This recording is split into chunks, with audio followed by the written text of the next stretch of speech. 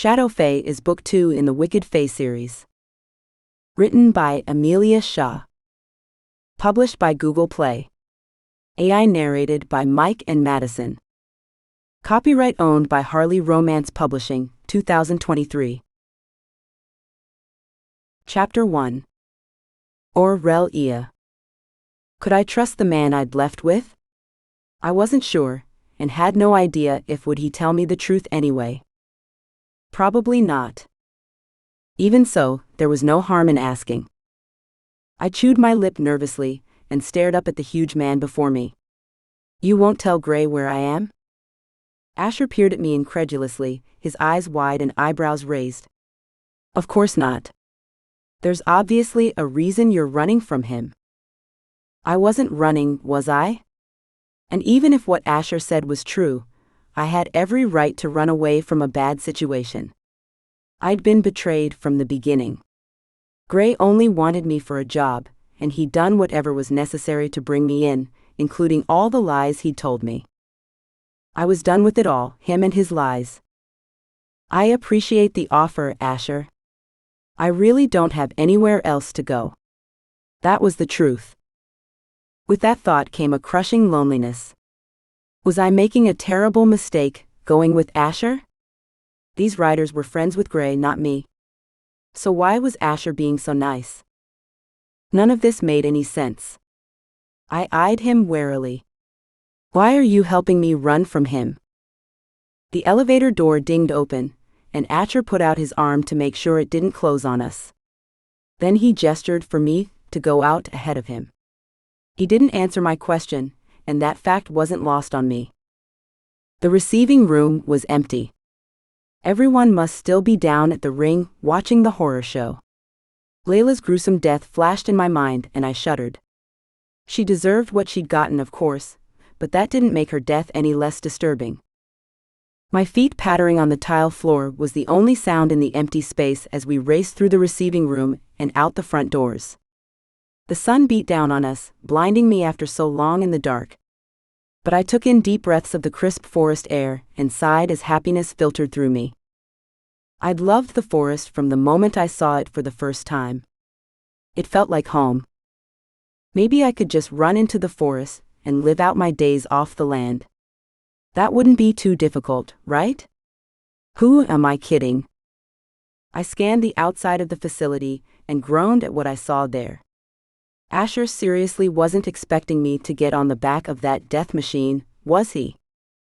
I blinked at the motorcycle as the hulking guy moved toward it, shaking my head as I stood there. There was no way in hell I was getting on the back of that. If you want to get out of here, this is the only way, Princess, Asher said as he strode towards the bike, throwing the words over his shoulder. Well, shit. I moved slowly, taking careful, tiny steps towards the motorcycle. My heart was pounding, and feelings of fear and anxiety were tinkling along my nerves. Asher, the big brute, climbed on like it was the easiest thing in the world, and pushed up the kickstand as he waited for me to climb on. It was this or face Gray again. My choice became no choice. Fine then, I huffed. I could die on a motorcycle, but at least death wouldn't break my heart again. Here. He grabbed a helmet and handed it to me. I put the helmet on, but fumbled with fastening it. Asher chuckled before turning and securing it under my chin with his thick, sure fingers. He tightened it with a final tug, being sure to test to make sure it was on properly. Thank you, I said, still wary of the huge machine. How many motorcycles do you have? Don't you have a car? No, I don't have a car, he said, rolling his eyes, and I have several bikes. The one less since we rescued you. He knew, and I knew I was stalling. But I needed to psych myself up to get on that thing. My hands were shaking, and my breaths were more like panting. Sorry about that, I said, glancing away. He'd lost his favorite bike to a fireball when they came to rescue me from Malcolm's house of horrors. It's fine, but we're running out of time if you want to get out of here before Gray comes after you. He raised an eyebrow at me and revved the engine for effect. The bike rumbled ominously, the sound shivering along my spine, causing goosebumps to break out over my skin. I blew out a shaky breath. It was now or never. I moved to the bike and threw my leg over the huge machine. Then I grabbed onto the back of Asher's shirt, trying to keep a little distance between us. Having a different idea, he reached back and wrapped my arms around his waist. You need to hold on tight, especially if you're scared. He chuckled. He was so wide my hands couldn't touch as I wrapped my arms around his waist. Instead, I gripped the front of his t-shirt as he started the engine. He didn't warn me as he took off down the dirt road, he just did. A girly squeal escaped my mouth as I plastered my front to his back. A warning would have been nice. I yelled over the roar of the engine. Asher's deep laugh was his only response. The trees flew by at high speed and the wind rushed by, whistling loudly. The air beat at my face until I hid behind Asher's broad back, his body blocking most of the wind. I breathed deeply in an attempt to calm my racing nerves. Asher's back suddenly tensed beneath my touch. He was relaxed until now. What's wrong? Hold on, princess. Asher's panicked shout made me tense and grip his shirt tighter. What's going on? I peeked up over his shoulder to see a roadblock up ahead, but we weren't slowing down in the least. Malcolm stood in the middle of the street, on the other side of the ward. I flinched. What the fuck? How did he find me? An iridescent shield wove its way around Malcolm and blocked any kind of escape. I glared at him when he smiled cruelly. He didn't care what happened to me anymore. It was obvious in the way he stood there, ready for me to crash into his shield. The second we crossed the wards, I screamed, "Stop!" Asher skidded to a stop inches from Malcolm's shield, and the bike slid out from beneath us, kicking dust up in Malcolm's face. I rolled across the dirt road, gravel digging into my skin, but I was otherwise unharmed as I jumped to my feet, magic lighting up my palms. Run, princess! Asher yelled. No, I growled back. I can take care of myself. I'm not helpless. I glared at Malcolm as the purple magic glowed in my hands. Why are you here? I yelled. A smirk lit Malcolm's face. You are mine and I have come to take you home, by force if necessary. I would rather die than go anywhere with you. I threw magic at Malcolm's shield. It hit the shield and bounced off, the magic crackling a few feet away from Malcolm, but fizzling out without doing any damage. Asher stood and put himself between me and Malcolm. Run, princess, he growled. You sound like a broken record, Asher. I'm not running away. I shook my head and stepped to the side so I could see my enemy. Infuriating woman. I swear you'll be the death of me. You have one choice here, Aurelia. You run now because in a few minutes Gray will be done with the assholes in the facility and he'll be on his way here, Asher said. Shit. What will I do when I have to face Gray and Malcolm at the same time? Malcolm stepped forward and held up his hand, crackling with energy. You will not leave. I'm taking you home with me. I'm not going anywhere. I threw another ball of magic with the same result. It would be a fair fight if you'd stop being a coward and drop the shield. Malcolm laughed. Why would I do that when I can get the same result from behind the safety of my shield? There's no honor among the Fae, Asher growled. Malcolm let his electric power crackle over his palm before he lobbed it in my direction. Asher shoved me out of the way, and I rolled across the dirt road again.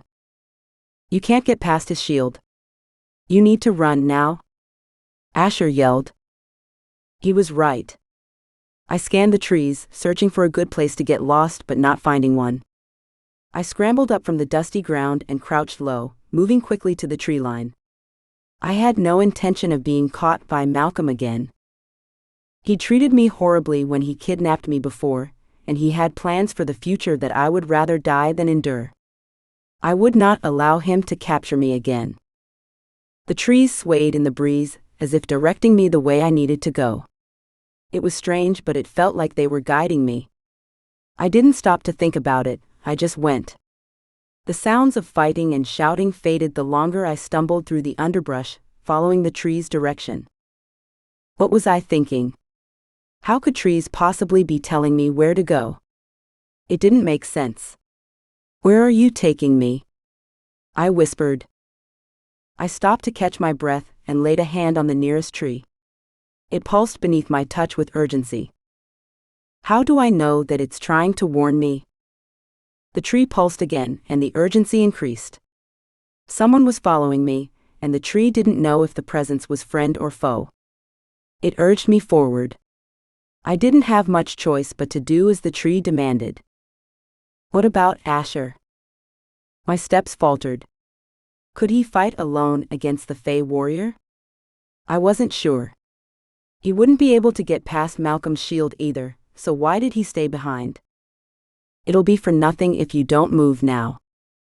I followed the trees deeper into the forest. The skin on the back of my neck prickled with unease. The tree was right. I was being stalked, and I didn't know if it was by a threat. The trees pulsed with more urgency. I stumbled in the direction they swayed, and picked up my pace until I was running flat out. I completely lost track of where I was going, running until my chest ached and I panted for breath. I need to stop. I can't keep up this pace much longer. My knees buckled and I crashed to the ground on my hands and knees, sucking in huge, heaving breaths. I really wasn't in great shape to be running like that. A twig snapped in the distance. I flinched, scrambling up to my feet and calling magic to my palms. Easy, princess, Asher said, stepping into view. I blew out a shaky breath, relieved that it was only him. Asher. Don't get too comfortable. Malcolm is still out there somewhere. The bastard got away. He clenched his hand into a fist at his side. Asher's face was dirty, and there was a cut above his brow that was trickling blood. Are you okay? I took a tentative step forward. I'm fine, but we need to move. He turned back towards the direction he'd come from, expecting me to follow. Wait, the trees want me to go this way, I said, chewing my lip. It sounded ridiculous even to my own ears. Asher raised a brow in question, but thankfully didn't ridicule me or ask me if I was crazy. Okay then, we follow the trees. He stepped forward and peered up at the trees swaying. Don't ask me how, I just know they want me to go this way. I shrugged. Some of the Fae have elemental magic that helps them communicate with the earth. It's rare and mostly among the royal bloodlines.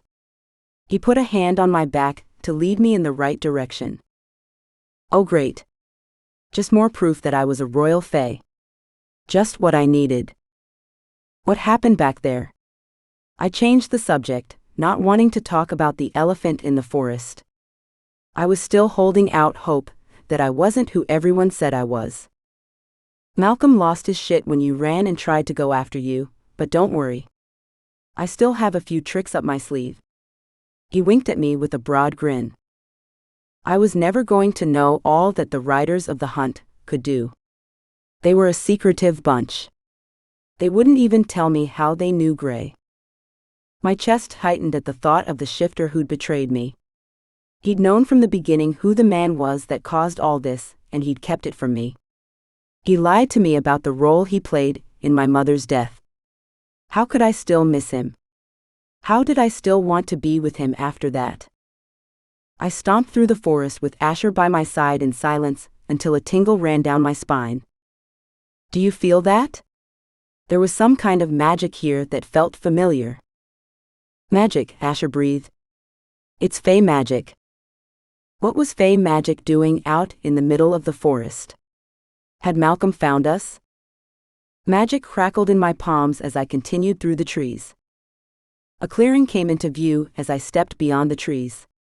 A shimmering door of magic stood in the center of the field, and I frowned. What is that? I whispered. Asher's gaze snapped to mine before turning in the direction of the door. What? I don't see anything but trees. There is a shimmering purple door right there. I pointed and took another step forward. The door was calling to me, but Asher grabbed my arm. You see a door? He asked slowly. It's the door to Faery. But why can't you see it? I frowned and stepped closer to the buzzing magic. Aurelia, I wouldn't get too close, he warned just as the magic wavered. A gloved hand reached out of the door and latched onto my arm. I screamed as I was pulled through the misty door and into oblivion. Chapter 2. Gray. I spun on the half-fae. What the fuck are you doing here? Dan's face had paled as realization dawned on him. What the fuck was he thinking, coming down here when he knew Aurelia would be here? I wrapped my hand around his throat and lifted him to his toes. His brown eyes widened as I cut off his airway. You better have a real good reason for being here right now. I shook him roughly. How dare he defy me? He's fucking ruined everything, and now my mate wants nothing to do with me. I should kill him. My wolf growled his agreement in my mind. Kill. Kill. Kill. The fact my wolf was so on board with killing Dan was seriously concerning, but I still had use for the Fae. I dropped him roughly to the ground, and he stumbled back. The artifact. Dan coughed as he bent over, trying to take in huge gulps of air. What about the artifact? I snapped. Why would he bring that up? Especially since I no longer needed it. Aurelia had changed everything. I just had to figure out how to get her back. It's being moved, he croaked. Does it even fucking matter now? Idiot. You drove away the only person who could have retrieved it. I bellowed. I threw my hands up and spun away before I did more than simply choke the moron. How could he be so stupid? Catching movement from the corner of my eye, I grinned as Karma tried to slink away. Where do you think you're going? I growled. I stormed around the ring, careful not to cross the barrier. Zeke, one of the riders, was a master when it came to nasty little enchantments, and I wouldn't venture inside the ring until he removed it. Zeke wrenched Karma back with his big hand on her arm and pulled her into his chest. Where are you going, little witch? Zeke grinned. Karma thrashed against him as I prowled over to her. Did you think you would get out of being punished? I grinned maliciously. It was all Layla, she replied through gritted teeth as she continued to thrash against Zeke's hold on her. We already told you there's no way that's possible, so give it a rest. Your voice is giving me a headache, I said dismissively. I didn't do this, boss. You can't kill me. Please. I didn't betray you, Karma wailed as Zeke dragged her to the elevator. Put her in the cells, I need to go after my mate. I growled and stepped up to my private elevator. I stabbed at the button until the doors opened. Dan stepped in next to me and I raised an eyebrow. Where do you think you're going? It's my fault Aurelia is gone and I'm going to help you find her. He crossed his arms over his chest. You really think I'm going to let you near my mate when I'm trying to get her back? I barked. I'm the best tracker you have, he reminded me as the elevator doors closed and the car started to move. He wasn't wrong, but he'd also failed to track down my mate in the beginning. It was probably for the best or I wouldn't have had the time that I did with her. You caused this and she would kill you rather than go anywhere with you. I shook my head and ran a hand through my messy black hair. It wasn't the pristine style I normally wore because I'd run my fingers through it repeatedly since Aurelia left. I caused this problem, as you said. I will take the princess's wrath. She is Fae royalty and I am half Fae. I have just as much loyalty to her as I do to you. Dan said solemnly. Just like that? I asked, shocked. He finds out she's the princess of the realm that threw him out and he's just loyal to her. What the fuck? I threw my hands up. Fine, but don't cry to me if she beats you to a fucking pulp and uses you for magical target practice. I shook my head. The elevator dinged, and the doors slid open to reveal the lobby of the facility. All was quiet in the large, open floor plan office. The reception desk was empty. The receptionist was probably still downstairs waiting for an elevator to bring her up and back to work. My shoes squeaked on the tile floor as we raced to the front doors. The sun was too bright and made me wince. I scanned the area and groaned. Fuck. Asher's motorcycle is gone. Where was he taking her, and what the hell was he playing at here? I pulled my phone from my pocket and called the rider, but his number rang out to voicemail. He better not be trying to poach my mate. I will gut the motherfucker. I don't care who he is. I gripped my phone tighter. Asher would never. He's probably just giving her the space she needs while keeping her safe. Dan clapped me on the shoulder. He was right, of course. Asher wouldn't get in between a mate bond. He was probably protecting her. Let's go after them. I jogged to the car I'd left out front for a quick getaway. We jumped in and took the dirt road at high speed. They couldn't be too far away yet. Keep an eye out for anything suspicious, just in case. I wouldn't put it past Malcolm to try something else, I said, never taking my eyes off the road. What is that? Dan pointed to something in the middle of the road, just on the other side. Orange embers danced off gleaming metal, and I cursed. The black insignia of the hunt gleamed under the flames. That fire is really close to the gas tank. Dan warned. That's Asher's bike. Where the fuck are they? I asked as I cut the engine and slammed open the door. Boss, I don't think it's a good idea to get any closer. I need to make sure my mate isn't trapped under the fucking motorcycle. I raced to the edge of the ward, but the heat flared and ignited the gas tank. A deafening boom filled the air as I leapt away and into the forest and behind a tree. Twisted metal rained down onto the dirt road in a hail of flames and ash. Gray. Dan called out from the other side of the inferno. Are you okay, boss? I'm fine. I'm going to search the woods. I don't think they were here, I called back and turned to the forest. Shifting was the most effective way to track my mate's scent. My wolf would have known her scent anywhere, but with him wanting to tear Dan's throat out, I wasn't sure that was the best idea. The faint scent of lilacs and smoke hit me, and my wolf whined in my head. He had a better nose than I ever would, so with little choice in the matter, I stripped my suit off and shifted. I took off bounding through the trees, my mate's fading scent stronger than it had been in while I was in my human form. What the hell happened? How did they crash just outside the wards? Asher was a rider of the damn hunt. He could drive or ride anything on wheels with speed and accuracy. So why was his bike sitting in pieces in the middle of the road? My ears drew back as another scent filled my snout. Asher was following behind her by at least a couple minutes. His scent was a bit stronger than Aurelia's. The trees swayed in the cool breeze and blew some of her scent away. If I wasn't careful, I would end up lost and running in circles. I continued moving in the same direction for a long time with no trace of my mate, except the faint scent of lilacs and Asher's musky scent tinged with magic. Where were they going? The trail just kept going deeper into the forest. Had someone been chasing them? Did they have a confrontation with Malcolm at the wards? Malcolm was a pureblood Fae, and he surely could have gotten past my wards, right? So if it was him, then why did he wait until they were outside to strike?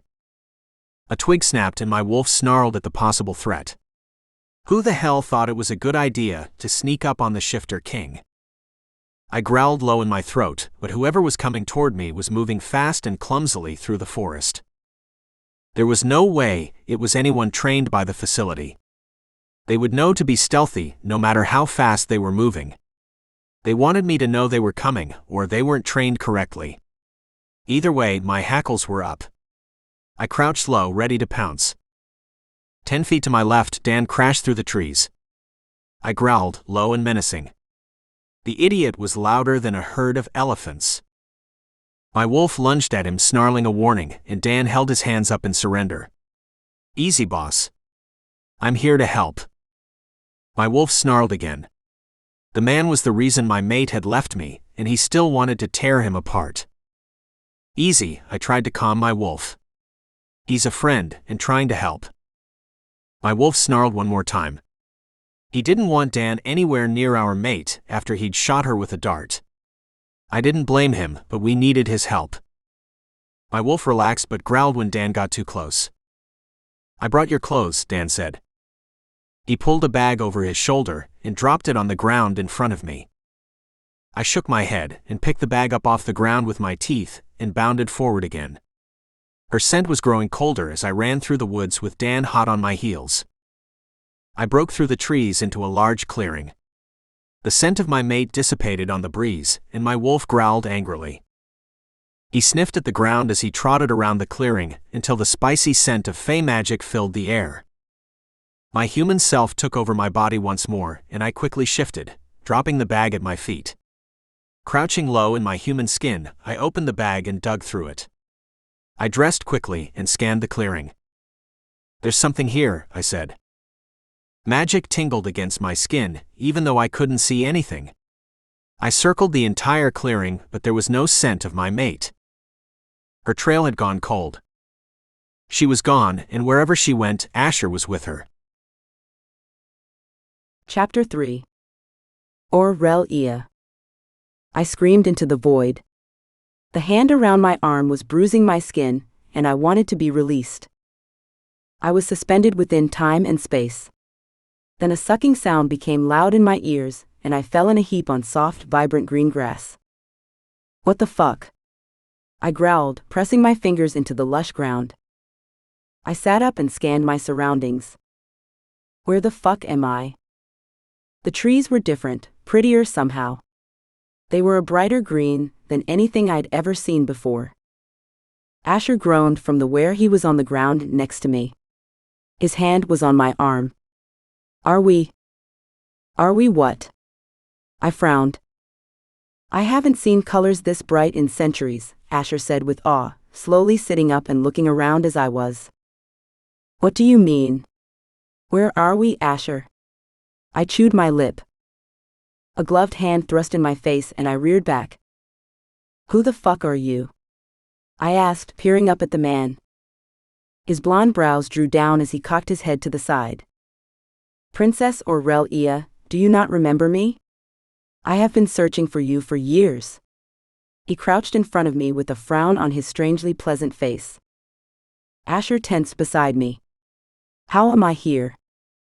Our princess willed it, the man said softly. I just want to know why. Oh, I don't know. A strange hand grabbed me through a magical door, and I didn't want to get dragged into yet another kidnapping situation. I glared at the stranger. Now who are you and where am I? My apologies, Princess Aurelia. My name is Fenric. I was your personal guard as a child. I have been searching for you for years. Fenric grinned as though he'd won the lottery, and while he must have felt like he had, I certainly hadn't. Where am I? I asked again, softly this time. Shit. Did we get dragged into Faery? How is that possible? I turned to Asher, who was glancing around the space in awe. You're home. Finally. Fenric grinned. He held his hand out to me again, but I peered at Asher. I could trust him more than this weird guy above us. I'm in Faery? I asked the giant beside me, who nodded. Shit. I was banned just like everyone else, Asher whispered. How? Fenric huffed out a breath. Like I said, you are here because our princess willed it so. She has the ability to close our realm forever, or open it up to the witches, shifters, and half-bloods to return. Wait, what? I thought there was something I had to do. The book. I jumped to my feet, my heart pounding. You just have to will it, Princess Aurelia. It's why you were taken away. The elders will not be kind to you, Fenric said. I just had to will it. Was he serious? Then why did you bring her back here? Asher threw his hands up in exasperation. I waved a hand at Asher. It's fine. I know about the threat of the elders, but if they're a threat and you were my protector, why am I here? Malcolm. He was never supposed to abduct you as a child. I have been tasked by your parents to bring you back to them. Fenric ran a hand over his head. He said I am his. What did he mean by that? I did not belong to him or anyone else. The Fae was deranged. Fenric frowned, the expression in his eyes guilty. You were betrothed to the captain of the King's Guard as a baby. There is a connection between you. I jumped to my feet. What does that mean? Is that why he keeps finding me? Fenric closed his eyes and sighed. He didn't want to tell me what I feared. I would never escape Malcolm completely. Asher ran a hand through his hair. Well, does he know where we are? No, not right now, he doesn't, and it will be a while before he thinks to look in Faery, Fenric said. How does the princess even know she can trust you? She has no memories of this place. Asher crossed his arms over his chest and glared at the blond man. I was glad for the rider's overprotective instincts. Fenric didn't seem fazed at all as he shrugged. I was tasked with bringing the princess home and keeping her safe. If Malcolm has become a danger to her, then I will deal with him. That doesn't answer my question, Asher growled. What do you want from me, Rider? Do you want an oath? Fenric stepped into Asher's space. Were they about to fight? What the hell was even happening here? Would you even be able to keep that oath? What happens if your elders order you to kill her or bring her to them? You can't disobey them, and then your oath would kill you anyway. Asher yelled. Fenric sighed. He glanced away and took a step away from Asher. He's right, isn't he? I asked. The Fae will do anything to keep the others out of Faery. I shook my head in disgust. The more I learned of the Fae, the more I despised them. They were my people, but they also were a bunch of privileged monsters. Come on, princess, we need to find a way back to the human realm. It's not safe for you inside Faery, Asher said and held out a hand to me. Am I safe anywhere? This is too fucking much. I don't want to be the one everyone craves to control. I don't want to be the reason why people never get to go back to their homes. I threw my hands up. I spun around at the sound of a twig snapping. Magic filled my palms as several Fae in gleaming silver armor and purple crests across the chest marched into the room. What is this? I asked Fenric as the guards surrounded us. We had a feeling after all these years that you would not be amenable to coming to the palace, and took precautions. Fenric lowered his gaze to the ground. I knew we couldn't trust you, Asher said in a lethal whisper. One of the soldiers stepped forward with a sneer. You brought a rider of the hunt through the portal? He glared at me through the thin slits of his medieval-style helmet. Yes, I brought him through the portal with me. So. I squared my shoulders, refusing to back down. He's a dangerous criminal. The soldier unsheathed his sword, pointing it at Asher. Yeah, and he's the only person that has never lied to me or tried to use me for their own plans. I raised an eyebrow at Fenric.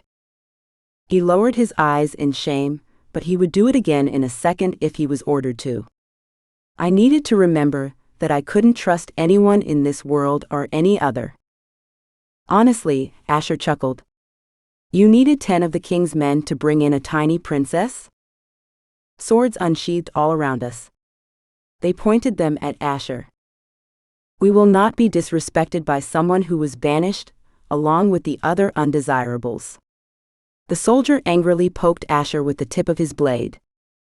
Fenric stepped in front of me and waved the weapons away. Come with us, Princess Aurelia. He held his hand out to me, and I eyed it like a snake about to strike. You act like I have a choice, I growled, waving at all the soldiers ready to take me in by force. I would much rather you come willingly, Fenric huffed. But when we were alerted to your presence, the king and queen ordered us to bring you in safely by any means necessary. Let's go then. I waved for him to lead. The nameless soldier stepped in closer to Asher and got right in his face. Detain him until he can be expelled from the realm again. What? I yelled. You can't. He's not supposed to be here, Princess Aurelia, and your parents will agree. He needs to be detained. The man glared at me. Asher stood there unmoving. He didn't struggle at all. The soldiers wrapped some kind of metal cuffs around his wrists behind his back, and Asher flinched when they clicked shut.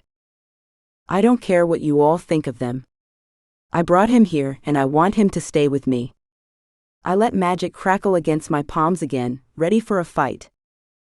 Fenric ran a palm down his face. The king and queen will decide what to do with him. This is bullshit. I yelled. My magic grew stronger and ran up my arms. My wings beat angrily behind my back as I glared at all the soldiers surrounding us. Asher stiffened. Princess, it's okay, I'm fine. Calm down, he said softly. You realize that is not the way to get me to calm down, right? I asked through gritted teeth. Breathe with me, Asher said in a soothing voice. I wasn't scared this time though, I was angry.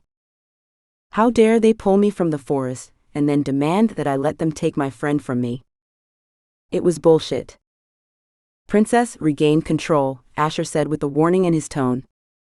I don't want to, I growled.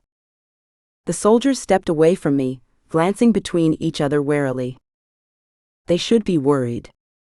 I'm done letting assholes push me around. I'm over it. Aurelia. Asher shouted. I glanced over to him, and his eyes held worry as well. They don't get to boss me around and bully me into being who and what they want me to be. I held my hand out in front of me, about to unleash the magic. Stop.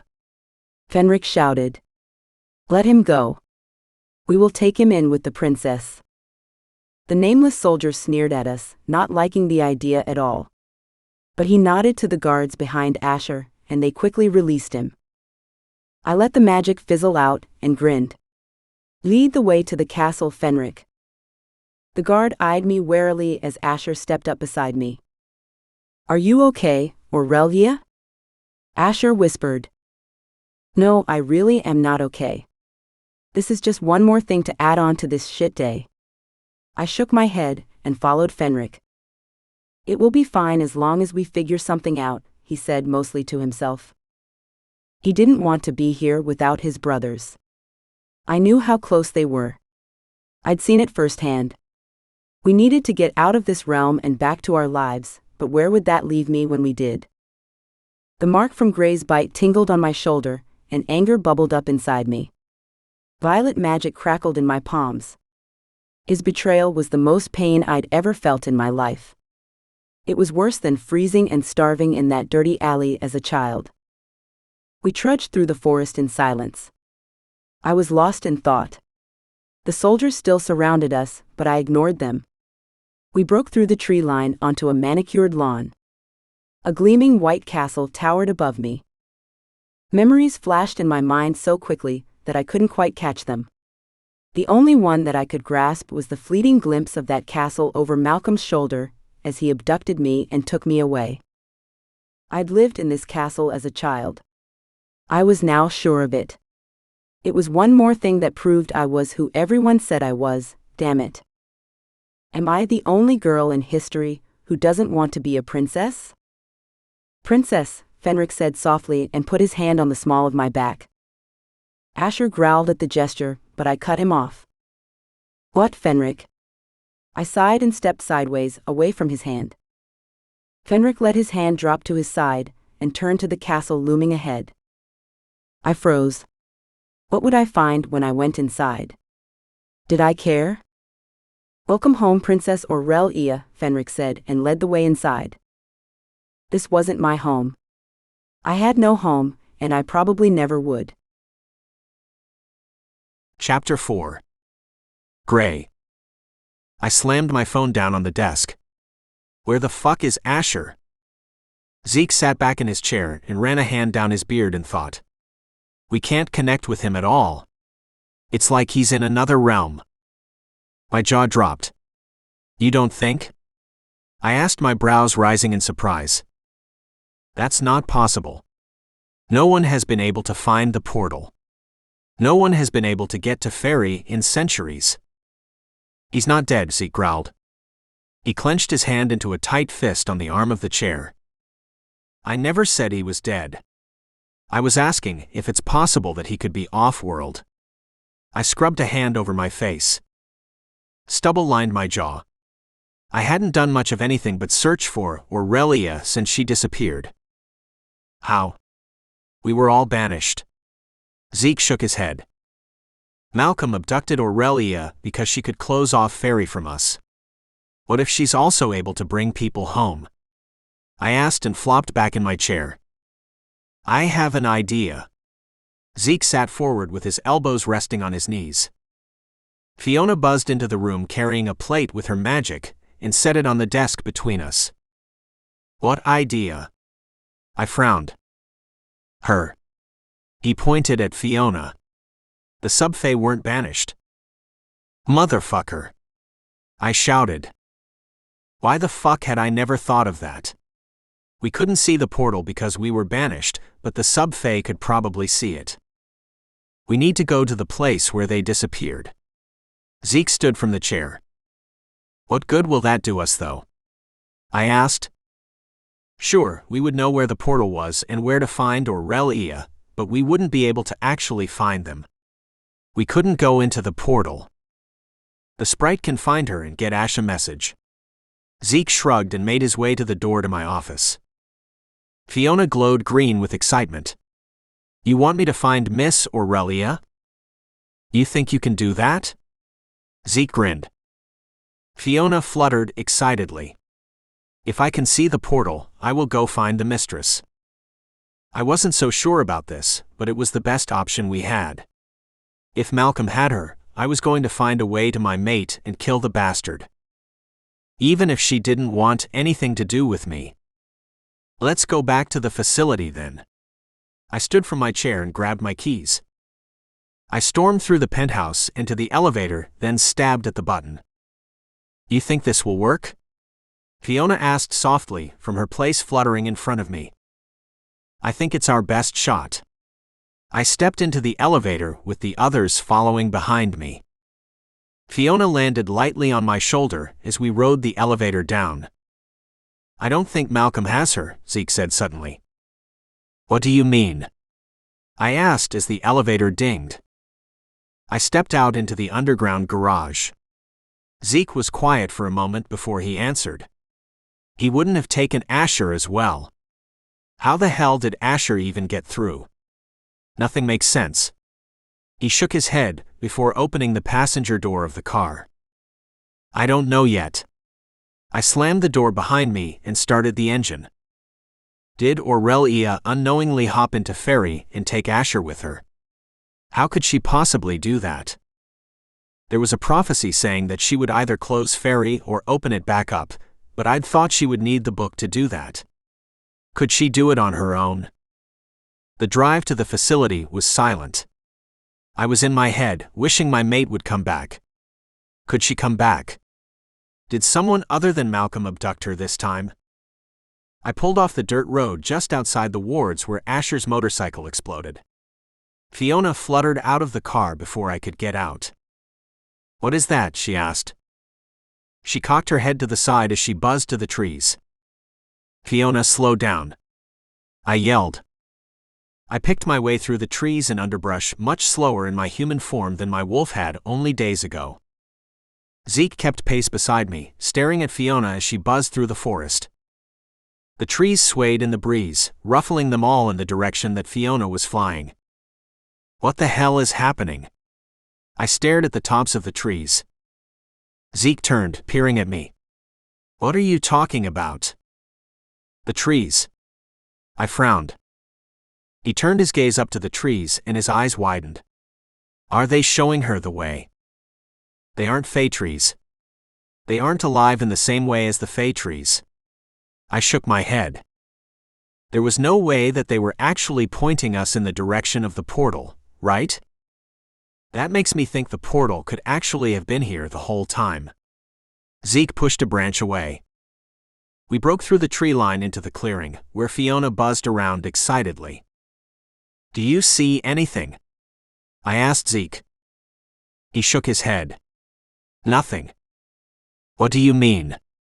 Fiona asked, turning to us and back to something only she could see. It's an empty clearing, I said. My wolf perked up and growled in my head. Could he sense something in the clearing that I couldn't see? There's a shimmering purple door, Fiona scoffed. Where? I stepped forward. Could I push through the portal, even if I couldn't see it? To my knowledge, no one had ever tried to do that. Fiona fluttered a few feet away and pointed at empty space. She glanced back at us, exasperated when we shrugged. Zeke ran a hand over his hair. So there is a portal there that we can't see, and you just so happen to buy the land it's on. Why do I feel like this is too much of a coincidence? I circled the space Fiona pointed to. You said there was a prophecy, right? Zeke stared at the empty space. Yeah, I said slowly. What was he getting at? Was he saying that whatever this prophecy was, I was a part of it? The Fates are crazy bitches. I wouldn't put anything past them. Zeke took a step forward and frowned. He strolled confidently to the spot that Fiona indicated, and a buzzing filled the air before he cursed, and his body flew back 10 feet. Fuck, are you okay? I asked as I rushed to him. There's some kind of ward there or something. Zeke groaned, then slowly sat up and shook his head to clear it. Fiona's tinkling giggle filled the space. You can't just walk through a closed door, silly. You could have warned me, Zeke grumbled and rubbed his forehead. Oops, I forgot you can't see it. Fiona fluttered closer to Zeke.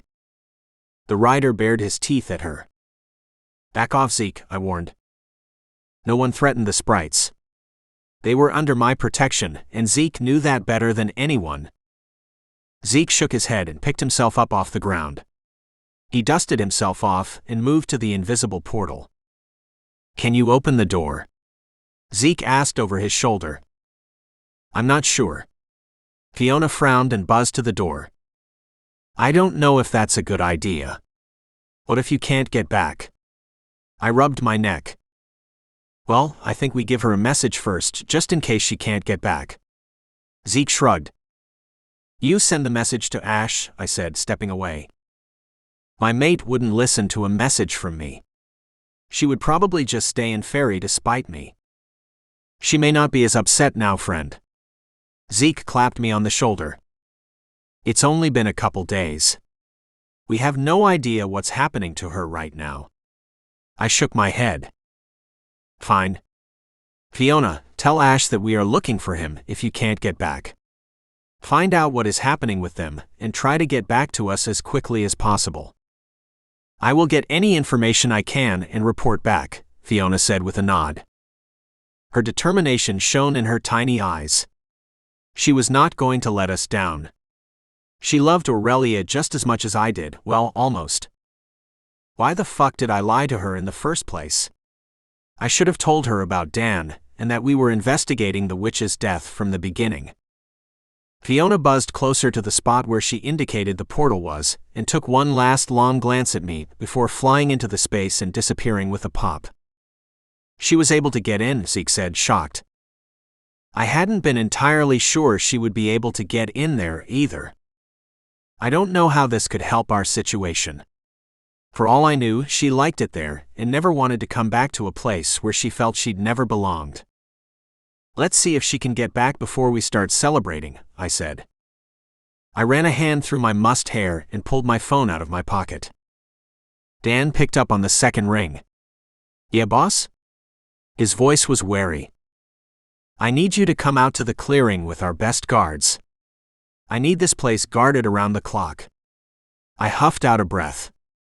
Do you want the trolls? He asked. I frowned as something occurred to me. Could the trolls see the portal? I didn't remember if the trolls were expelled with us, or if they left persecution before we were banished. Just bring one troll for now, I need to test a theory. I glanced up at Zeke's gasp. On it, boss. Dan said, and I hung up the phone. I don't think they'll be able to see it, Zeke said quietly. I wandered over to the nearest tree and sat with my back resting against it. I don't know, I can't remember if they were expelled. Everyone would know that the portal was here if the trolls could cross over. Zeke sat down next to me with his knee bent and his elbow resting on it. People overlook the trolls. I'm guilty of doing the same.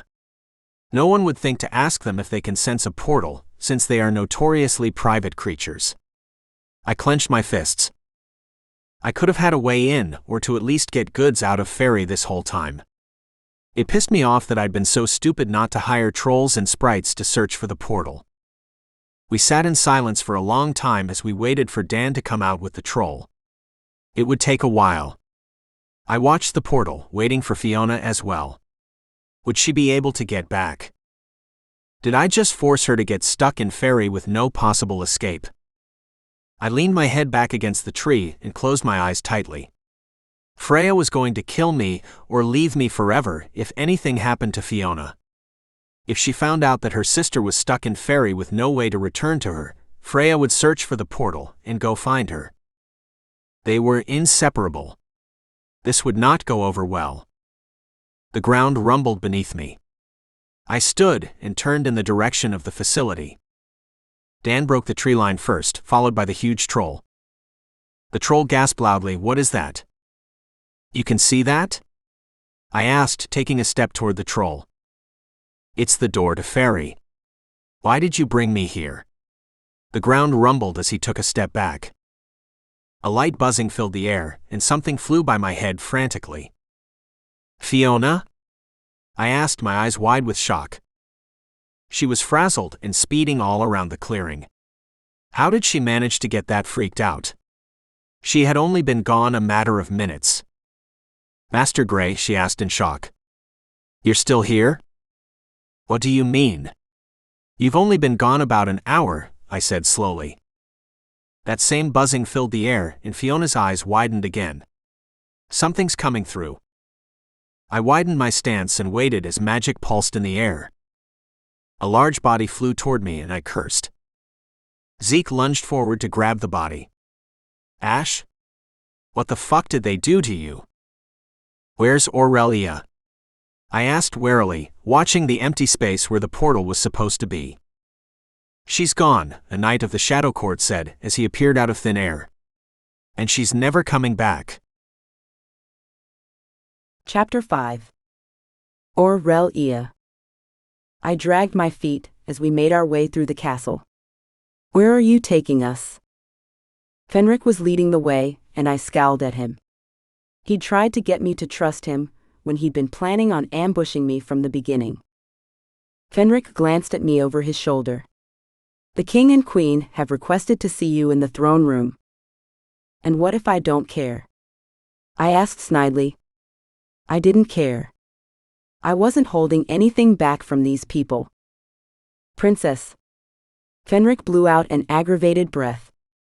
"Just take me to them and then let me go. I didn't ask to be here." I held my chin up high. Everyone wanted a piece of me, but no one actually wanted to treat me with any kind of respect or cared enough not to betray me. "Grey?" I shook my head, clearing it of any thoughts of the traitorous Shifter. He'd only wanted me for a job. He'd caused all my problems from the beginning, sending that man after me and then pretending he had no idea. Large gilded doors stood before me as Fenric stopped. I glanced at Asher next to me, and he shot me an encouraging smile.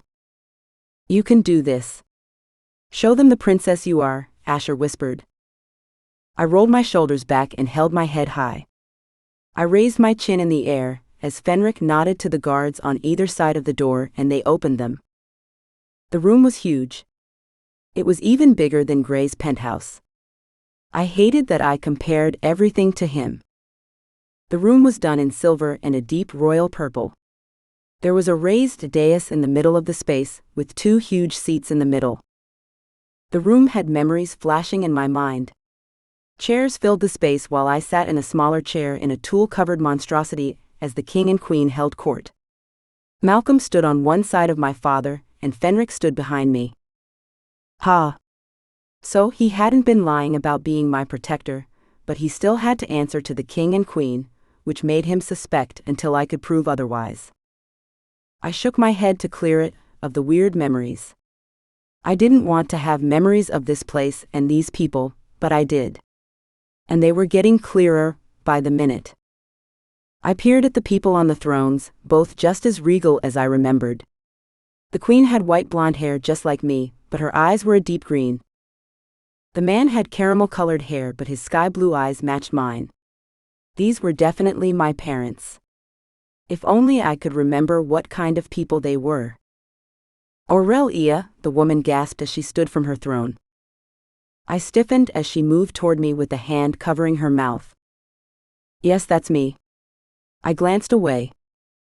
You truly don't remember us? She asked softly. She was elegant and looked way too young to be my mother.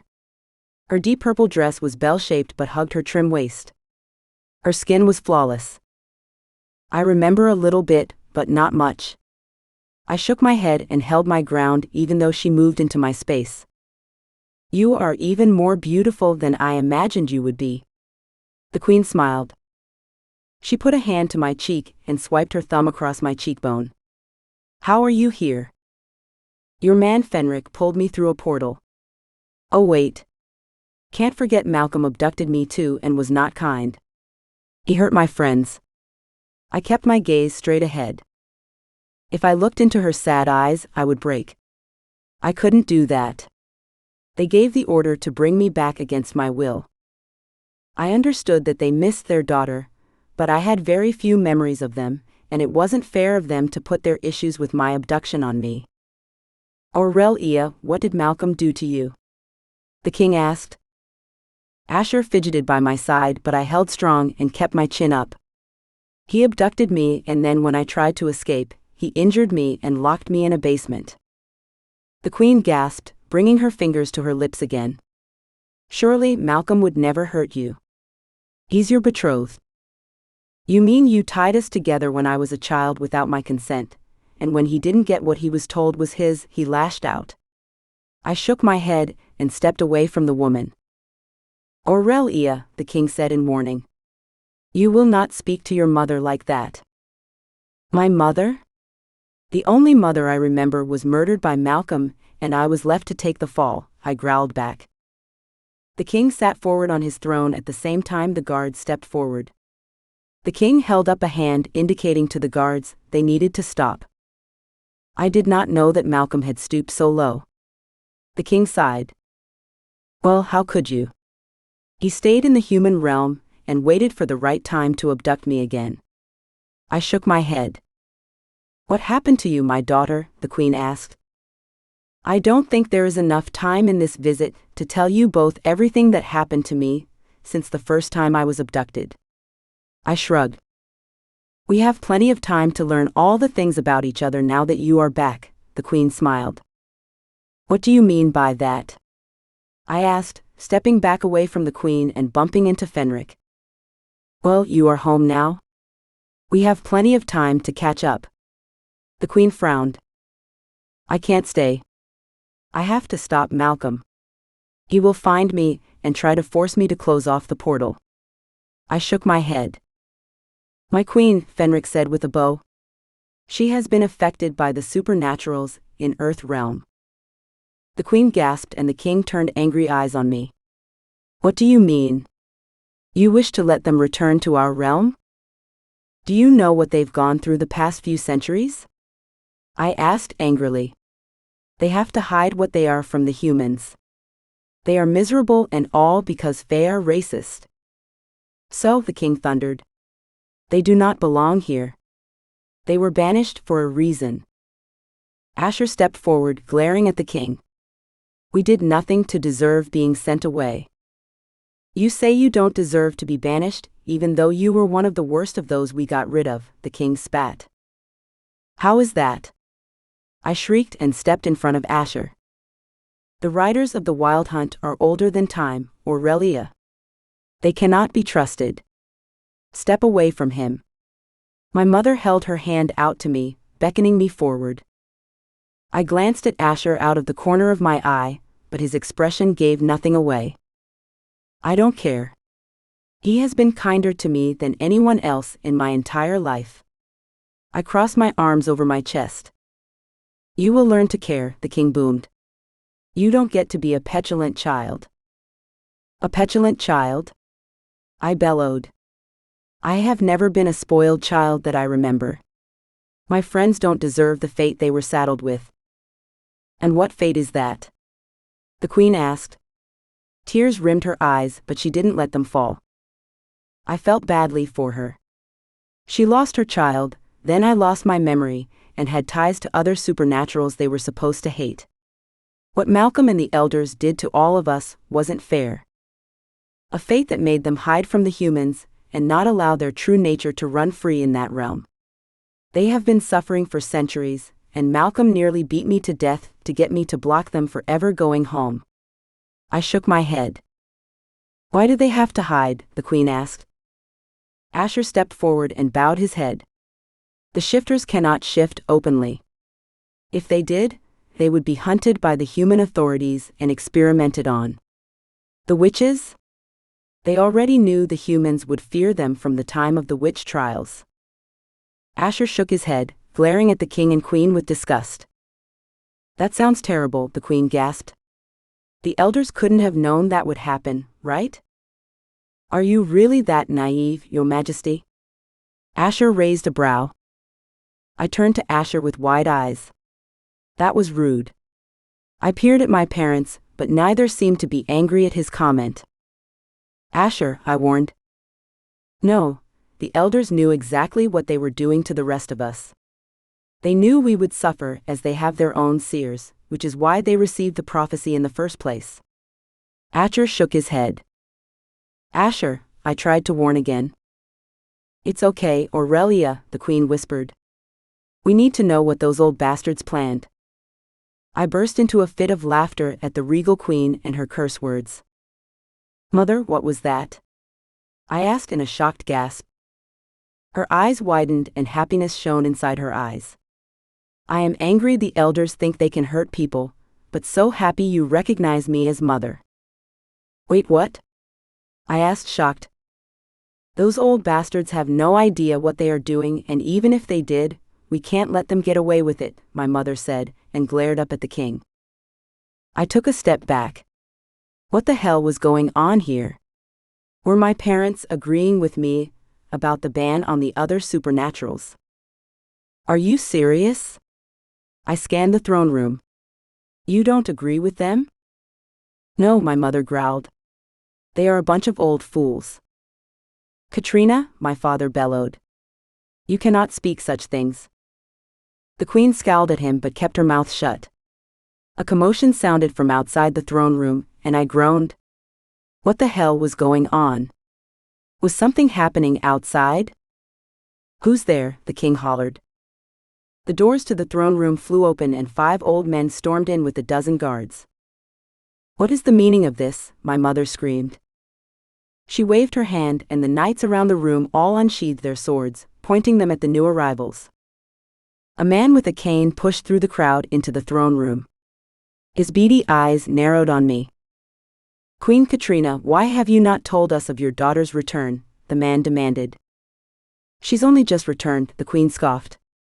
What difference does it make to you? The king stood from his throne and moved to stand between me and the men. Are these the elders? Are they a threat to me? I glanced at Asher, who immediately stiffened. So they are a threat. That's good to know. The man with the beady eyes glared at me before turning his focus on Asher. I think it is of the utmost importance to us. Especially since she brought a rider of the hunt with her. The old men gasped and started screaming obscenities. One man shouted over the rest, abominations aren't permitted here. I told you we should have taken care of her as a child. And by take care of her, you mean murder an innocent child? Asher sneered. You call us the abominations. Asher, I warned, widening my eyes at the man. He didn't need to be bringing more attention to himself than there already was. What was he thinking? Eliminate the threat to our very way of life is what I meant, the man barked back at him. Fenric stiffened beside me and clenched the sword tighter in his fist. Is he expecting a fight? That threat is my daughter, the king roared. All the knights stiffened at the king's tone. How do you know that she hasn't brought more people with her? Beady-eyed guy asked, smacking his cane on the marble floor. Fenric stepped forward. I pulled her through the portal, and in her fear, she dragged the rider with her. It wasn't lost on me that he stepped right in front of me, blocking me from the elders. "She's coming with us," the beady-eyed man proclaimed just as the doors to the throne room burst open and guards flooded the room. "There are too many of them. What the hell are we going to do?" Chapter 6. Gray. "What do you mean?" I growled. My hand shifted to claws as I stared down the Shadow Fae. He was asking to get murdered, unless he told me what happened to my friend and my mate. "The elders have her," he said. "The elders?" I asked. Shit. That is the worst possible thing that could happen. We needed to get her out of there. Fast. "I have been tasked to find Malcolm," the Shadow Fae informed. "If I find that bastard, I'm going to gut him for this." I ran a hand through my hair. "I don't think you will. He has stolen a priceless artifact from our princess, and it may be the only thing that can save her from the elders. We need Malcolm alive." The man sheathed his sword. Dan stepped forward. "Are you talking about the book?" "Yes, how do you know of it?" The Shadow Fae's tone was filled with loathing. Dan was half Fae and half human, and the pureblood assholes didn't like their bloodlines being tainted with other species. It was one of the reasons we were all banished. I saw him take it with the help of a spell. Dan crossed his arms over his chest. He wasn't taking the knight's shit. Good.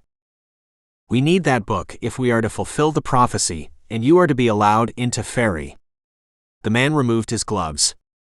"It's an honor to meet you, Shifter King. My name is Fenric." I reached out and shook the Fae's hand. "Please call me Gray. I don't advertise that I am the king of shifters. I don't want to until I can get my people home." "That's admirable. The elders will go to great lengths to make sure that never happens." Fenric shook his head. "Why would you help me with this then?" I asked. It didn't make any sense. Why would the Fae help us? The elders banished us, but it looked like the Shadow Court wanted my help. Our princess has been threatened, and the king and queen are rethinking the decision to banish you all. Fenric shrugged. Asher groaned and writhed on the ground. His face was bruised and bloody. What had they done to him? "Aurelia," he whispered. "What about Aurelia?" I rushed over and knelt beside him. One eye was completely swollen shut, and blood trailed down his chin from the cut on his lip. He blinked one eye open, but he was dazed. "How did I get back?" he mumbled, glancing at Zeke. "I don't know, but you were talking about Aurelia. What happened?" I asked urgently. Ash's eyes rolled back in his head before he could speak. "What the hell did they do to him?" I growled, glaring at Fenric. "They didn't take kindly to his presence in Faery, and retaliated. I got him out as soon as I could. That's not important." Fenric moved away from the group. "What is important?" I asked with a snarl. "He's not okay. He's fucking immortal, and look at him. The most important thing is finding that book and fast, or something terrible will happen to your mate." Fenric shook his head. "Fuck. Okay, let's get out of here and regroup." I scanned the clearing looking for Fiona, but didn't find her. "Where's Fiona?" "The sprite has her own part to play. She went back to the princess." Fenric shrugged and stormed through the tree line. "Where the fuck are you going?" I shouted at the Fae warrior's back. "I'm getting out of the forest where anyone could hear our plans," he yelled back. "He's not wrong," Zeke growled. I didn't particularly like the Shadow Fae warrior, but he was right about one thing. I turned to the troll. "Can you guard the portal?" I asked. "I don't want to be anywhere near the Fae portal, boss." "That's precisely why I want you to guard the portal. You don't want to go back to Faery, so you can guard the portal and not disappear on me." I clapped him on the shoulder. "Of course, boss. I will watch it." The troll nodded. I followed Fenric from the forest and back to my car. Zeke carried Asher behind us. I grimaced when I realized that I would be returning to the penthouse without Fiona. Freya was going to lose her shit in the worst way. Dan clapped me on the shoulder as he sidled up next to me. "What's that look for?" he asked. "Freya." I shook my head. "She's going to be fucking with you until the end of time for this." Dan chuckled. "You're not wrong," I grumbled. I was not looking forward to explaining to the sprite what happened with her sister. That was going to be a pain in the ass. We made it back to the car, and I pulled the keys out of my pocket. "Dan, take Zeke and Asher to the facility and get Ash to a healer." "On it, boss." Dan waved Zeke over to his Range Rover so they could pile in. I nodded to Fenric and got in the driver's seat of my car and waited for the Fae. He grimaced as he sat in the passenger seat. "You get used to the claustrophobic feeling." I turned the key in the ignition. "I haven't spent much time in the human realm." Fenric folded himself into the passenger seat. "Did you see my mate?" I asked as I flipped around and drove back toward the city. "I pulled her into Faery.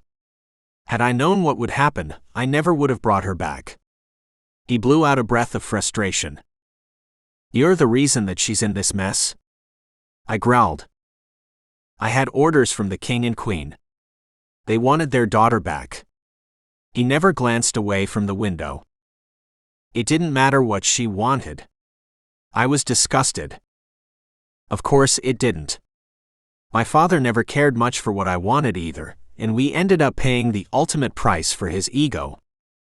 "No, it didn't, but they gave birth to her and have been searching for her for decades," Fenric said. "Decades?" I asked curiously. There was no way she had been taken away from them for decades. She was maybe 20 and had been at least 7 when Malcolm abducted her. "Time works differently in Faery, it seems. We have been looking for her for a lot longer than she has been alive in the human realm," Fenric grumbled. "How long has it been since you ripped her out of the human realm?" I asked. How long had it been for my mate? Weeks? Months? Did she think that everyone here had forgotten about her? It had been 2 weeks when I pushed the rider through the portal. He shook his head. 2 weeks isn't a terrible time frame, I admitted. Hopefully, she knew that I would be coming to save her. I needed her to have faith in that, even if she hated me. I refused to be that man again, and if she gave me a second chance, I would never break her trust. It is when she was taken by the elders, and we haven't seen her in weeks, Fenric said softly. How can we know that she's okay? I asked. We don't. We can't. The elders have her, and we don't have much time to waste. Fenric said. That was not what I wanted to hear. How the hell were we going to find Malcolm? I think we need to check Malcolm's house. The place he took her when he abducted her from my penthouse. I turned the car down another dirt road. You know where he lives? Fenric seemed shocked. I doubt he lives there anymore after we rescued Aurelia. It would be too easy for us to catch him if he still stayed there. Malcolm is arrogant enough to stay there and not care if the Shifter King found him. Fenric shook of his head. You're not wrong on that one. He also might have left some nasty traps for us and returned to Faery. I gripped the steering wheel tighter in my hands until my knuckles were white. I wanted a piece of the stupid Fae bastard. My wolf was in full agreement. That's not possible, Fenric said. He can't go back to Faery without the princess. Okay, I'm going to need you to explain. I glanced at the Fae warrior from the corner of my eye. Why the hell would he need Aurelia to get back into Faery? When he took the princess from our realm, the king and queen banished him, and even if he does manage to get back into the realm, there is an order to kill on sight. So that bastard is desperate to find her, but he's stuck in the same situation where he will never get back. I chuckled. It served the stupid bastard right. We pulled up to the sprawling ranch house, and I cut the engine. I'd never wanted to come back to this place, but if it helped me get my mate back, then I would do anything at all. I'd cross realms for her and burn everything in my path. There still might be some nasty traps inside. He is a sadistic prick. I opened the car door and got out. You don't become the head of the King's Guard without being a sadist, Fenric agreed. The pile of twisted metal was still beneath the tree that landed on the motorcycles. Luckily for all of us, the riders hadn't been overly concerned about their bikes. The house had an ominous feel to it that made me shiver. No one had been here since that night apparently, as the door was off its hinges when we walked up the path. I don't think he's here, Fenric mumbled. He scanned the house as he clenched the handle of his sword. No, but we can have a look around and see if he left the book behind. I stepped through the open door. I don't believe he would be that stupid, Fenric said. A loud click filled the quiet space. Fuck. Don't move. I think one of us just sprung a trap. I grimaced and scanned the floor.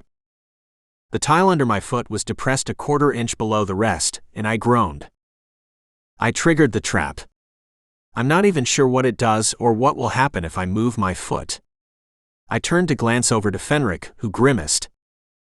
I can't sift. He frowned, concentrating, but he stayed in the exact same place. Malcolm has wards on the place. He would make it so no one else could sift in his home. A ticking filled the room. It was like a clock ticking down the time until the trap sprung, whether I moved or not. I don't have a choice. I have to move because either way this trap is going off, I said. Fenric nodded and edged out the front door. It was only a few feet away. I could make it before anything happened. 3, 2, 1, I said, and bolted for the door. An inferno of heat blew me from my feet, and I flew outside as a deafening boom hit my ears. I hit the ground with a thud. My head pounded and my body burned, forcing a scream from my lungs before everything went black. Chapter 7. Aurelia. I gripped the iron chains tugging at the ends. What the fuck? The beady-eyed elder sneered. They really didn't do much for your attitude. Why am I here? I asked, scanning the cell. It was dank and smelled of mildew and rot. Why the fuck did they think I deserved to be behind iron bars and locked in chains? The stone floors were disgusting, and I was pretty sure the hole in the corner was supposed to be a toilet. The conditions weren't fit for an animal, let alone a princess of the damn realm. We need to test you to see if you have shadow magic, the man said. The gleam in his eyes was terrifying. Why would he think I had shadow magic? I had never used such magic, nor had I heard of it. That's ridiculous, I said. I've never used such a thing. You also have yet to come into your full powers. He shook his head. What? I haven't come into my powers? They are already terrifying. What will happen when I have my full powers? That can't be right. I chewed my lip. The elder sighed. Do you remember nothing? Next to nothing. I shrugged. I wasn't going to let the elitist bastard faze me. He was not important. I needed to get out of here and look for Asher. Fenric had gone with him, and I hoped the rider was okay. It was all my fault if something bad happened to him. Guilt ate at me, making my stomach roil. I hadn't seen either of them in days. The Fae do not come into their full powers until their 25th birthday. Yours is in just a few days' time. He grunted. What the fuck? I didn't even know when my damn birthday was. That was really depressing. So, you are saying I have to be here for a few days so you can test me for magic I have never heard of before? Great. I shifted and the chains clanked together. Why do you think your parents' court is the Shadow Court? His beady eyes narrowed on me. I don't fucking know. I wasn't even aware that's what it was called. I threw my hands up in frustration. The chains pulled tight, and the manacles scraped against my skin. I winced in pain. Fuck. That hurt. The beady-eyed elder chuckled at my discomfort. Why are you even here telling me all this? I asked warily. I thought they wanted me dead. Why was he telling me all this, if they just planned to kill me anyway? Just letting you know what to expect before we start experimenting. His grin was malicious. I widened my eyes. They were going to experiment on me? I did not want to know what they planned to do to me to make this crazy magic surface. I needed to get out of there as soon as possible. I don't even want to know what you plan to do to get the magic to surface. I shuddered and took a step back. You will know soon enough. He grinned and waved a hand. 4 council soldiers stepped forward and unlocked the cell door. He wants to do this now? Fuck. The soldiers strolled into the cell and unhooked the chains from the wall. One man on each side of me grabbed my arms in a bruising grip. They shoved me forward and I stumbled slightly. The tight grip on my arms was the only thing that stopped my fall. They were not being kind or gentle. I ripped away from the man on the right, and he sneered as he shoved me forward again. You want to come quietly, Princess Aurelia? The beady-eyed elder glared at me. And why is that? I asked with disdain.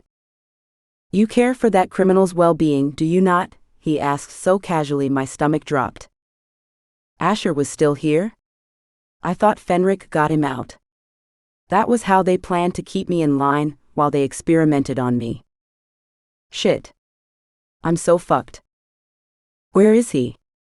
I asked angrily but let them lead me from the cell. I wasn't doing this for myself. There would be no hope for me unless I was somehow able to escape the elders.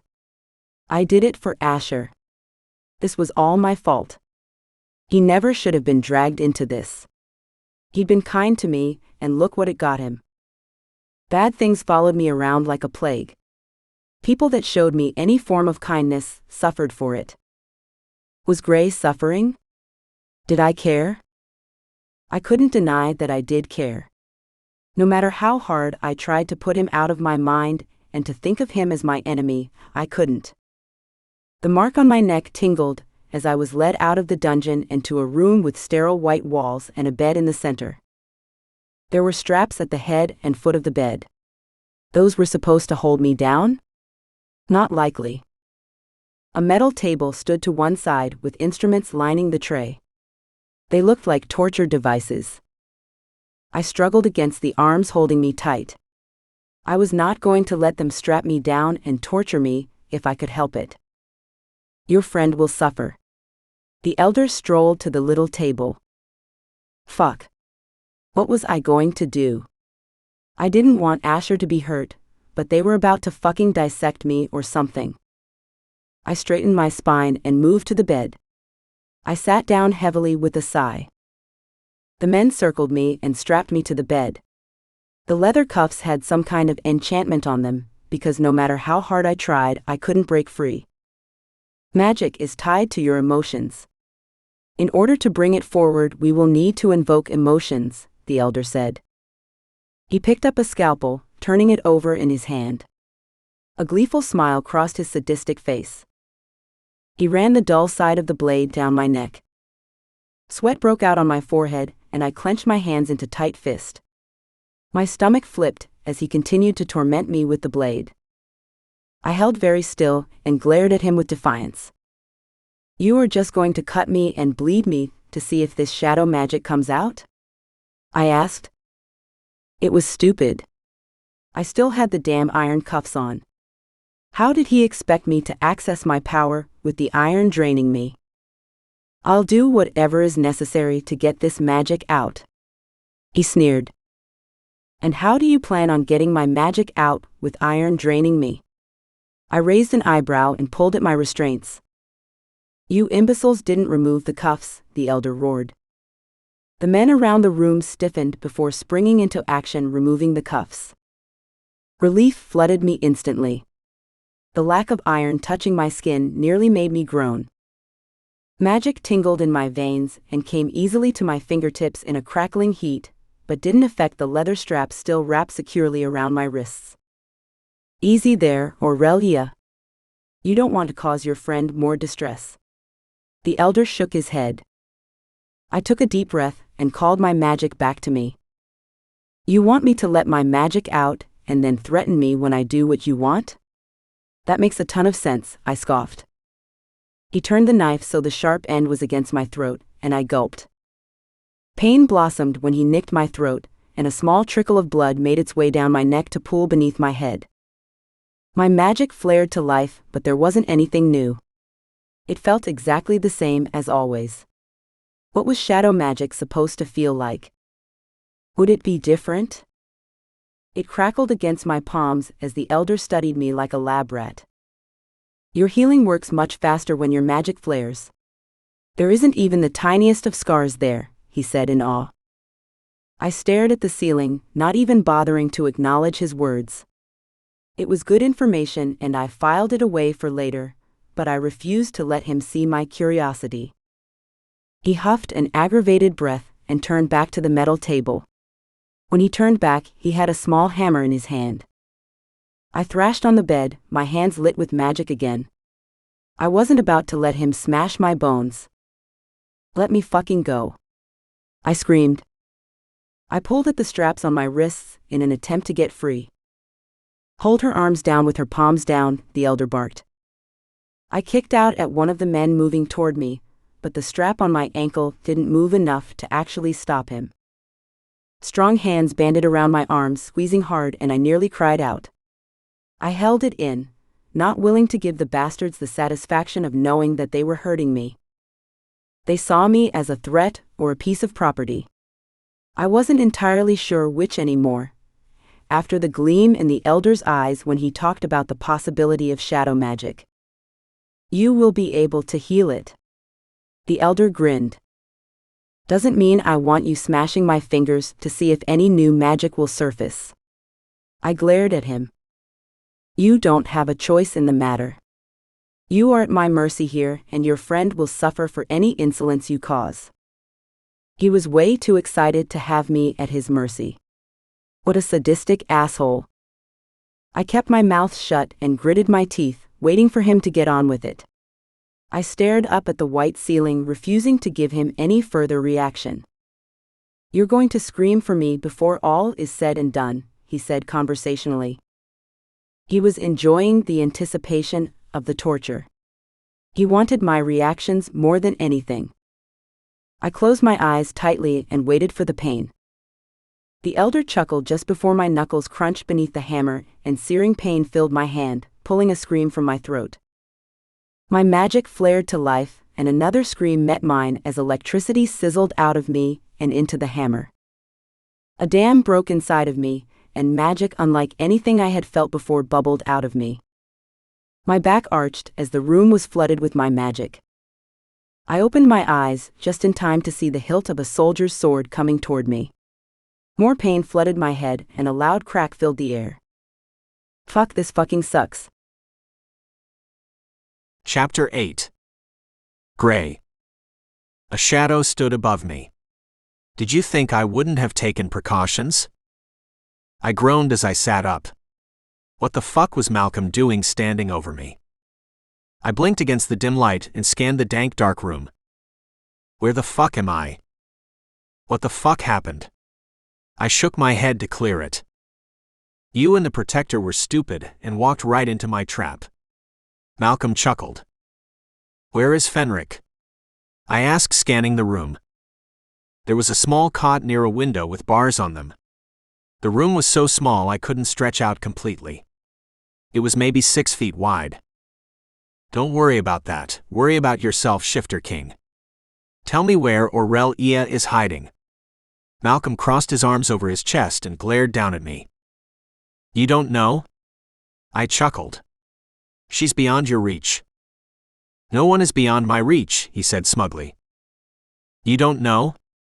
I shook my head. I was going to enjoy taking the bastard down a peg. I moved to cross my arms and metal clinked together. He thought he could chain me so I couldn't shift. There weren't chains that could hold down the Shifter King in this world or any other. I know more than you could possibly imagine, mongrel. He spat. Did you know that you have been banished? I smirked. He narrowed his eyes on mine. What do you mean? That's impossible. Is it really, though? You abducted the princess. Don't you think the king would retaliate?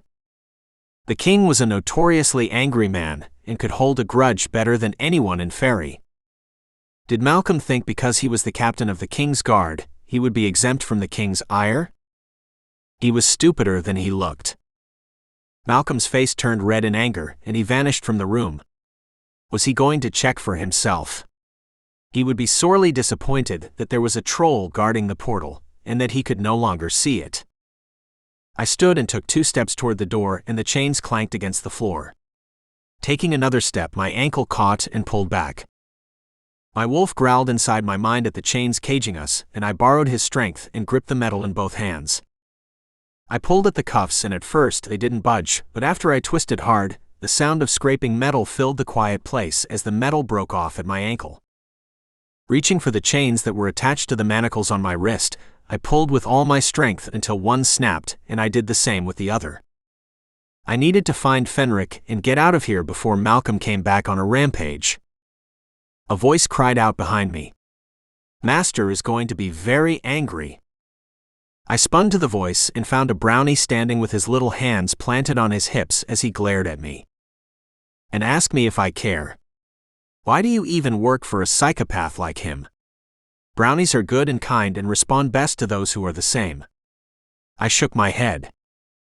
Master bought the house, and I was included in the sale. He shrugged, but he frowned at my words all the same. So we are in Malcolm's house. It didn't explode? I asked warily. I needed to get as much information out of the brownie as possible before Malcolm got back from the portal. No, it did explode. The master used his magic to fix it. The brownie waggled his finger at me. You should not have been breaking and entering. I didn't break anything. The door was still blown off its hinges from before. I scoffed and turned away back to the door. All I did was enter. I gripped the door handle and turned it. The door clicked open. You can't go out there, the brownie yelled, exasperated. Who's going to stop me? I asked over my shoulder. The brownie looked down and away, showing submission as my wolf was close to the surface. He was no match for the predator inside me, and he knew it. I stepped out of the room and glanced around. There was no sign of Fenric in the long hall. Fuck. Where was he hiding the Fae warrior? We needed to get the fuck out of there. I crept down the hall to the next door and cracked it open, but there was nothing there other than an empty office. Could that be where he hid the book? I pushed the door open even further, and a squeak from behind me had me glancing over my shoulder. You can't go into Master's office, the brownie cried. Watch me, I said, and stepped into the darkened room. There was a single lamp on the dark wood desk and bookshelves lined the walls. A high-back office chair sat behind the desk, but my eyes returned to the books on the shelves. I didn't get a good look at the book during the mimic spell, so I was going in blind. I needed Fenric. He might know what the book looked like. I turned back to the door and stomped out of the office, determined to find Fenric before Malcolm returned. Do you know where the Fae warrior is being kept? I asked the brownie over my shoulder. I cannot say, he mumbled. I growled. I spun around on the brownie and picked him up by the throat. My mate is in danger in Faery, and the Fae warrior is the only one who can help me save her. You will tell me where the warrior is. Now. My wolf was right at the surface. Your mate, he wheezed. He coughed and clawed at my hand. Princess Aurelia is my mate. She is trapped and I need to save her, but I can't get there without the Fae. So. Where is he? I snarled. I dropped the brownie, and his coughing increased as he sucked deep breaths of air into his lungs.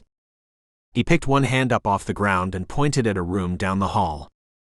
I raced down the hallway and pushed open the door. Fenric was huddled on the floor, the skin on his arms flared red because of the iron manacles on his wrists. They were eating away at his magic. Fenric, I said softly, and he lifted his head. His eyes were black and the pupils unfocused. What the hell had happened to him? Can you move? I asked. Fenric shook his head and held up his arm.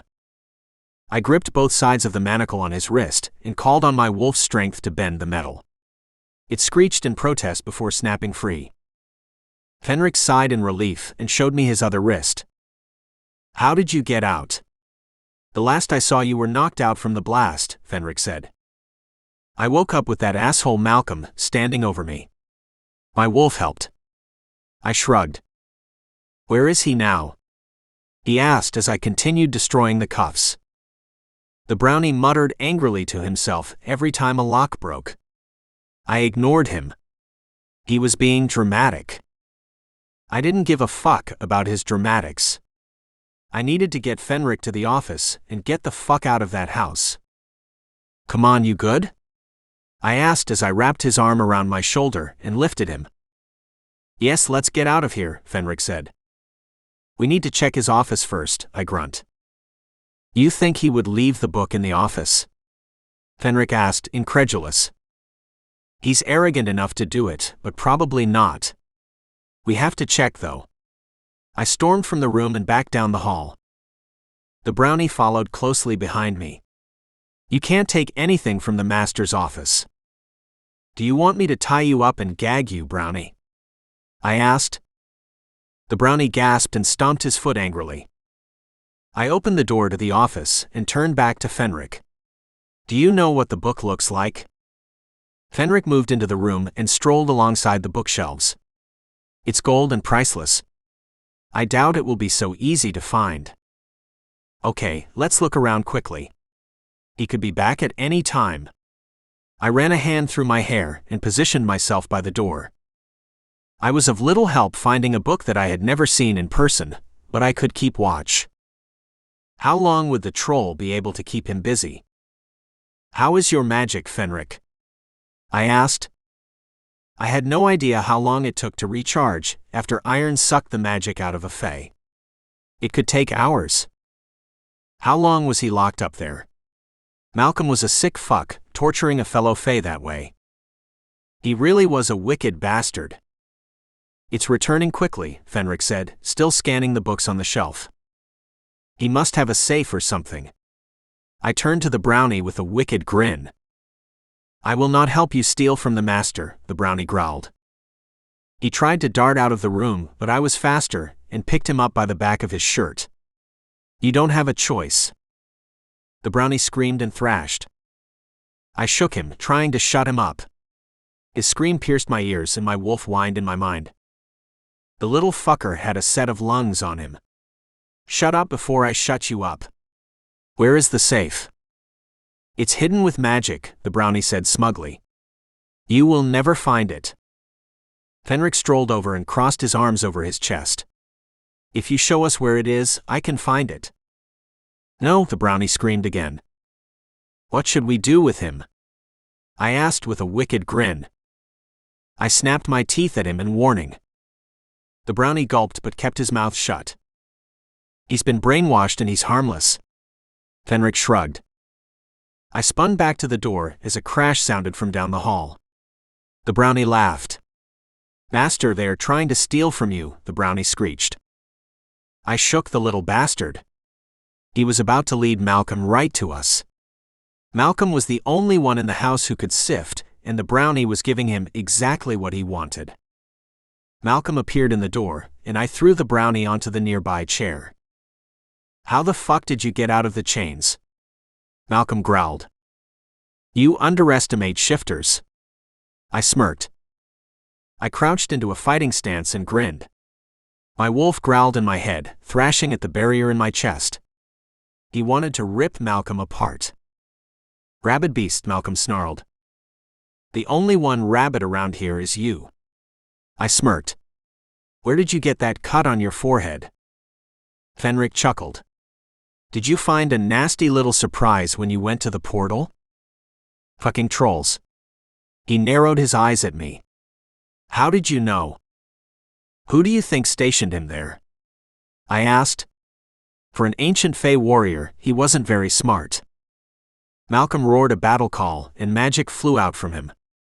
Fenric dove and smashed into me. I flew back and hit the wall with a thud as flames poured from Malcolm's hands. The man didn't care about destroying his house when he could just fix it all with magic.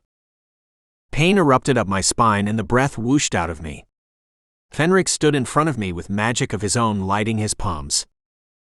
"Malcolm, you don't want to do this," Fenric said, widening his stance. "And why would you say that?" Malcolm sneered. "Don't." I gasped. If he told him about the book and what it held, there would be no way we could retrieve it and rescue my mate from the Fae. "Aurelia is in trouble." "She's gone," Fenric said. "Fuck. The stupid Fae didn't listen." "Fenric, no," I groaned. "She's in Faery." Malcolm shrugged. "It's inconvenient but not impossible." What did he know that I didn't?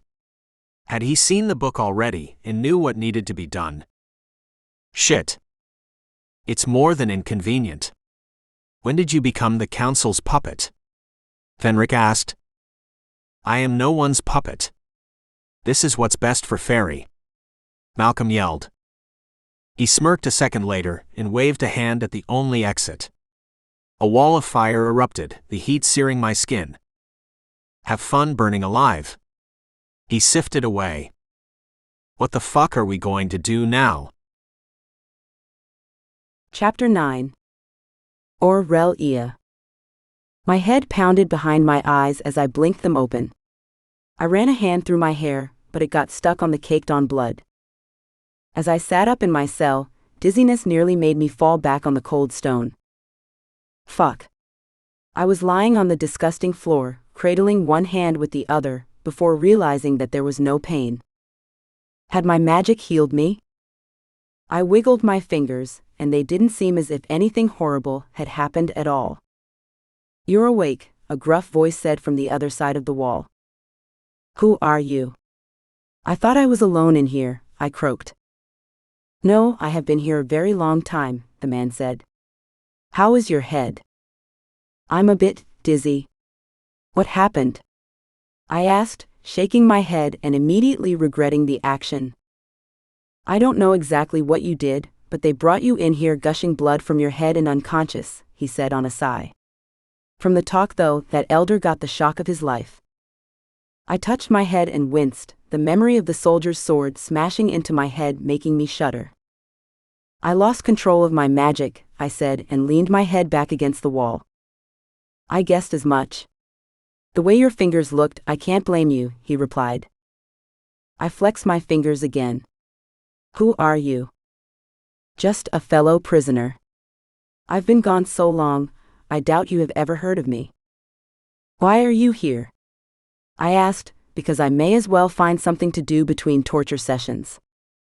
"I am apparently a danger to society, as well as the elders' plans." He chuckled. "Fucking elders," I growled. I hated the old bastards, and wanted nothing more than to destroy every single one of them. I screamed as shadows slithered up my arms. "What the hell?" "What? What's happening?" The man's panicked voice pierced through my screams. "There's something wrong with my magic," I cried. I flung my hand, and shadows wrapped around the bars on the door. The bars bent under the onslaught. "Breathe with me, princess." A calm voice that was familiar but somehow different soothed me. I matched my breath to his, doing my best to keep Gray's face out of my mind while I did exactly the same thing as he always told me to do. I slowed my breathing and the shadows untangled from the bars. Shit, that is going to be noticeable. Shadows slithered along my arms, pulsing against my skin. They were foreign, but also a part of me. "Are you okay, Princess Aurelia?" the man asked. "I have shadow magic," I whispered. "Shush, princess. You need to control it. They cannot see it." The man sounded panicked. "They were trying to see if I had it." "Why is it so important?" I asked him. "I'll tell you, but you have to control it. Make it obey you." Gnarled tan hands grabbed at the bars on his cell and stretched them just enough that they looked like mine. I closed my eyes and coaxed the magic back inside me. I needed the magic to listen to me. It couldn't be seen. I didn't know why exactly, but the man in the other cell was panicked about it. Whatever was going on couldn't be good. The shadow slithered a bit more before seeping back into my skin. Okay, it's gone. I blew out a breath. Good. You mustn't let the elders see it no matter what, the man said, sounding relieved. What is your name? How do I know I can trust you? I asked. You should trust none but your mate. I scoffed. The memory of Gray and his betrayal was still sending a knife of pain through my heart. I don't have a mate. I shook my head and slid down the wall, leaning my head back against it. You forget that I saw them bring you in. What do you think that mark on your neck means? He asked angrily. I must have hit a nerve. I wasn't sure that I cared. I know what it means, but trusting my mate is a bit tough right now, since he betrayed me. I shook my head, even though he couldn't see me. Impossible. Betraying a mate would be like chewing your arm off. Are you a shifter? I gasped. I thought all the shifters were sent to the human world. How was this man in a cell next to me? Yes. I was too powerful to exile, according to the assholes, he said with a growl. He's been here since the exile? How has he not gone completely insane? Holy shit, I whispered. That's putting it mildly. He chuckled. You've been here all this time? I was horrified. I knew they were cruel, but that was going too far. What about his wolf? That would drive him mad. That's not what you really want to know, is it? What's the big deal about the shadows? I asked, getting straight to the point. The court is the Shadow Court. It's been centuries since anyone has developed shadow magic. There was a shuffling noise, like he was moving close to the bars again. If they're the Shadow Court, how can they not have shadow magic? It doesn't make sense. I curled my knees up beneath my chin and wrapped my arms around them. They believe they have been cursed because they didn't stop the elders from exiling everyone, he said. If they think they are cursed, then why do I have the shadows? I squeezed my eyes closed. The prophecy says the one who rules the shadows will decide. He sounded nonchalant. Decide what? I frowned. Was I supposed to decide who could live in Faery? That really didn't make any sense. I didn't know anything about this place. I think you already know Princess Aurelia, he said. I flinched. Not fair. You know who I am, but I have no idea who you are. My name is Nicholas. The former Shifter King, he said. My jaw dropped open and I stared at the bars in shock. The Shifter King? What? I cried. Was that why the council had locked him up for centuries? Why not let the former king go with the others? Why did they keep him here? That's why I'm stuck here. Too powerful. My son won't come into his full power until my death, so they are keeping me here and alive until they can close the portal forever, Nicholas said with a growl. That's terrible. How could anyone keep another person in a cage for so long? It was barbaric and cruel. It's okay though. I'm here to meet you and help you escape. He had a smile in his voice. You are going to help me escape? I asked, doubt creeping in my tone. Don't sound so incredulous.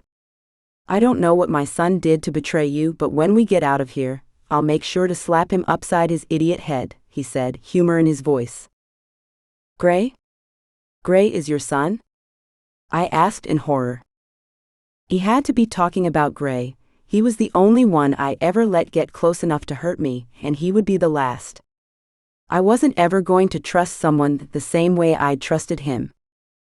Is that what he's going by in the mortal world? Yes, I can smell his mark on you. Okay, that isn't weird at all. He can smell him on me? I shuddered, not liking that at all. What the fuck? You can do what now? I asked.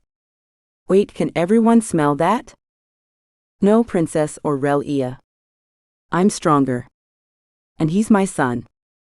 That really doesn't make me feel any better. I squeeze my knees to my chest. Why don't you tell me what he did? I know my son, and he would never betray his mate unless there was no other option, Nicholas said.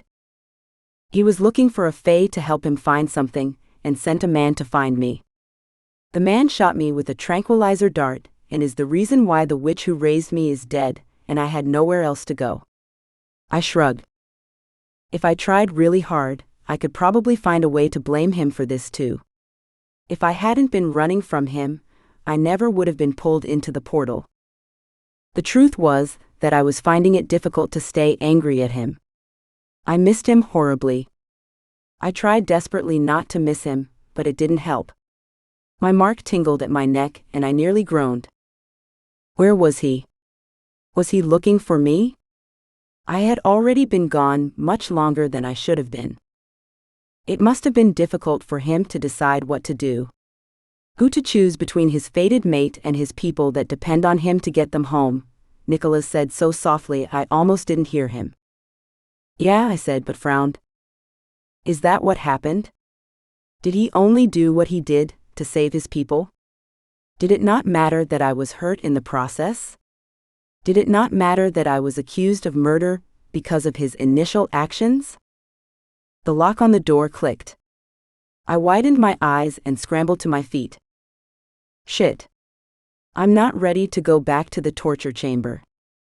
A woman in a dress that was practically rags walked in with her head down and chains connected to her wrists and ankles.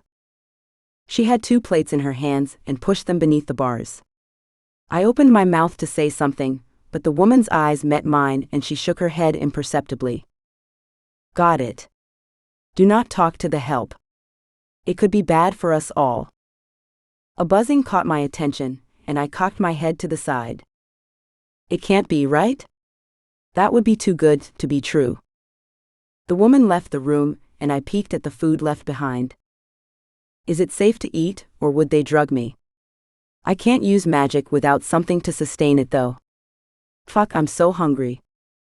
It's okay to eat, Nicholas said. I don't smell anything foreign in there. Your friend is back though. Friend? I asked as the buzzing started again, and a tiny blur darted forward and all the air rushed out of my lungs. Fiona glowed green and flew up to stare at me. Oh, Miss Aurelia, you look much better than the last time I saw you. She blew out a breath. You've been here before? I asked. She has, Nicholas grunted. Do not speak to the princess, disgrace king, Fiona spat. I widened my eyes. That was another round of questions that needed to be asked. Fiona, focus. King Nicholas has been helpful, but I need information. Have you seen Asher and where's Gray? Asher is back home, but it doesn't look good, Miss Aurelia. Master Gray is gone. No one has seen him since we rescued Asher. Fiona fluttered up to my face. Asher wasn't okay and Gray was gone? What the hell were we going to do without them? Did I even want to live in a world where Gray didn't exist? Chapter 10. Gray. Fuck. It's damn hot. Smoke billowed up from the heat of the magical fire, choking me. I could barely see my nose in front of my face as I coughed and hacked. Haze clouded my eyes and I held my breath. My wolf thrashed inside my chest as I crawled across the room searching for Fenric. Fenric. I coughed. Where the fuck did he go? He should be here. Gray, I'm here. Fenric called, but it ended in a hacking fit. We need out, I croaked. This was complete bullshit. How was Fenric not able to counter the magical fire? Fenric appeared in front of me, crawling on his belly toward me. We need to go that way. He nodded to the door that was still a wall of fire. How the fuck are we going to get out of there? I asked. I have a plan, don't worry. He turned around and crawled toward the wall of fire. Should I follow him? How the hell is he going to get us past that? I didn't comment again as I followed behind the Fae. Could I really trust him? Why was he helping me with my mate? Could he really want everyone to return to Faery? Why? It didn't make any sense. Why were the Shadow Fae so willing to let us come back? Was it the Shadow Fae as a whole, or just Fenric going rogue? He said that the king and queen sent him to retrieve the book and help my mate, but then why would they let the council take her? Did they have a choice? I came up behind him, keeping low to the ground. The smoke choked me as I waited for Fenric to do something. He got up on his knees and opened his palms straight up. Water gushed from his hands and hit the wall of fire with a hiss. We weren't out of the woods yet, though. The flames had spread through the hallway. How long can Fenric keep up the magic? I'm going to shift, get on my back. I'm faster in wolf form, I said. Fenric tilted his head to the side in curiosity. It wasn't every day that a shifter allowed someone to ride on his back to safety. It showed immense trust. I didn't trust the Fae, but we were both going to die here if we didn't do something. Okay, thank you, Shishgray, Fenric said. I was just glad he was trying to stop with the Shifter King nonsense. I would deal with that title when I got my people back to Faery. Quickly shifting, I bent my big body so Fenric could climb on. My wolf growled, not liking the idea of the Fae on his back, but didn't react otherwise. As soon as Fenric was secure on my back, I took off down the hall to the front of the house. A tiny wailing voice hit my ears and I cursed in my head. The damn brownie. That bastard Malcolm just left his loyal little servant behind. Gray, what are you doing? Fenric asked as I slowed. He was still spraying water with his hands at everything in our path. I tilted my head to the side where the damn little brownie was cowering in a corner. Shit, Fenric whispered. I trotted over to the damn brownie and picked him up by the back of his tiny coat between my teeth and ran to the front door. Let me go. The brownie squirmed. He's saving your pathetic life, brownie. I would be grateful and stop wiggling before he drops you in the flames. Fenric yelled, and the brownie stilled. Fenric hopped off my back and sprayed water at the front door as I searched for the tile that I stepped on before, to be careful not to get thrown into an explosion again. This bastard was sadistic and had zero regard for his house or anyone's life, including his misguided, loyal servant. The man made me sick. Fenric opened the front door, and we sprinted out of Malcolm's house of horrors. I nodded for Fenric to get back on. The car should be out here. Fenric grimaced. I knew that the car would be gone after Malcolm caught us. He wouldn't leave anything behind that would aid in an escape. We would have to walk to the facility. It was the closest, and my penthouse was in the city. I wasn't walking through the city without clothes, so I wouldn't be shifting until we got to the facility. Fenric frowned but hopped back on my back. We never actually went to the facility, so he couldn't sift us there. I tightened my jaw around the little brownie's shirt. My wolf would just as soon eat the little fucker than let him ride on my back.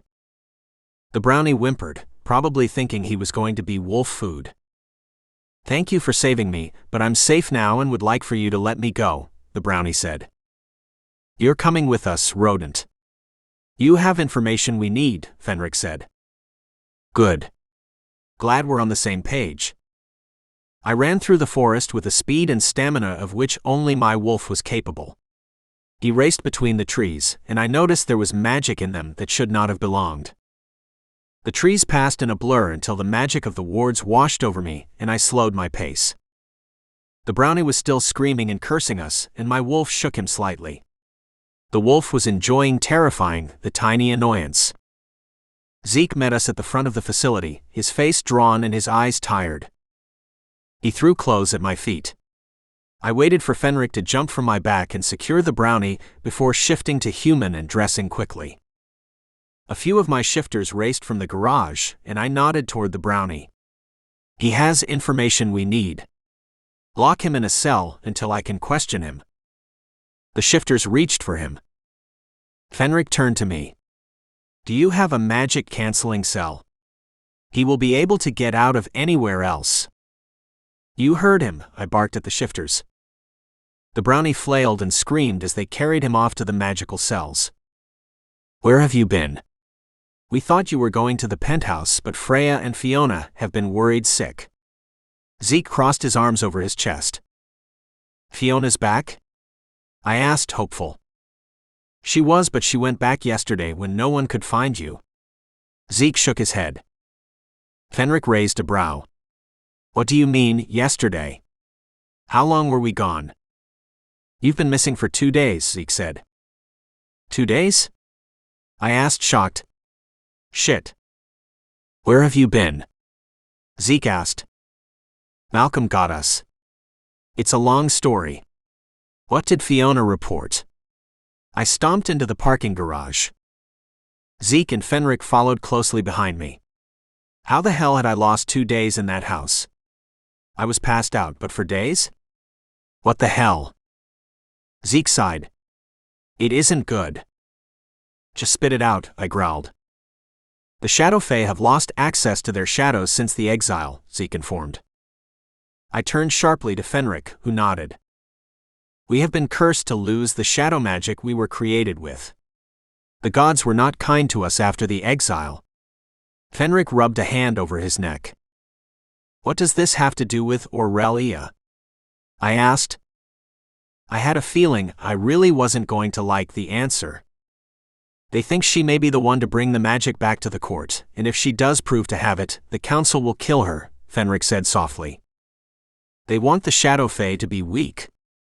They don't want them to get their shadows back, and they will do anything to keep them down. Zeke clenched a hand in a fist. What aren't you telling me? I growled. If I found out they were hurting my mate, I would tear the fabric of the universe apart to get to her and destroy the elders. You don't want to know, Gray. I'm one of your oldest friends, and I know that look. You need to calm the fuck down and think logically, or I'm not going to tell you. Zeke planted his feet wide. We were stopped in the middle of the parking garage, glaring at each other.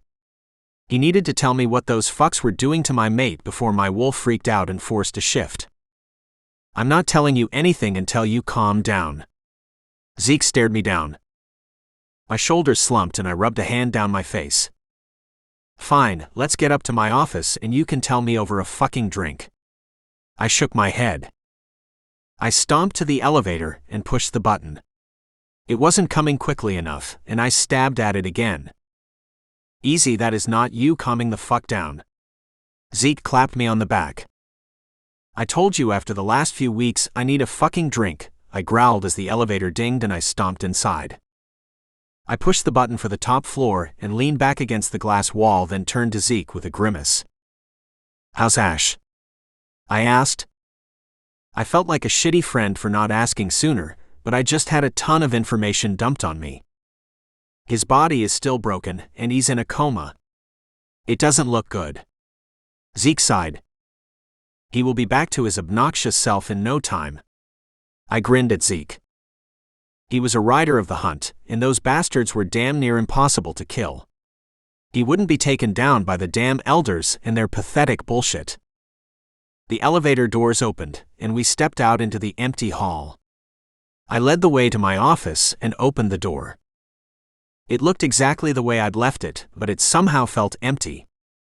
But it wasn't the office that was empty, TT was me. I was empty without my mate. Would she even forgive me when we rescued her? I don't see how she could. I truly had done all the things she'd said. I should have been honest with her, instead of hiding my part in her foster mother's death. Shaking my head to clear it, I grabbed a bottle of scotch and 3 glasses from the drawer in my desk. I poured the glasses and handed them out to the others. I took a sip and then glared pointedly at Zeke. Okay, I'm calm. What did Fiona report? My hand tightened on the tumbler as I waited for him to speak. Aurelia doesn't have her full magic, as she is yet to turn 25. They are trying to pull it out of her. Zeke rubbed the back of his neck. Speak plainly, Zeke. I need to know what's happening to her. I sat forward, resting my elbows on the desk. Zeke eyed Fenric with distrust before he turned back to me with a frown. Fiona said they were torturing her. The last she saw Aurelia, she'd been beaten and left in her cell. He stood with his hands raised. I vibrated with rage, and the glass shattered in my hand, dark amber liquid pooling on my desk. They were torturing my mate, and there wasn't a damn thing I could do to stop them. We need that fucking book because I'm going to tear every last one of those fuckers to shreds. Chapter 11. Aurelia. I was numb. I sat in the cell with my back to the bars and stared into space. Aurelia, Fiona said, patting my cheek. You need to stop. I peered down at my hands with a frown. Shadows pulled there, writhing up my arms. Shit, I panicked, and Nicholas's sudden intake of breath made me pause. Did he smell something? Shit. Shit. Shit. I did my best to call the shadows back inside me as keys jingled on the other side of the door. Fiona, hide, I whispered fiercely. She buzzed up to the top of the bars and sat there and stopped the buzzing of her wings. The same beady-eyed elder from before strutted like a damn peacock into the dungeon with 3 soldiers. Leave her, Nicholas growled. She won't change until her birthday. You can't force the magic to manifest. Shut up, Shifter King, the elder sneered. He said the title like it was an insult, and maybe it was to him. It's okay, Nicholas, I don't have a choice. He knows nothing will happen. He just wants to punish me. I shrugged and stood. I stepped away from the bars as the elder jingled the keys. He was taunting me. I kept my expression blank. I was starting to wonder if Malcolm was working for these psychos. He had the same ideals as these idiots. The door to the cell opened and the men stormed inside, placing cuffs on my wrists before dragging me out of the cell. Don't do this, Ronaldo. Nicholas yelled. You have no idea what you are doing here. His name is Ronaldo? That just fits him perfectly.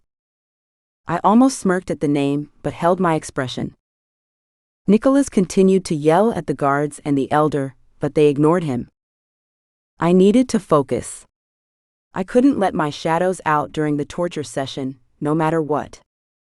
Even if he broke my hand with that damn hammer again, I couldn't let them see the shadows. It would spell the end for me. They turned down a long hallway that I hadn't seen before, and I frowned. This wasn't the way to the torture room. Where were they taking me? I struggled against the guards, who tightened their grip on me. Where are we going? I asked, and infused as much haughty attitude into my tone as I could. You will be tried for bringing that criminal into Faery.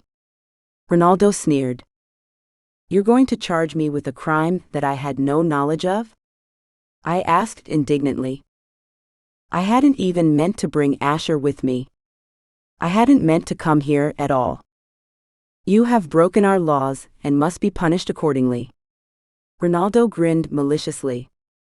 Where is Asher? I asked. Will he be at this hoax? The criminal will not be there. Ronaldo waved a hand dismissively. You don't have him anymore, I said as realization struck. They had fooled me into thinking he was there to guarantee my cooperation, but he wasn't there at all. What happened to him?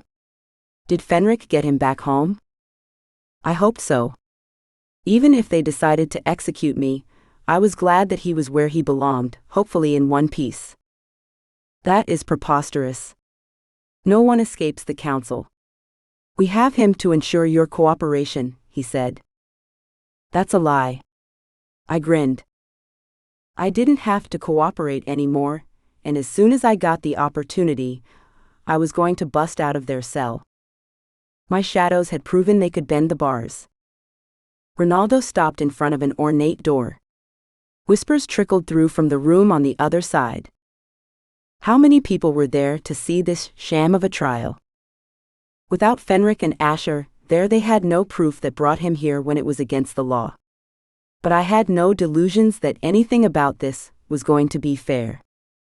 Ronaldo opened the door with a flourish, and gasps rang out in the room.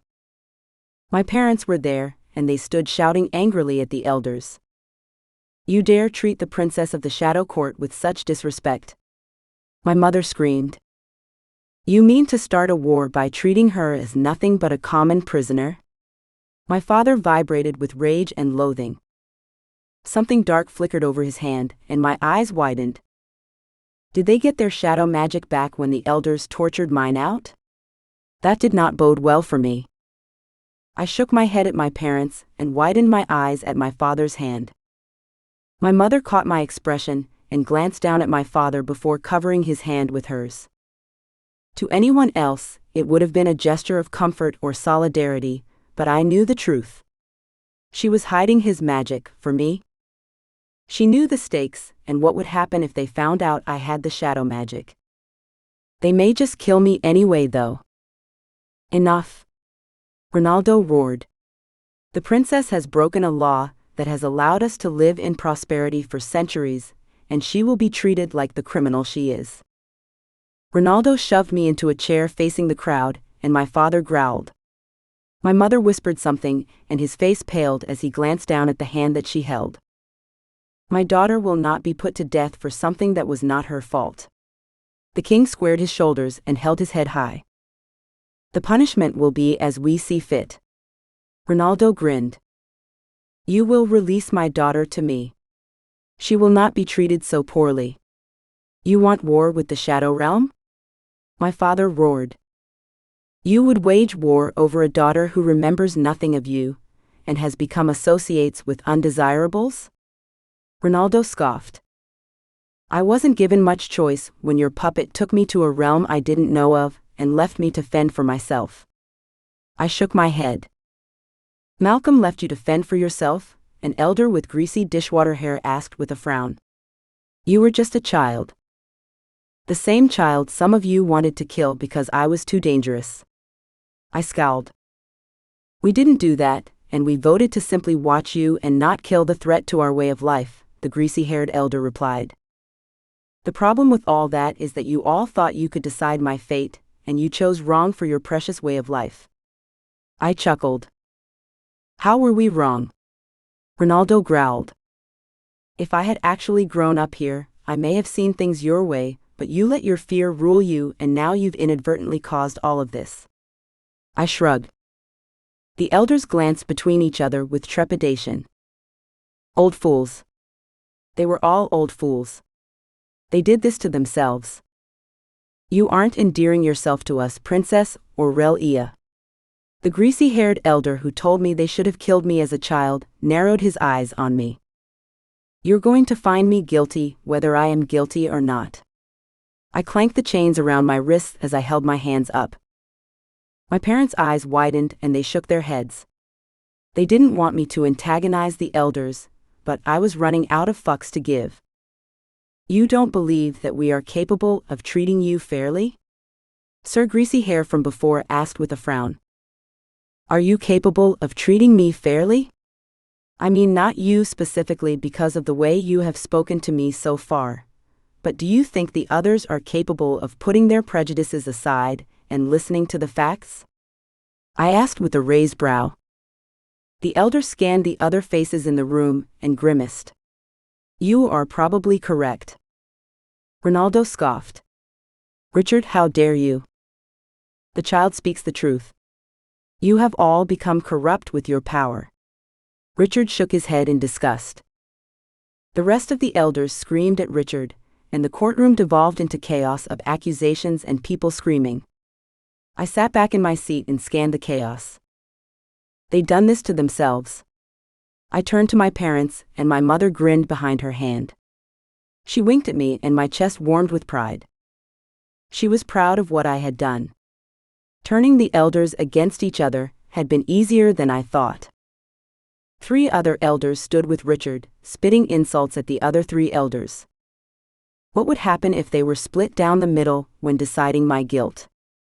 Would I be executed, or would they set me free? I could only hope for the latter, but I wasn't optimistic. Enough. Ronaldo roared. Don't you see what she's doing here? She's trying to divide the council. I raised my brows at the elder. His face was turning an ugly shade of eggplant with his rage. "Let's just get on with this farce," Richard said, waving his hand in the air. "Farce?" one of the elders next to Ronaldo asked with a scoff. "She has broken our laws by bringing that criminal here." My father stepped forward. "That is untrue. She was brought here at our order, and had no idea what was happening when she was dragged through the portal." Richard raised an eyebrow. "That doesn't sound like she knowingly brought a criminal here, or that she even came here willingly." "I didn't. I was running from Malcolm and stumbled on the portal, but I didn't intend to come through or bring anyone with me." I nodded at Richard. "Can you really prosecute her for something outside her control?" Richard asked, glancing between each of his fellow elders. The men closest to him frowned and stared at me. What were they thinking? Were they going to let me go? There were 7 of them. Would it come down to one elder? "Let's vote," Ronaldo said smugly. What did he know that the rest of us didn't? Could he have one of the sympathizers in his pocket? "I vote we release her to her parents." Richard grinned in my direction. My parents gasped, probably not expecting that. I held my breath, waiting for a verdict. They could still vote to kill me. Richard was just one vote. Ronaldo's eyes bored into mine. "I vote execution."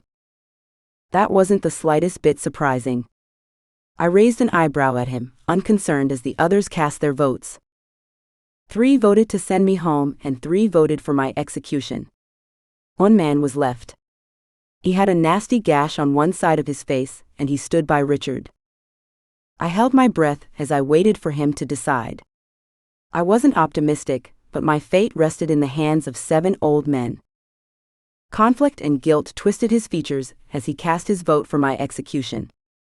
My mother screamed, and my father hurled insults at the elder as the man who decided my fate hung his head in shame. Scarman was in Ronaldo's pocket. He had to be. That was the only explanation for his outward sign of guilt. Ronaldo grinned and called over the crowd. "The council has decided the princess of the Shadow Fae will be executed at dawn." My father roared and my eyes widened as shadows crawled over his arms, writhing with menace. Ronaldo gasped before glaring at me. "You are the girl of the prophecy, and for that you will die." Ronaldo raised his hand, and lightning sizzling in his palm. The other elders rushed my father to stop whatever he'd planned to do with his shadows. I yanked at my wrists, in a desperate attempt to free myself from the magic-canceling cuffs they placed on me. Ronaldo roared and threw the lightning at me. I closed my eyes and prayed to the gods that this wasn't the day I died. Chapter 12. Gray. "Where is it?" I growled at the brownie at my feet. "You're just going to kill me either way," he whimpered. I rubbed at my eyes in frustration. I'd been at it for hours, but the brownie refused to talk. "I have no intention of killing you right after I rescued you from a blazing inferno," I said through gritted teeth. Why wouldn't the little shit just talk? I leaned back against the bars and stared at the ceiling. Maybe I should try a different tactic. I left the brownie's cell, locking it behind me when someone screamed my name. I turned and found Karma still sitting in her cell. She had a black eye and a bloody lip. Had she been a problem for the guards? Is that why she was bruised and bloody? "What do you want, Karma? You aren't getting out of that cell." I shook my head. "I didn't do anything. I didn't know what that man had in store for us." Karma growled. "You followed Layla blindly, and for that you stay in the cell. You knew what she was doing, and still pretended to have no idea that Layla was behind her disappearance." I clenched a fist at my side. "I didn't know that he was planning to make Aurelia trap us here," she argued. "Did you know he beat her and locked her in a tiny room? I think your punishment fits the crime." I shook my head and turned my back on her.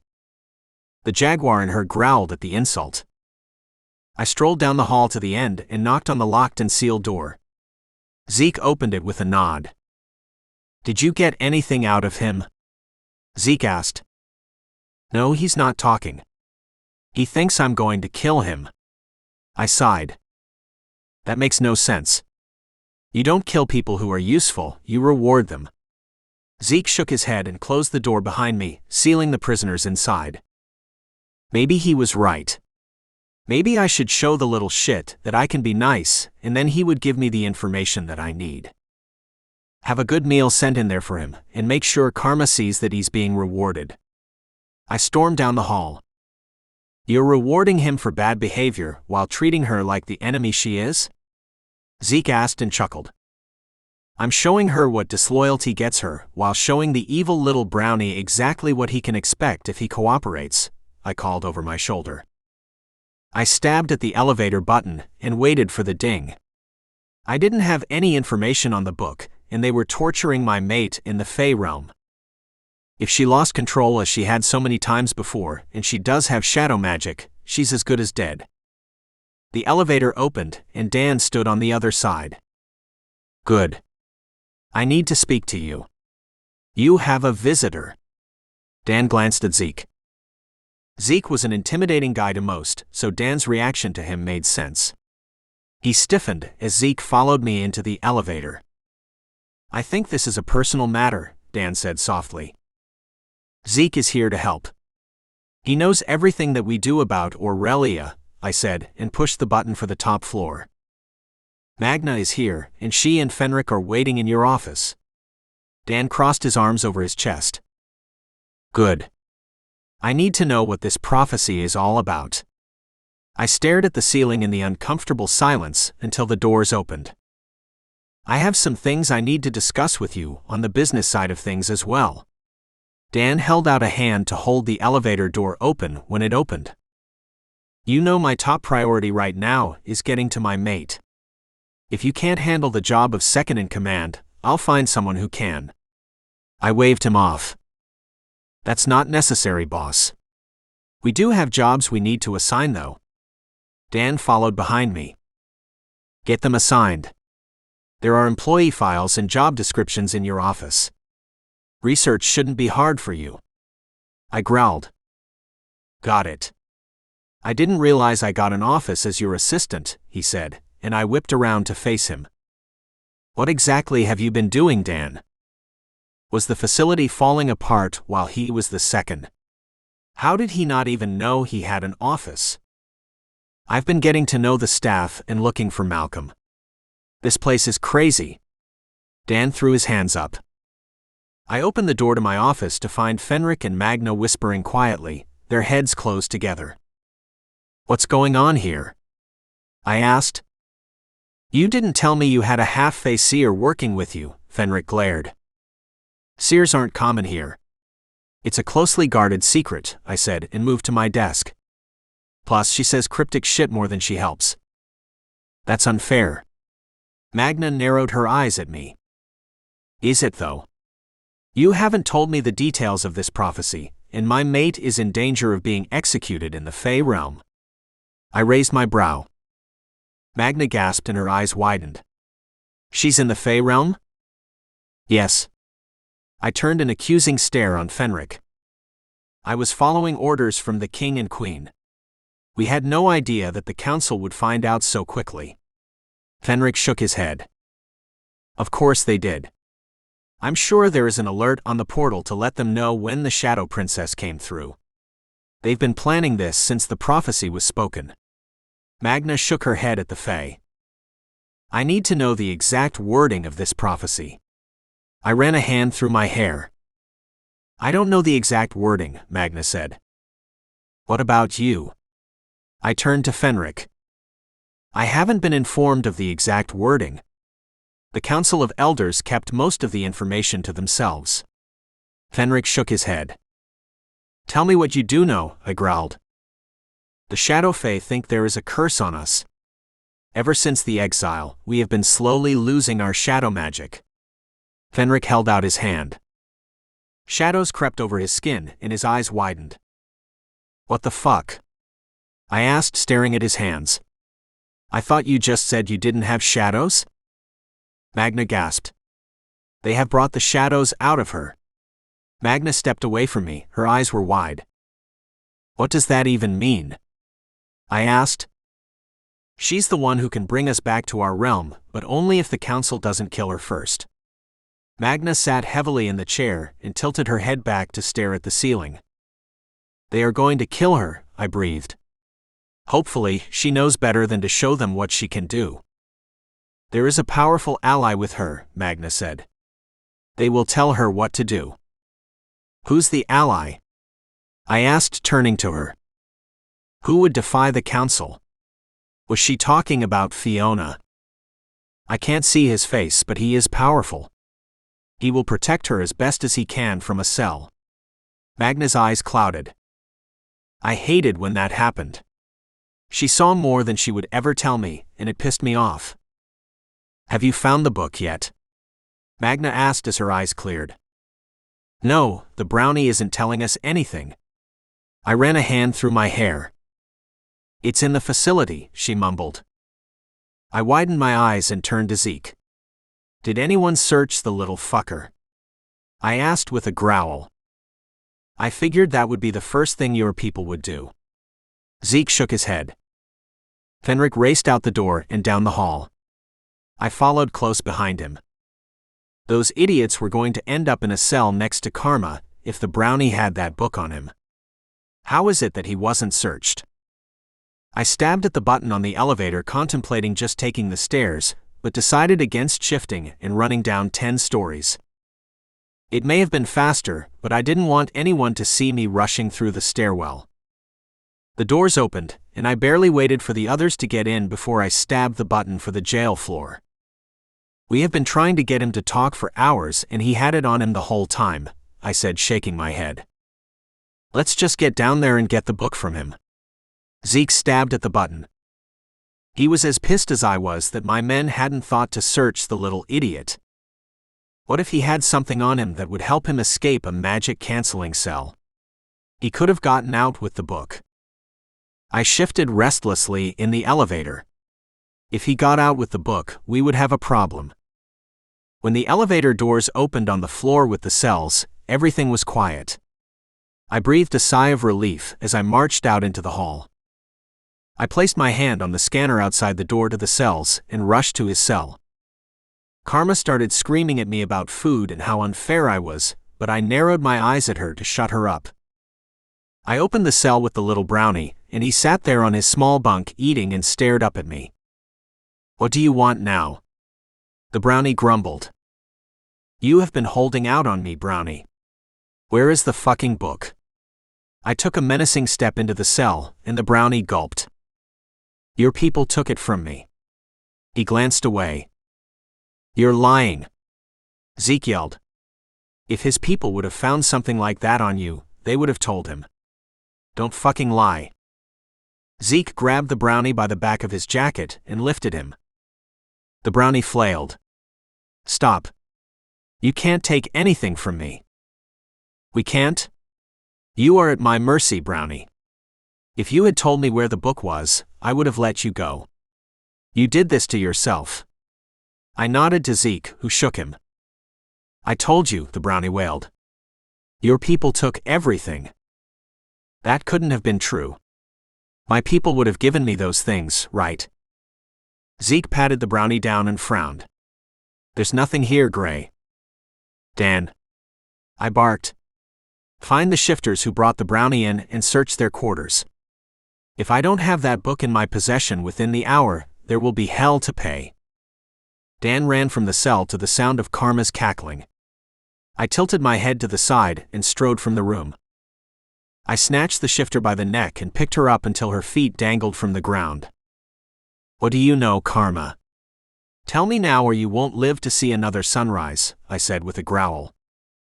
Not everyone here is happy about the Fae princess catching the boss's attention, she said between gasps. I squeezed my hand tighter, cutting off her airway. I wouldn't be lenient to anyone who proved to be disloyal. I gave them everything and a way to prosper, as long as they were loyal to me. This was how I was repaid. Jealous females thought they could steal from me to try to get rid of my mate. Find the book and the shifters who stole it and bring them to me. I will take no more disloyalty. They will pay in fucking blood. Chapter 13. Aurelia. When no shock came, I cracked an eye open. A wall of shadows stood in front of me, blocking Ronaldo from view. Shouts rang out, hurting my oversensitive ears as my mother rushed to my side. "Is that you?" I asked her. "No, it's your father giving us a chance to escape." She reached a hand out to me and helped me from the chair. Purple magic flared in her palms and the chains clicked. Tingles raced over my skin, and I breathed a sigh of relief as my magic flared back to life inside of me. "We have to go to the cells. I need to get my friends," I said. I turned to the door I'd been dragged through, dodging a fireball aimed straight for my head. The heat seared my skin as it came dangerously close. "She's getting away," Ronaldo roared. I glanced at the elder over my shoulder as he threw more electricity at me. My magic flared and shadows wrapped around my torso, writhing in anger. They shot away from me, meeting the lightning head-on, and it fizzled out instantly. That's why the elders wanted to get rid of shadow magic? Or was it Ronaldo specifically? With no shadow magic in the realm, he was the most powerful Fae. "Mother, do you know a way out through the cells?" I asked over my shoulder. I had no idea how I was going to get out of there. I just knew I had to get to Fiona and Nicholas first. "We will find a way even if we have to blow a hole in the wall," Aurelia. My mother kept pace beside me. My gaze snapped to hers. My mother is a badass. Good to know. "Okay, but let's try a door first." I grinned, reaching for the knob that would lead us to the cells. Pain exploded in my back and sent me flying face first into the door. I cried out as agony exploded in my nose and the crunch of bone made my vision blur as blood, hot and sticky, gushed from my shattered nose. "Aurelia," my mother screamed and whirled on whoever was trying to kill me. My magic pulsed within me angrily as I turned. Shadows writhed and dripped to the ground at my feet, pooling around me. My nose had already begun to heal from my use of magic. I sucked in a breath as a twinge of pain hit me when my nose set itself back into alignment. My shadows creeped across the floor toward Ronaldo as my father kept him busy trading magical attacks. I wanted that motherfucker to pay for what he'd done to me, but we had a small window of time to get out of there. "Come on," I said, waving to my mother. I reached for the doorknob again and pulled the door open. "Aurelia, watch out!" My mother screamed and shoved me through the door. I rolled through the hallway, just ducking the rogue electricity that wanted to take me out.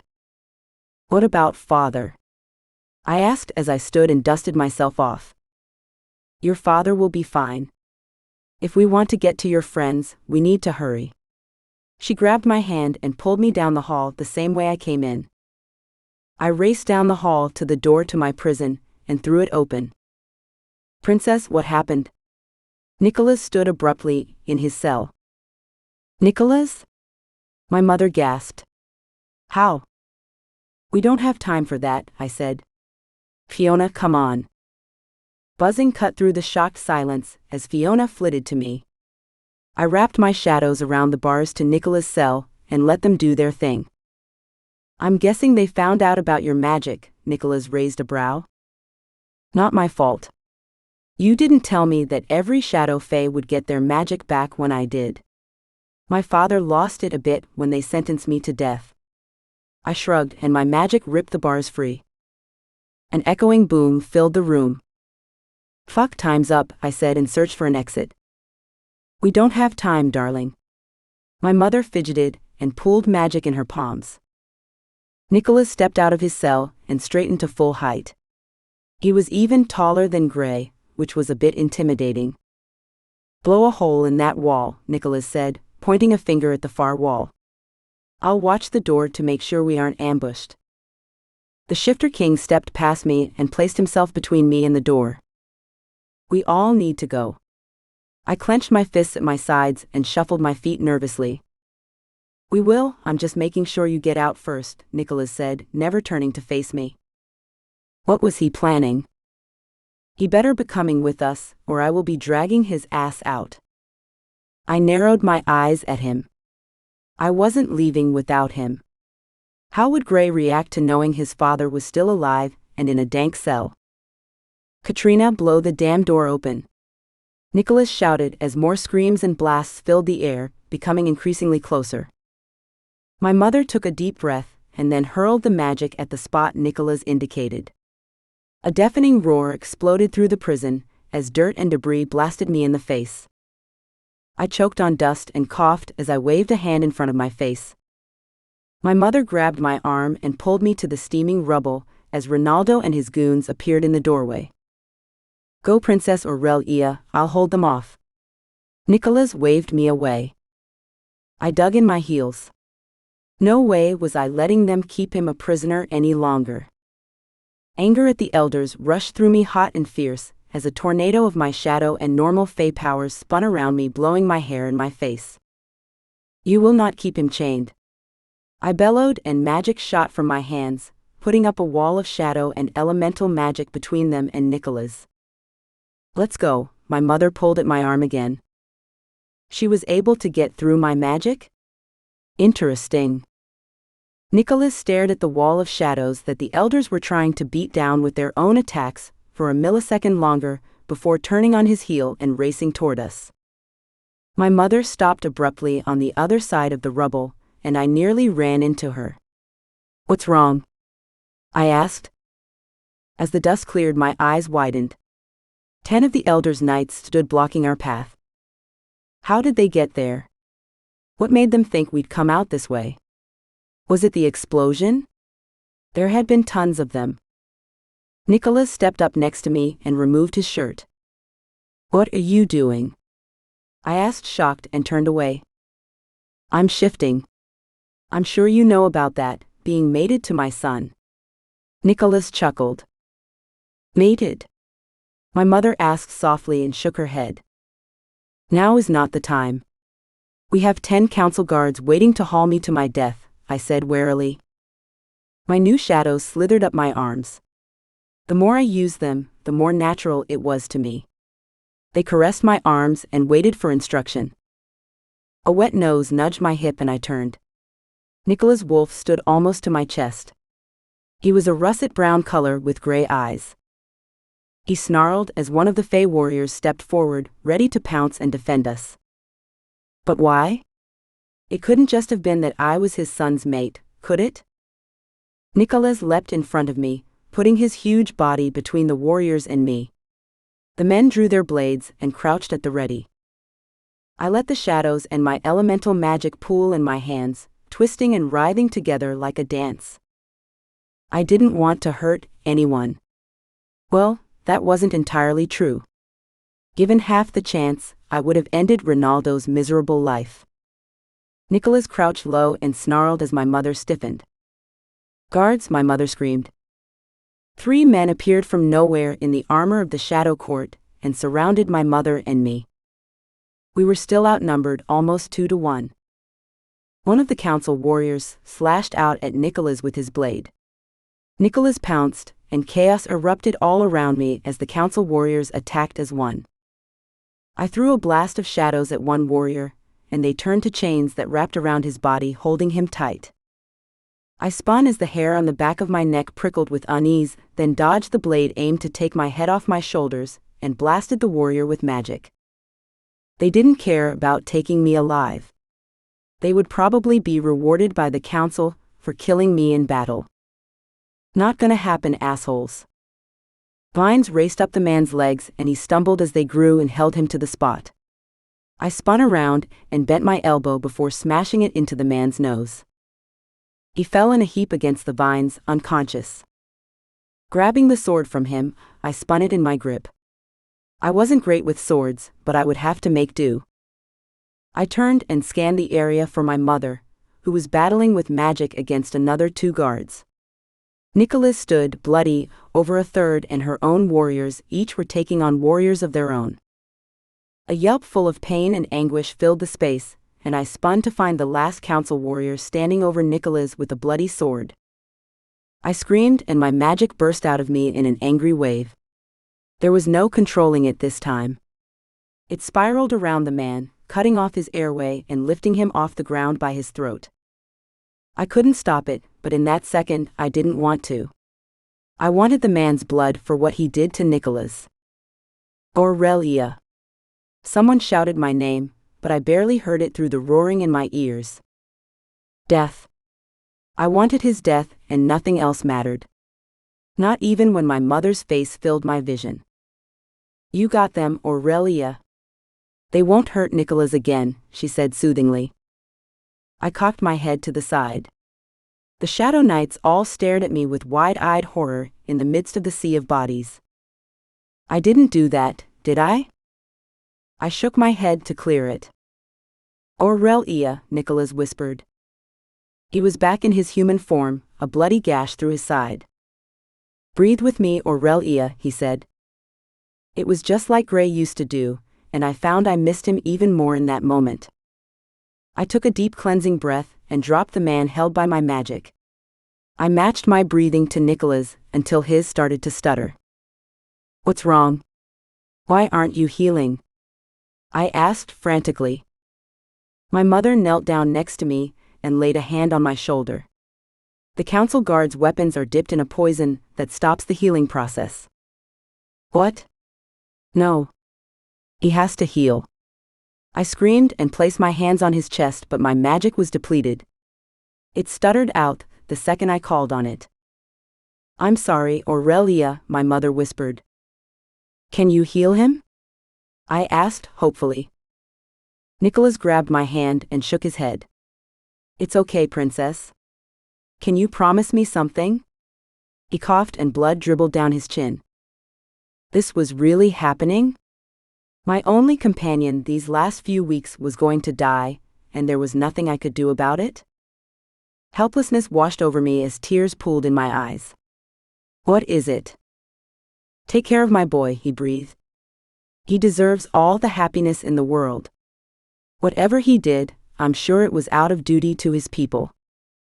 I nodded my head because words lodged in my throat, refusing to come out. Nicholas smiled and closed his eyes. A racking sob violently tore out of me. How was I going to tell Gray that his father died protecting me? It was so unfair. Chapter 14. Gray. I paced the office, running a hand through my hair repeatedly. Did anyone find the fucking shifters yet? I asked with a growl. I glanced between the men posted in the office. Dan shook his head. They signed out half an hour ago, saying they were going on a job. He stared down at his phone. Both of them. And no one thought it was suspicious? All jobs have been suspended because of Layla's death. I shook my head and continued to pace. Zeke stepped into the room with a grim expression. Asher is awake, he said. That's good news. Why do you look like an angry toddler? I asked. It's not good news. They told him things while they were beating the life out of him. Zeke folded his arms over his chest, glaring at something over my head. Fenric shifted uncomfortably in his seat. What could they have told him that I didn't hear? You're not going to like it, Gray. Zeke sighed. I don't like much of anything these days. Let's go see Ash, I said. Turning to Dan, I added, check the shifter's rooms for the book and report back to me. You got it, boss. He nodded and left the office. We left and made it to the elevator. I stabbed at the button and waited for its arrival. What did Ash say exactly? I asked Zeke. I'll let you hear it from him. He was adamant that I not tell you first. The elevator doors opened and Zeke walked inside. I followed him in, wondering what could have been so dire that he wouldn't let Zeke tell me. Fenric squeezed in just before the doors closed. I helped get him out of there.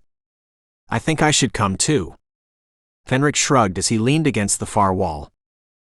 I pushed the button for the infirmary. That's fine by me. I think he'll appreciate the company after being out for days. The elevator doors opened, and Asher's loud laughter filled the entire floor. I guess we can say he's feeling better. I shook my head as I strolled to the door to his room. One of the female healers was in there doing a scan, which was why he was in such a good mood. Ash, stop flirting with my staff. I chuckled. When the only thing to look at is your ugly mug, I have to flirt with every pretty girl I can. Asher winked. The healer blushed a deep scarlet as she scurried from the room. Now you're embarrassing my staff. I rolled my eyes. I made my way to the side of the bed and sat in the chair next to him. Ash's face fell and his gaze darkened as some unnamed memory hit him. Aurelia. The council has her. I know. Fenric told us when he dragged your heavy ass through the portal, I said, in an attempt to lighten the mood. It wasn't just for Ash, but me too. Whatever he had to say, it was nothing good. Asher turned to the Fae standing in the doorway and nodded to him. Thanks for getting me out of there. I raised both brows. Asher wasn't one to thank people for anything, but I guessed it had to do with the trauma he'd suffered at the hands of the elders. What did they do to you? I asked, leaning forward on my elbows. This isn't about what they did to me. Asher sighed. They have someone else locked up with the Princess Grey. Who? I asked. Why would I care who they locked up with, Aurelia? I frowned in confusion. King Nicholas is alive, Asher said warily. He ran a hand over his tired face. What do you mean? That's impossible. He was killed as a traitor to the Light Fae crown. I stood and rubbed the back of my neck. He'd vehemently opposed the removal of the shifters and witches, and the Fae had killed him for being disloyal, hadn't they? He wasn't. The elders knew of the prophecy long before the information was leaked. They knew the Shadow Fae would lose their magic but still forced acceptance. He stared at the wall. I don't understand how one thing connects to the other, Ash. Fenric stepped forward and cursed. A new king can't come into power until the death of the old king. If he's still alive, the prophecy can't fully come to pass. Fenric balled his hand into a fist, his expression murderous. You're telling me that my father has been stuck in a cell for centuries? I asked with wide eyes. They kept him alive so you would never become king, Asher said sadly. And I'm stuck here with no way to get him or my mate out of chains? I jumped to my feet with a roar and punched the wall so hard my hand crumpled it like paper. Zeke stepped forward as if to stop me, and I shot him a glare. He raised his hands up in surrender. I think we should all just calm down. We don't know anything for sure, just what they taunted Ash with. I need the fucking book. I need it now more than fucking ever. I yelled. Fenric clapped a hand on my shoulder. There may be a silver lining. Yes, you have been exiled, but the king has not. If you got his power somehow, you might not need the book. Yeah, if he dies. But the Fae are keeping him alive in a cell so he can't die, I said. That's a shitty thing to say, Fenric. Asher shook his head. They just got through saying he had to die for me to get his power, and I didn't really want it. From what I know of the prophecy, true royal mates would break the curse on the Shadow Fae. I have shadow magic I never had before. Fenric crossed his arms. Asher blinked and frowned. You have the shadows? They were taunting me, saying they were going to use my presence there to force her to cooperate. Cooperate while they tortured the magic out of her, I growled. My wolf was close to the surface. He hated this talk of torture when it came to his mate. He wanted desperately to end any threat to Aurelia, but we were helpless to save her. All was quiet until the elevator dinged and thudding feet moved toward us from the hall. Dan peeked his head in, breathing heavily. We have a location on the shifters, but we need to hurry, Dan said between gasping breaths. How did you get a location? I spun around and stomped to him. One of them left a scribbled note in their quarters. Dan shook his head. If I hadn't planned to kill them both, they would be fired for such carelessness. I thundered out of the room after Dan. They didn't leave the book behind, so they must have it on them. I'm hoping they aren't meeting to hand it off. Dan pushed the button for the elevator. If there is a note about where to meet, then I'm sure that's exactly what they are doing. I stepped into the elevator and turned.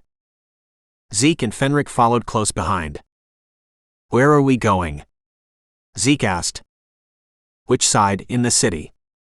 It's actually not far from where Aurelia lived with her foster mother. Dan leaned back against the wall. Why so public? Zeke asked, shaking his head. To stop anyone from starting a fight and taking the book. That plan will not succeed, I said. Fenric turned to Dan. Did the note say who they were meeting? The doors opened to the parking garage, and I strode over to my SUV. 4 huge men wouldn't fit in one of my cars. I grabbed the keys and hopped into the driver's seat, barely waiting for the others to get in before turning over the ignition. Put the address into the GPS and let's get the hell out of here. I turned and pulled out of the parking spot. The tires squealed as I drove faster than necessary to the main road. The drive to the city was silent, and I was okay with that. I was lost in my own head. We were this close to getting the book, but something didn't sit right about the note and the shifters taking the book back to Malcolm. Did he even know the book was missing yet? If it wasn't Malcolm, then who were the shifters working with? I pulled into the parking garage at my penthouse and decided we would walk from there. The address was close by, so it would be easier to sneak up on the exchange. It was nearly impossible to find parking in downtown Dallas anyway. I turned the ignition off and stared down the men who came with me. Dan, you and Fenric go around the back, and me and Zeke will go around the front. There should be no escape for them that way, I said, and hopped out of the car. The streets were bustling with activity as we strolled to the small coffee shop that was mentioned in the note. They had an outdoor patio, and every seat was full, but the shifters weren't there. I don't see them, Zeke mumbled. There was an alley down the side of the building, and I nodded my head toward it. Zeke caught my meaning, and we moved toward the mouth of the alley. My shifter senses went wild. The scent of rotting food and garbage nearly made me sneeze, but the low voices were what had my attention. The fact that they were in an alley in broad daylight, where anyone could see them, made me cringe. They were stupid and careless.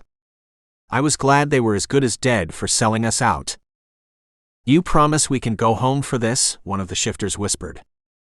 I've already said that, Mutt. Don't make me repeat myself. I stiffened at the voice. I knew that voice but hadn't heard it in centuries.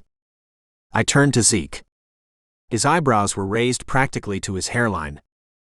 He recognized the council puppet's voice just like I did. I stepped into the alley and cleared my throat. I see the council fucks sent their best errand boy into my city. I held up a hand when the shifters moved to run. You aren't getting out of here. Submit to me and I'll make your death painless. The shifters gulped and glanced between each other before dropping to their knees. This is a private affair, Shifter King. No one asked you, Eric said and stepped toward me. You shouldn't have come into my city and tried to turn my shifters against me. I shook my head as if admonishing a child. This doesn't concern you. He stepped forward. Doesn't it though? I asked with a smirk. Your masters have my mate and sent you to get the only thing that could help me get her back. The shifters tensed on the ground, still on their knees, as a searing pain exploded in my chest. My wolf howled in rage and agony. I dropped to my knees with a savage roar. My wolf wanted to rip from my skin. The shifters in front of me howled a long mourning sound. Fuck. My father had been locked up for centuries, so how did he die? Anguish tore through me even as the power fueled me. It was too much power too quickly. I screamed and locked eyes on the council spy. They killed my father, and I would do anything, give anything to make them pay. Chapter 15. Aurelia. A bellow of rage filled the air as the council descended on us. I stared down at Nicholas, sadness and anger warring within me, as Ronaldo cursed his dead warriors littered on the ground at my feet. The idiots killed the Shifter King. Ronaldo screeched.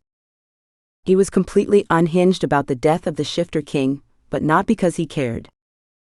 My father raced up from the side, his shadows coiled around him. Are you okay? He glanced between my mother and me. I shook my head, pain at what happened to Nicholas crippling me. My father glanced down at Nicholas and gasped, turning sharply to Ronaldo. You have been holding him all this time? My father roared. You don't get to question me, Shadow King. I'm your elder, Ronaldo spat back. His eyes landed on mine, and mania shone through his irises. My father stepped between us, blocking Ronaldo from view. Move, Shadow King. The council has sentenced the girl to death, and now more than ever she must die. Ronaldo raised his arms. Katrina, get her out of here, my father said softly. What are you going to do? You have to come with us. I cried. I will, just a second after you. Now go. Father ordered. My mother grabbed my arm and dizziness washed over me. The landscape spun away, and darkness clouded my vision. What the hell was that? What did she do to me? My head spun as I hit something soft and swayed. What? I asked, as I glanced at the vaulted ceiling above me. I'm sorry, dearest. I needed to get you out of there. I should have prepared you before I sifted us. My mother stroked my hair back from my face. Oh, she sifted us. I should have figured that out. Where did you take me? I asked. I didn't think being back at the castle where they took me from was the best idea, and if I was honest, I wanted to go home to the human world. I needed to find Gray and tell him about his father. Anguish ate at my gut, and guilt for not being able to help him. If I hadn't used so much power when I lost control, then maybe I could have saved him. We are at a secret home of ours, Mother said softly. It's safe, away from the council. Safe from the council? Is there even such a place? I shook my head. The council would hunt me across realms to keep their way of life at status quo. It's as safe as we can make it. She sat next to me on the fluffy bed. I nodded and sat up. I needed information if I was ever going to get the council off my back. I needed to know exactly what was happening to me. Why does Ronaldo care so much about Nicola's death? Nicholas said it was because of Gray, but didn't get into details. I peered up at my mother. Long ago, at the height of the Shifter King's reign, a prophecy was shared about his death. His death would bring about a new era. The elders don't like change, and wanted to stop any new era that had anything to do with the shifters or witches, she said. Why did everyone seem so surprised that he was alive? I asked. It still didn't make sense. They kept him locked away, instead of exiling him with the rest of the shifters and witches. Nicholas was to be executed before the exile. He was against the plan to get rid of the shifters, and they charged him with treason. I thought I watched him die. Mother sniffled. They faked his death and pretended that the exile was the new era that the prophecy had spoken about, I said, putting everything together in my mind. I'm starting to think that you're right on that. But that isn't the prophecy that's about me? I asked. No, darling, it's different. She shook her head. Katrina. Aurelia. My father's voice boomed from somewhere inside the house. Mother jumped to her feet and ran to the closed door, throwing it open and calling down the hall, Aurelia's room. Are you sure that's wise? I asked. Magic pooled in my palms as I anxiously waited to see if it really was my father, and if he was alone. They could have been forcing him into giving up our location. Aurelia, are you okay? My father asked from the doorway. Are you alone? I questioned, craning my neck to peer behind him. Of course, you are perfectly safe, daughter. He shook his head and stepped forward into the room. There was no one else in the hall behind him. I blew out a breath of relief and released my hold on my magic. I need to get back to the human world, I said softly. Guilt ate at me. They had saved my life, and all I could think about was getting back to Gray and figuring out a way for us all to be safe. Your mother didn't tell you? My father smiled. Tell me what? I asked with a frown. The only place in the realms we would have a secret house away from the council's prying eyes is in the human world. Father chuckled.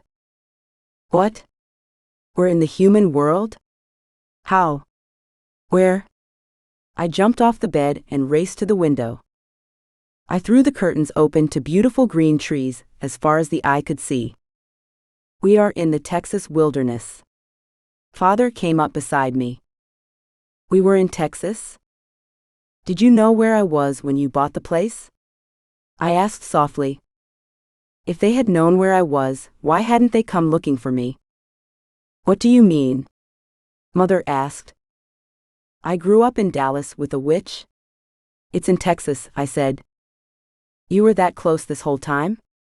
Mother asked with tears pooling in her eyes. I was. I shook my head. How did the witch mask my presence so easily? They were right here at times, and neither of us ever knew it. I need to get to the facility. I shuffled my feet anxiously. It's not safe. Father clapped me on the shoulder. I'll go see if I can find the facility or your mate. It's warded, Father. I couldn't let fear of the council stop me from making things right with Gray. Despite the betrayal, I missed him, and I had a promise to keep to Nicholas. Pain lanced in my chest at the thought of Nicholas. He had done everything he could to protect me, and it had cost him his life. You don't need to feel guilt over the king's death, daughter, Father said. He squeezed my shoulder when I glanced up at him. How did he know I was feeling guilt over that? It was true, but that wasn't the only thing I was feeling guilt over. If I hadn't run off, then maybe Gray's father would still be alive. Would we have even known he was alive? There's no way to know any of that. Oh, what is that? Mother asked as she plucked something from my shoulder. Fiona buzzed angrily, held between my mother's fingers. Fiona, I gasped. I forgot you were there. Miss Aurelia, I don't like being forgotten and tangled in your hair. Fiona glared at me as she struggled in my mother's hold. Mother, Fiona is my friend. Let her go, please? I asked softly. My mother let her go, and Fiona buzzed up to the top of the post on the four-poster bed. Miss Aurelia, I can take your father to the penthouse. Maybe we can find Master Gray there, Fiona said in her tiny voice. That is a wonderful idea, Father beamed. What am I supposed to do? I don't want to just sit here and do nothing, I said, shaking my head. You could start with a shower, Fiona said in a disgusted tone. Hey, that's not my fault. I was in a fucking dungeon for weeks. I crossed my arms over my chest and scowled at Fiona. Doesn't mean you stink any less. She waved her tiny hand in front of her nose. Rude. I thought you said she was your friend, Mother whispered to me. She is. Things are a bit different in the human world, and friends come in unexpected packages. I chuckled. Very strange. Mother frowned at Fiona still sitting on top of the post, swinging her legs back and forth as her wings fluttered behind her. I want to know more about the prophecy that I'm involved in. I glanced between my parents. They shared a look at my abrupt subject change. If I am going to stay behind while you go find Gray, I want to make good use of that time. They weren't going to let me out in the world, but why? The council never came to the human world, so I was safest there, right? Fine, let's go into the sitting room. I have a book in there that may help explain what I know for now. Mother looped her arm in mine and led me from the room. I'll bring your prince back, daughter, Father announced, and then disappeared with Fiona on his shoulder. Was Gray my prince? I didn't think he was technically a prince at all. Did he know that his father was dead? Did he feel the magic transfer? I hoped my father didn't explain to him what really happened. That Nicholas was dead because of me. Would Gray hate me forever if I told him that? My mother nudged my shoulder. Don't fret, darling. He will not blame you for his father's death if he is truly your mate. How do you guys do that? You know when I'm feeling guilty, I said curiously. The scent of guilt is acrid. It's very easy to discern. She shrugged and led me down a set of marble stairs. So I smell? That's not weird at all. Maybe Fiona was right, and I should start with a shower. I shuddered.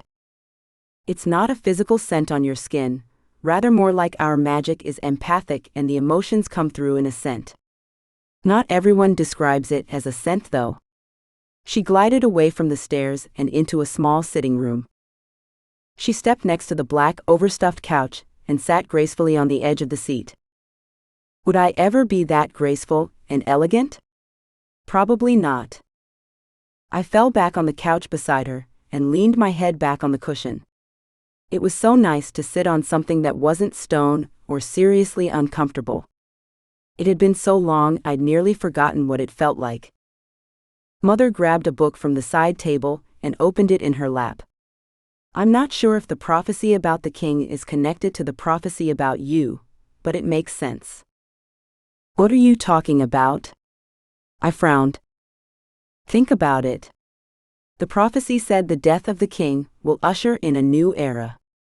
An era where you bring back the shifters and witches. Shadow magic comes back, and we live in prosperity. Mother shrugged, never looking up from her book. Father appeared in front of us, a grim expression on his face. Fiona was crying softly. What happened? I stood abruptly. The penthouse was ransacked and Freya is... Fiona trailed off and my heart broke for her. Freya is what? Fiona? I asked, panicked. Freya is gone. I think someone took her, she sobbed. Was Gray there? I asked, but it was a stupid question. If Gray had been there, he would have come back with them. Where is Gray and is he all right? Chapter 16. Gray. He's gone, I breathed through the pain. What? Zeke asked with a frown as he leaned down to help me up. My hand shifted to claws as I stared the council spy down. They killed my father.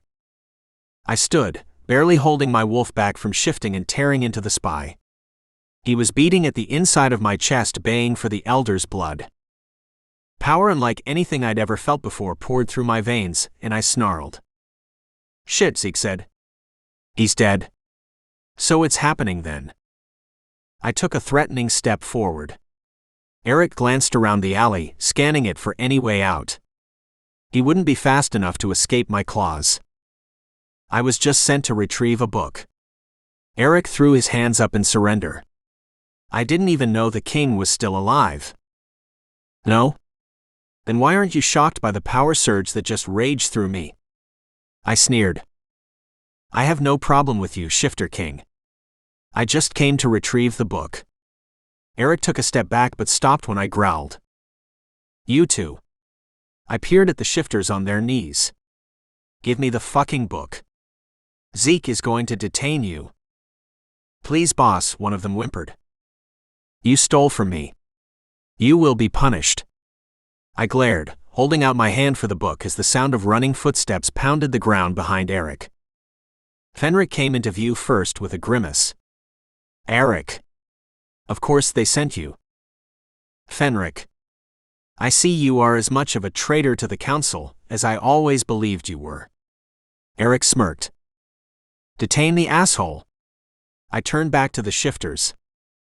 They were going to pay for what they'd attempted. I stomped forward, picking the shifter on the right up by his throat. Tell me where the book is, I snarled. He glanced to the other shifter almost reflexively, and I threw him on the ground at Zeke's feet. The other shifter stiffened as I stomped to him. Zeke, detain him. I called over my shoulder to the rider. Reaching down, I ripped the bag off the shifter's shoulder. Fenric shouted, Eric, you don't want to do that. I glanced up to see Eric with magic crackling over his palms. You want to challenge me? I laughed. I threw the bag to Zeke so he could check it for the book. If the shifter lied to me, his death would be even more painful. I would guarantee it. I need that book, Eric growled. You just watched me become the new Shifter King. Do you really think you're fast enough to challenge me? I shook my head.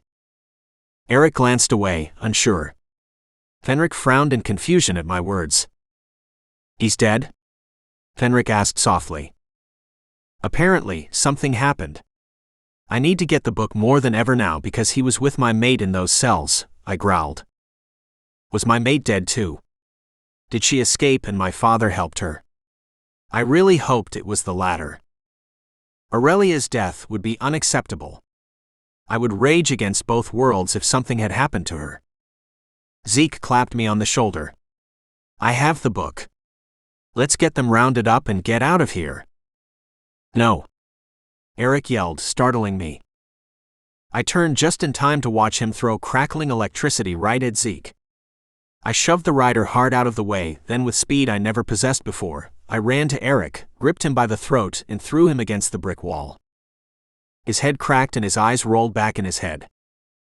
I turned to Zeke to make sure that he still had the bag in his hand. He had the bag in one hand, and the other was wrapped around the shifter's neck. Dan stepped forward, peering down at his phone. I got an alert from the security company that oversees the building you live in. Dan frowned. What's going on now? I growled. I nodded to Fenric, who was standing over Eric, letting his magic wrap around the council spy's unconscious form. Someone broke into your penthouse, Dan said. What the fuck? I growled. I was torn between checking on Freya and securing the book, and the supernaturals who needed to be punished. Fenric glanced at me with a nod. Go. We can handle things here. Are you sure? I asked. Yes, now that I know where the facility is, I can sift there. Fenric reached down and grabbed Eric, throwing him over his shoulder. He sifted away, and I turned to the mouth of the alley. I needed to get to the penthouse. It was urgent that I make sure Freya was okay. I rushed the 2 blocks to the building, trying not to run supernaturally fast. There was no way to explain that to the humans in the area. We needed to keep the humans unaware of us. Gods only knew what would happen if they discovered our existence. The elevator from the parking garage took too long. I ran a hand through my hair as I watched the numbers change with the passing of each floor. I tapped my foot nervously. Fuck. Is Freya okay? The elevator finally dinged, and I raced into the entryway. My home was in complete disarray, again. What the fuck? Who trashed my apartment? Freya. I called into the room. Furniture was overturned and slashed. Feathers and stuffing littered the room, but it was just furniture. It was replaceable. Freya was what I was really concerned about. Freya. I crossed to the kitchen where she would normally have been. Where the fuck is she? Did she get taken again? The kitchen was just as destroyed as the living room and entryway. Everything was torn from the cabinets. Why would someone do that? It's not like I would hide things in the kitchen. This wasn't simply a robbery. Someone wanted to send me a message. This was personal. Freya. I yelled and ran to the hall just as Zeke, Fenric, and Dan stepped out of the elevator. She's gone. I sighed. Who would take the sprite from my home? Fenric cocked his head to the side. Can you smell anything, Shifter King? I growled, because no, I didn't try to scent the intruder. I hadn't had the heightened senses long enough to really think about scenting the air for anything. I forgot my senses are even more heightened now, I admitted. I took a deep breath through my nose and growled at the scent. Malcolm, I growled. Of course that rat bastard would come here. Zeke shook his head. His hands balled into fists at his sides. How did he know where you lived? Fenric frowned. This isn't the first time that fucker has broken into my home and taken someone important to me. My hands turned to claws and I roared out my anger. He's after the book. I bet he plans to trade Freya for it. Dan shook his head. He's not getting it. Freya will be pissed if I give up the only thing that could bring us to Aurelia. I shuddered, wondering what pranks she would pull on me in the process. It would not be pretty. That sprite gets angry pretty easily. I wouldn't want to be you if she was pissed at you. Dan grimaced. What are we going to do? Fenric asked. We can't give him the book, but we can't let him keep your friend either. I don't know, we could pretend we are giving him the book and get the sprite back by force. Zeke crossed his arms over his chest. That could be an option, but he's not stupid. He'll expect us to try to double-cross him. Fenric ran a hand through his hair roughly. You don't become the captain of the King's Guard by being stupid, I agreed. Buzzing hit my oversensitive ears, and my head snapped to the hall. Was that Freya? Did Malcolm not have her after all? Freya. I called, hope filled my tone. Did she somehow escape the madman? A buzzing ball of green flew down the hall with a beaming smile. Fiona crashed into me, excited. We thought you were gone. Fiona screeched. Fiona? What are you doing here? I asked, confused. She was supposed to be in Faery, helping Aurelia. I can answer that, a male voice said, which made me stiffen. I turned. How the hell was the king of the Shadow Court standing in my living room? Where is Aurelia? I asked with wide eyes. Her father was standing right in front of me. How was he here with me? She's safe. We have been looking for you, the king said. Fenric dropped to one knee, seeing the king, and I scowled at him. Where is she? I asked angrily. I was a king too now, so I didn't have to bow to the Shadow King. She's at our safe house.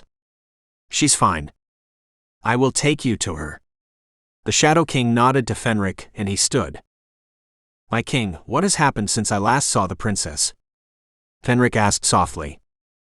Much has happened, but we must leave before Malcolm returns. The king turned. I eyed Zeke. Can you keep track of the book, and you and Dan don't let anyone in the facility know where it is?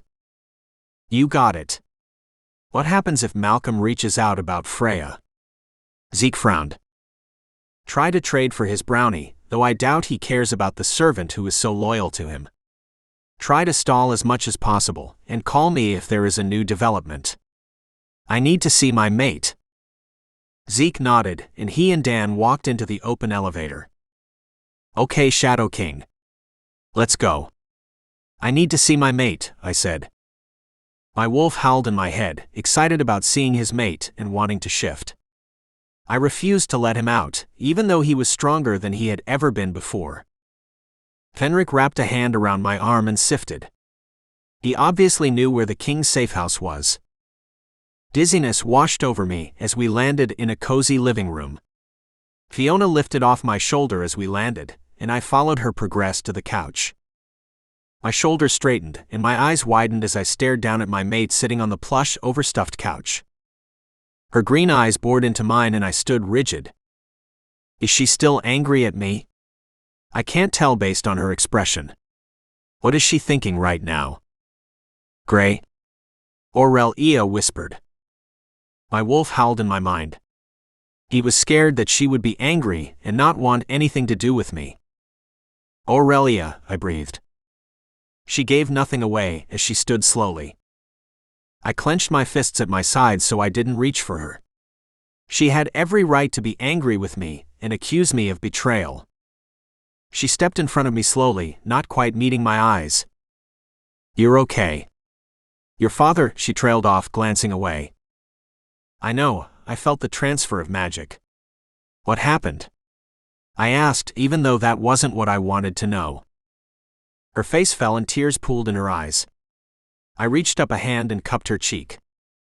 He died trying to protect me, she whispered brokenly. I'm sorry, that must have been hard for you, I said tentatively, pulling her close. She let me tug her into the circle of my arms, and I breathed a sigh of contentment. She was finally back, and she wasn't pushing me away. Chapter 17. Aurelia. Gray was here and holding me in his arms. He didn't get angry that his father had died to protect me, he just held me close. How could he not be angry with me though? It was my fault his father was gone. I pulled back and stared up into his eyes. So many emotions and questions passed between us in that moment. Was I still angry with him? If I was honest with myself, I hadn't been angry for a while. I sighed and laid my head back on his chest, listening to the thumping of his heart. Gray's arms tightened around me as a throat cleared. Sorry to break up the reunion, daughter, but we have things to discuss. My father clapped Gray on the shoulder. Right, sorry. My cheeks heated as I took a step back, but Gray refused to let me go. Gray growled softly as I pulled away from him and sat on the couch beside to my mother. He sat down next to me, crowding me and entwining our fingers. Did he think I was going to leave? I had no intention of ever leaving him again. Not only because of the promise I made to his father, but because I needed him. His betrayal didn't seem so great in the scheme of things. He did it for his people, and didn't know how to tell me. I could forgive that. What do we need to discuss? Gray asked, tightening his fingers around mine. My father blew out a breath before turning to Gray. Aurelia is the princess from the prophecy, and has brought back shadow magic to our people, but I fear we are going to have a war with the elders as they sentenced her to death. They sentenced her to death? For what? Gray stiffened next to me. The growl in his tone meant his wolf was close to the surface. I patted his hand to soothe him. For no other reason than I was a threat to their way of life. They trumped up charges of me bringing Asher with me into Faery, I said. My eyes widened and I snapped my gaze to Gray. Asher. He's going to be fine. He's already being a pain in the ass. Gray shook his head with a small smile. We need to gather our forces, Father said. The Syndicate is having some staffing issues at the moment. Gray grimaced. But you do have people trained for battle, yes? My father asked with a raised brow. I slumped back on the couch, not wanting to go back to that place. Every time I went there, something bad happened. Yes, but what good will that do us if we can't get through the portal? Gray squeezed my hand.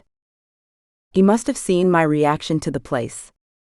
I hated the facility. Fenric ran a hand over his face.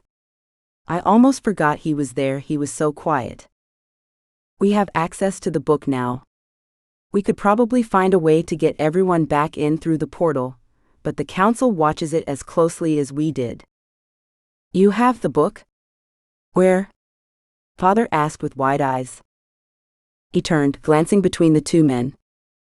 I wouldn't take it with me to my home that had been ransacked. Gray sat back, his shoulder brushing mine and sending tingles down my spine. Fair enough. Father nodded.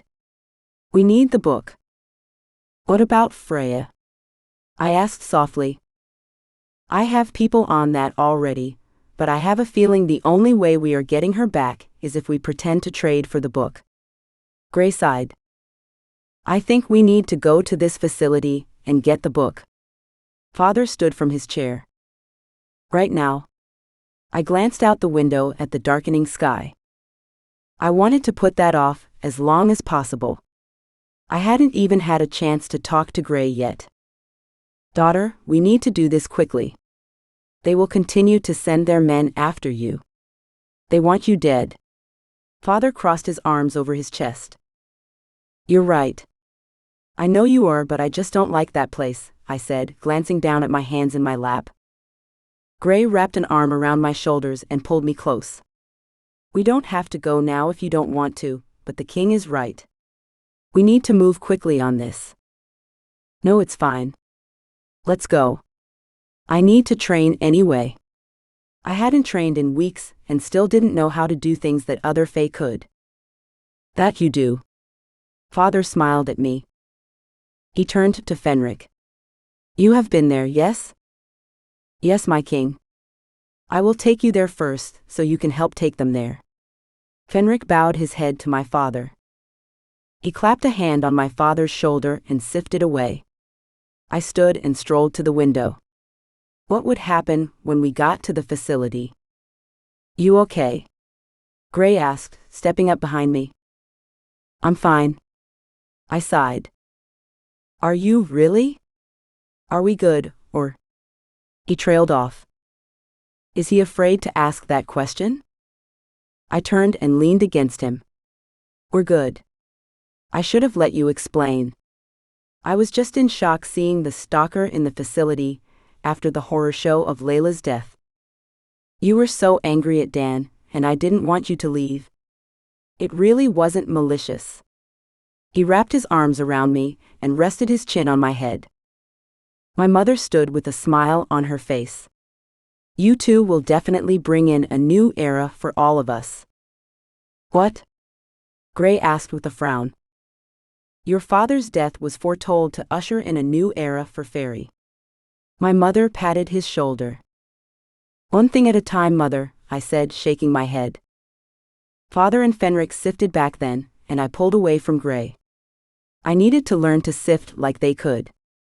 It would make things so much easier.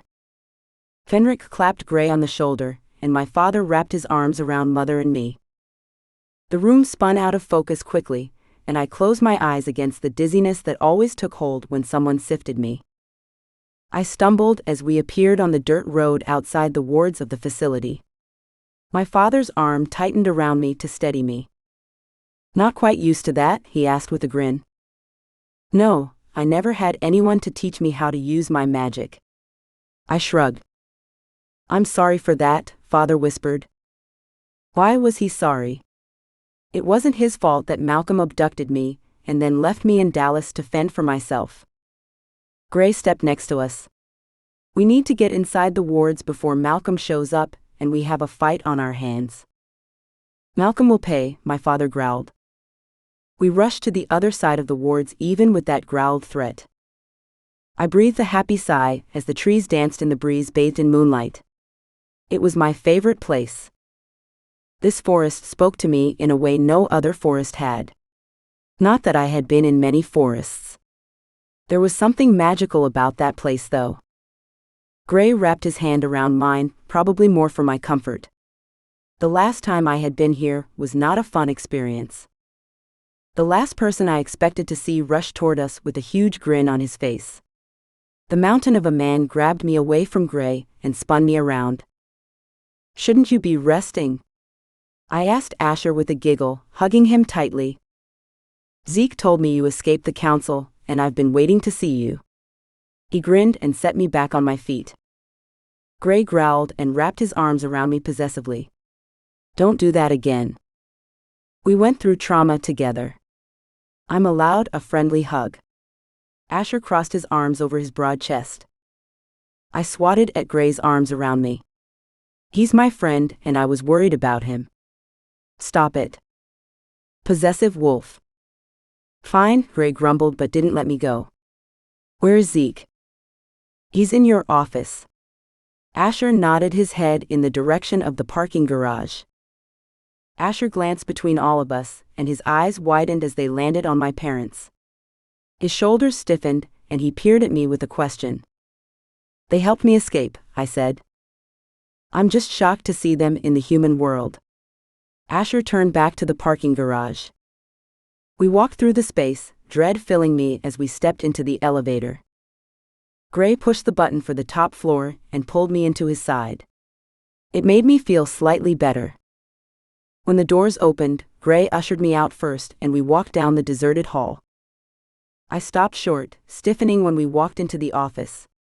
The man who shot me with the tranquilizer dart was standing by the huge window. Shit, Gray whispered. I forgot he was here. I took a step back and scanned the room. What did I want to do? I wanted to run again. Panic tugged at my insides like claws. Princess, the man said and dropped to his knee. What the fuck? I asked, turning to Gray with wide eyes. Dan is half Fae, Gray said. He's bowing to royalty. Make him stop. My voice rose in pitch. I took 2 large steps back. I needed to get out of there. My throat dried up and I gasped for breath. Shadows slithered up my arms angrily with my panic. Gray turned me to face him. "Breathe with me."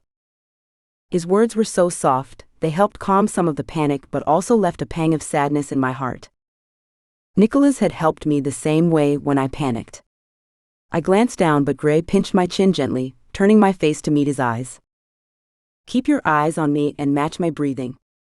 Gray breathed in deeply and blew it out slowly. "You still need to make him stop," I said, but did as he said. "I think it's his way of apologizing."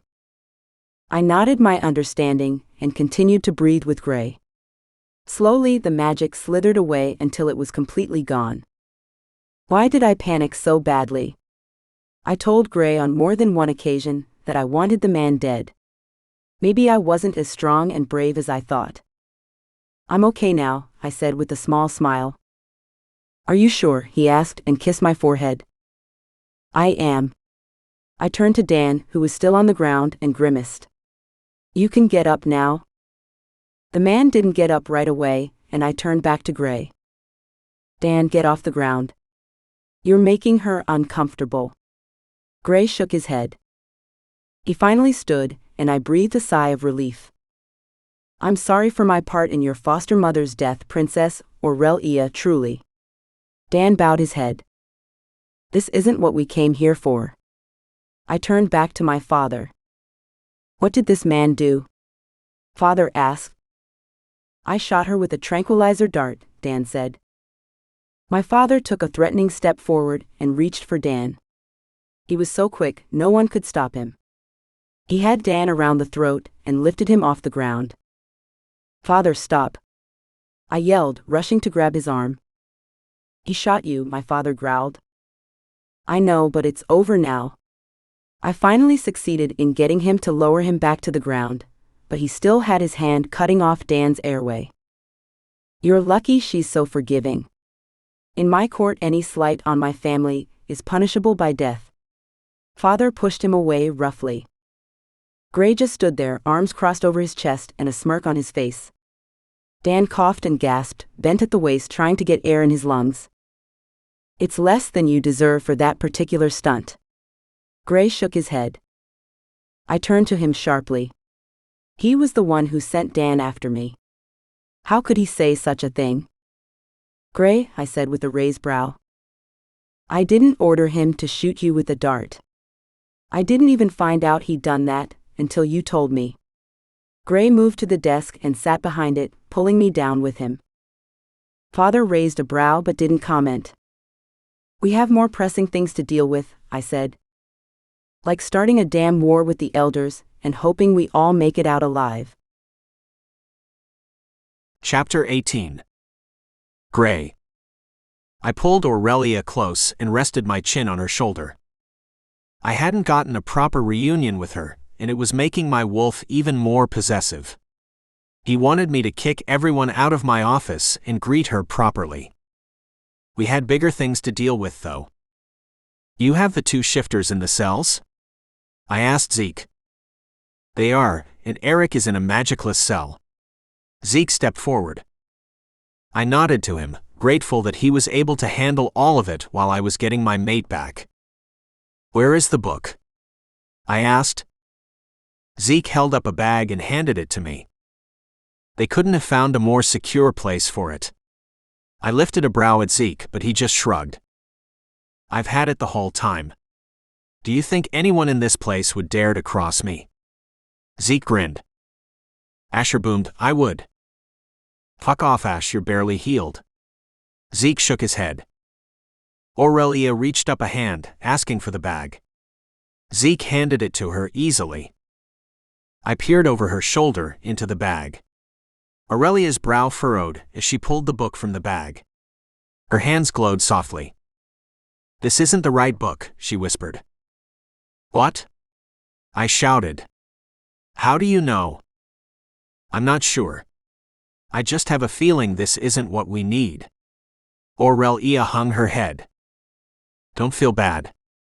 It's not your fault." It's the fucking Shifter's fault, I growled, pulling her in closer to me. Are we sure it was the Shifters and not the brownie? Zeke asked. My fist clenched on the desk. That fucking brownie had been the bane of my existence since I'd met him. Brownie? Aurelia asked. The one from Malcolm's house. How? Yes. I nodded into her shoulder. I came across him when we were looking for the book. He's a mean little thing, she said with a shiver. Of course, she had encountered him when Malcolm had abducted her. That he is, but I wish you'd heard him squeal when I picked him up by his jacket and carried him out of the burning house. I grinned against her shoulder. Maybe he didn't know he was grabbing the wrong book, she asked. I'm guessing so, but why did Malcolm destroy my penthouse if he had the correct book? I stared up at Zeke. Maybe we should go ask our little friend that question. Zeke grinned and turned for the door. I picked up Aurelia as I stood and set her back on her feet. Let's go have a chat with an asshole brownie. Aurelia nodded and stepped forward. She had no idea where she was going. I wrapped an arm around her waist and led her to the elevator. She leaned her head on my chest with a sigh. What are we going to do? She whispered. We still don't have the right book. We'll figure it out, I said as the elevator door opened. We made our way down to the cells and Karma screamed, "Let me fucking out of here." Shut up, bitch. I barked as we moved past her. Aurelia scowled at the woman. Oh, you got your princess back, Karma sneered. She doesn't know when to shut her fucking mouth, Aurelia mumbled. Magic sparked along her fingers, but she quickly let it drop. She glared at Karma. You'll get your shot at her, I promised, wrapping an arm around my mate. We stood outside the brownie's cell as we waited for Zeke to open the door. The little shit was huddled in the corner on the small mattress. What do you want? He asked, glaring up at us. His eyes scanned our faces until they landed on the Shadow King. His eyes widened and he scrambled to kneel on the floor. Your Majesty, he spluttered. Brownie, where is the real book? The king asked. The brownie glanced up with a frown. His people took it from me. The brownie pointed an accusing finger at me. The book they had was not the correct book. I shook my head. The wrong book, the brownie shrieked. His eyes widened and he jumped to his feet. I could tell immediately, Aurelia said. Burned. The book is burned now, he wailed, gripping his head. What is he talking about? Aurelia asked with a shocked gasp. Malcolm's home was in flames when we escaped. I scrubbed a hand over my face. I barely got to the book before the flames got too big, then the wolf grabbed me and stuck me here. The brownie glared at me. So the book is gone? Aurelia whispered. It can't be, but it doesn't make any sense to me. Why would Malcolm search the penthouse for the book if he still has it? I asked.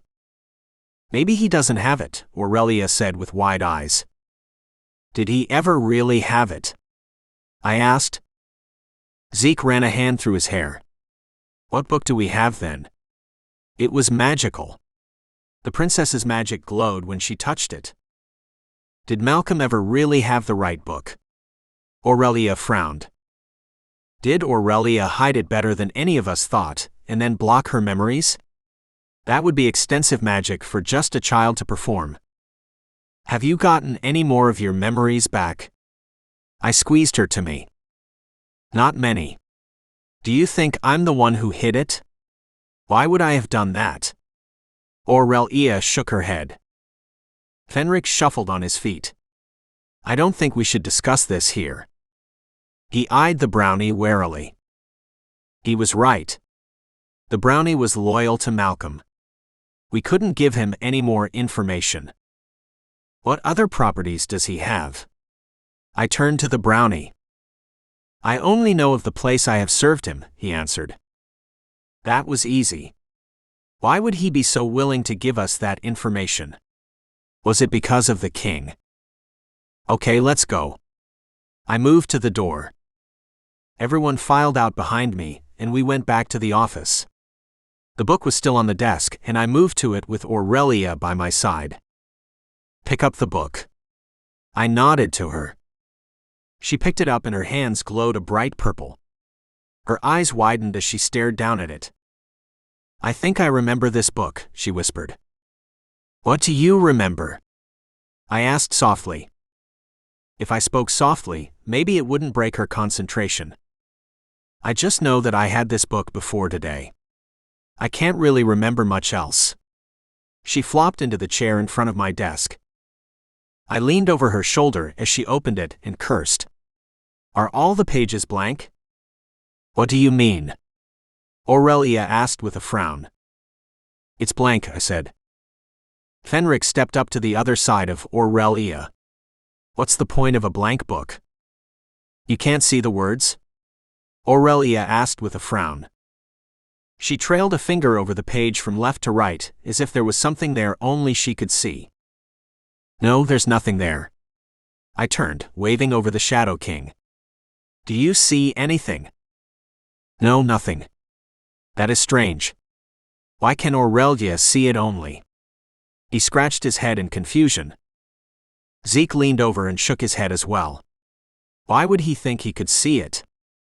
I figured it could only be read by the Fae, but the king and Fenric didn't see anything either.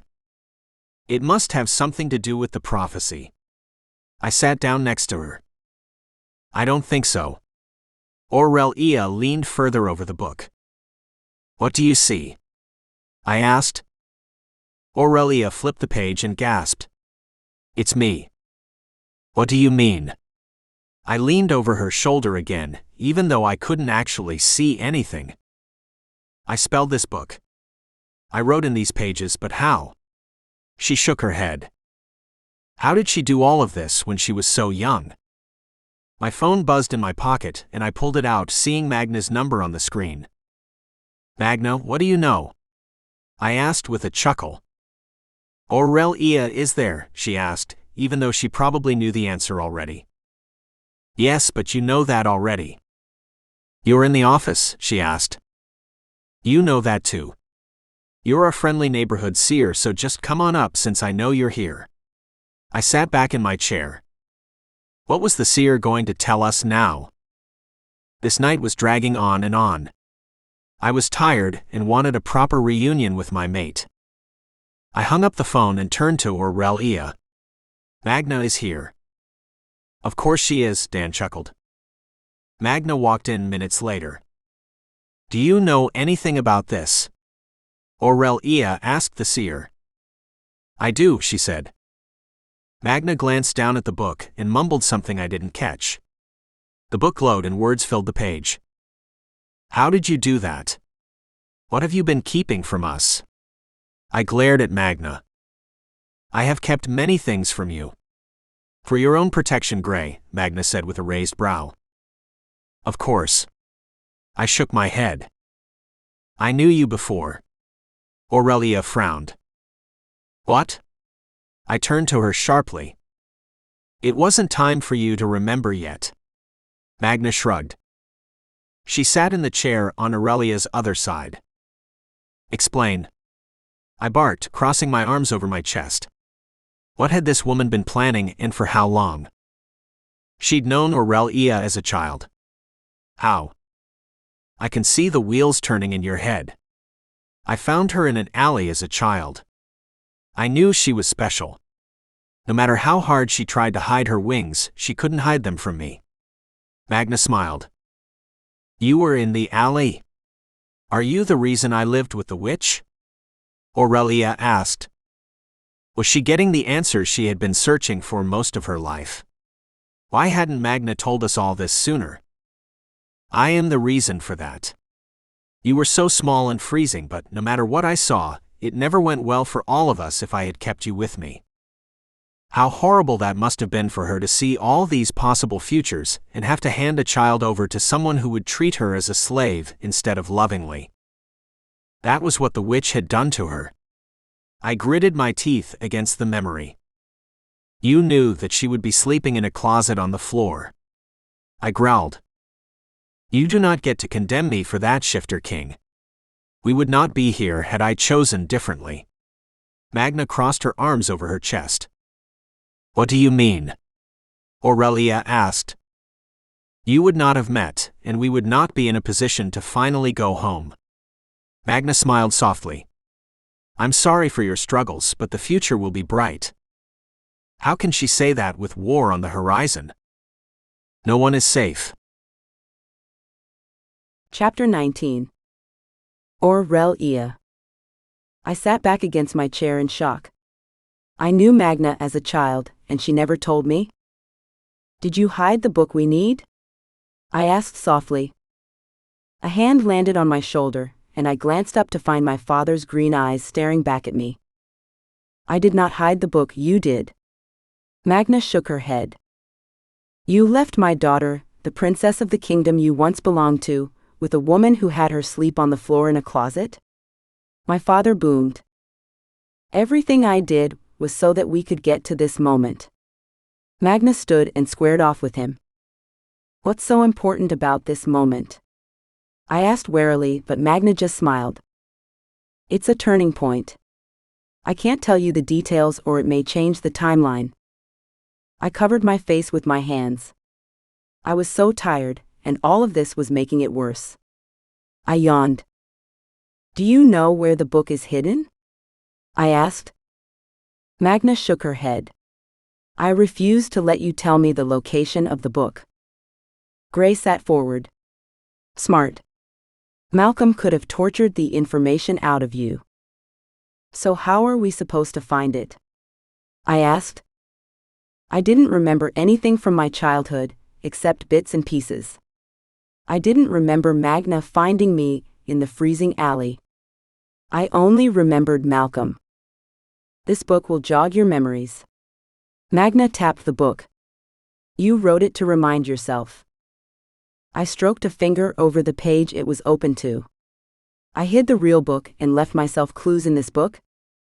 How was I supposed to figure this all out? Gray cleared his throat. It's getting late, and I need time with my mate. I think we should pick this up tomorrow. Magna opened her mouth to argue, but closed it and nodded. I'll go find a place to settle in. Everyone filed out of the room to find a place to sleep, and I frowned. We are sleeping here? I asked Gray. I didn't like or trust this place, and I wasn't sure I could rest here. The penthouse isn't safe. Malcolm has broken in twice now. I don't want to take that chance again. Gray pulled me up into his arms. I get that, I just don't like it here. I laid my head on his chest. I know. He said, ran a hand through my hair. He pulled me closer and kissed my forehead. Everything felt right when I was with Gray like this. Where are we sleeping? I don't know how much sleep we will be getting. Gray chuckled.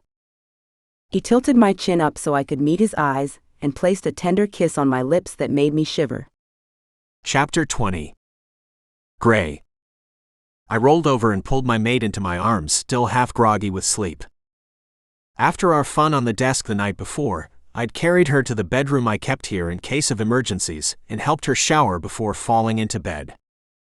We have to get up, don't we? She yawned. Yes, unfortunately. We need to find the place a child would hide a book. I grumbled. I don't want to, she said, rolling into me so her head was against my chest. I didn't want to get up, either. I hadn't had nearly enough time with my mate like this, but we needed the book to stop the elders. There's no rest for the wicked, love. I grinned and patted her back. I'm not wicked, she griped. I hate that term for Fae. I know, princess. Poor choice of words. I squeezed her to me tighter.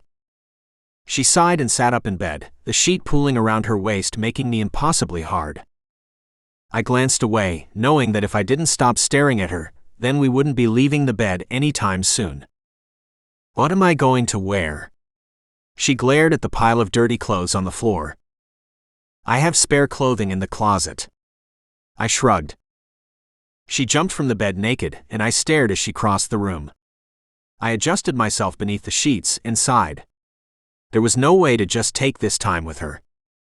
Time was ticking, even with the book Aurelia wrote to give herself clues. The elders were bound to send more people after her, in the book. We needed a win, desperately. You have women's clothes in here. Aurelia peeked her head out of the closet with a raised brow. I brought them from the apartment after the first time we were attacked by Malcolm, just in case. I got up from the bed and moved toward the dresser.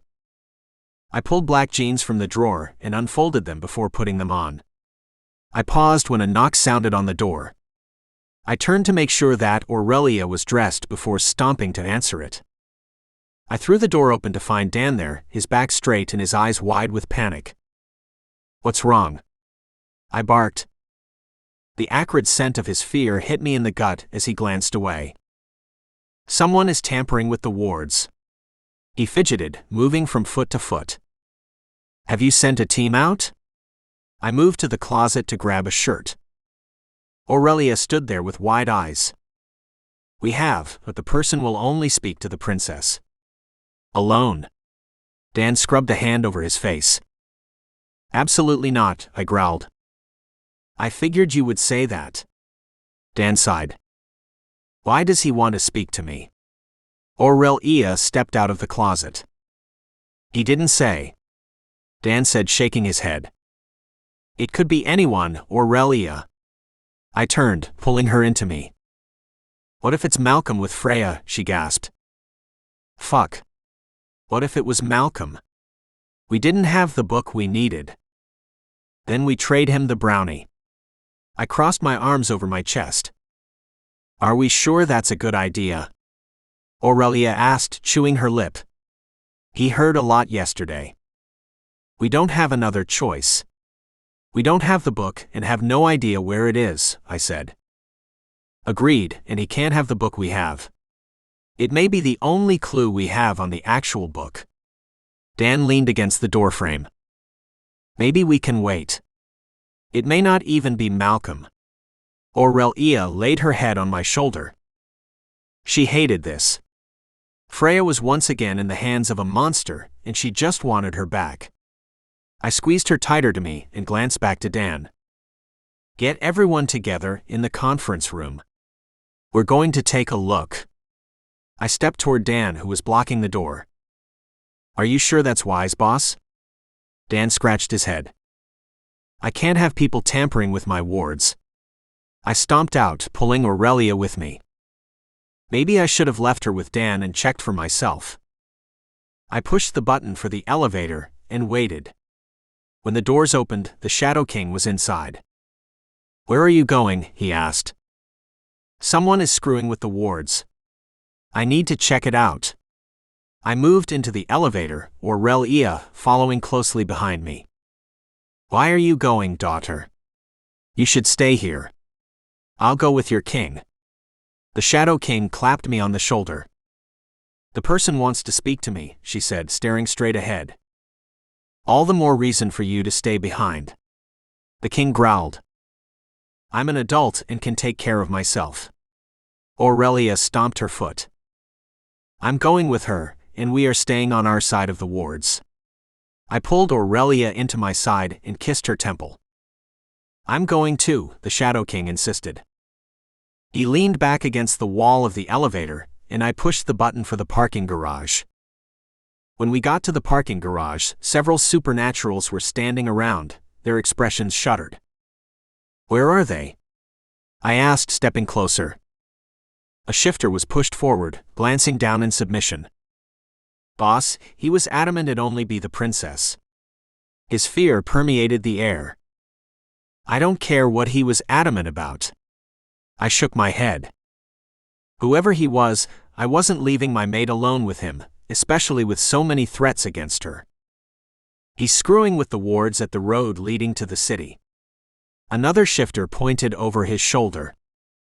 I nodded to the shifter and marched past him with the king and Aurelia at my back. Someone clapped me on the shoulder and the world spun around me. "Motherfucker." I was not expecting that. "You can't just do that without warning," I spat at the king as we appeared at the edge of the wards. He wasn't paying attention to me. His eyes blazed with fury as he stared at someone behind me. I spun around and growled as my wolf beat at the cage in my chest. Ronaldo stood on the other side of my wards with a smug as fuck smile on his face. "What the fuck do you want?" I snarled. "The princess is condemned to death. I'm here to take my prisoner back to be punished for her crimes." He shrugged. "You have no jurisdiction here. Fuck off." I yelled. "I don't?" Ronaldo asked. What the fuck was he talking about? Of course he didn't. We weren't in Faery. I hadn't been back in 2 centuries. It was my sole mission to get my people back there, and my mate was going to help me do it. I refused to give her to this bastard elder to be executed. "No, this is my property, and you are trespassing. Leave." I turned my back on the elder. The man growled at the slight. Turning my back on him was a major disrespect to him. I didn't give a shit. "You will give the princess to me before all is said and done. Her real betrothed misses her terribly," Ronaldo said with a smile. "Real betrothed?" Aurelia scoffed. "Malcolm will pay for the things he's done," the Shadow King roared. "He's baiting you, Shadow King," I said, gripping his shoulder. I tightened my arm around Aurelia as she glared at the elder. "I will never be with Malcolm," Aurelia yelled. "Shush, I know.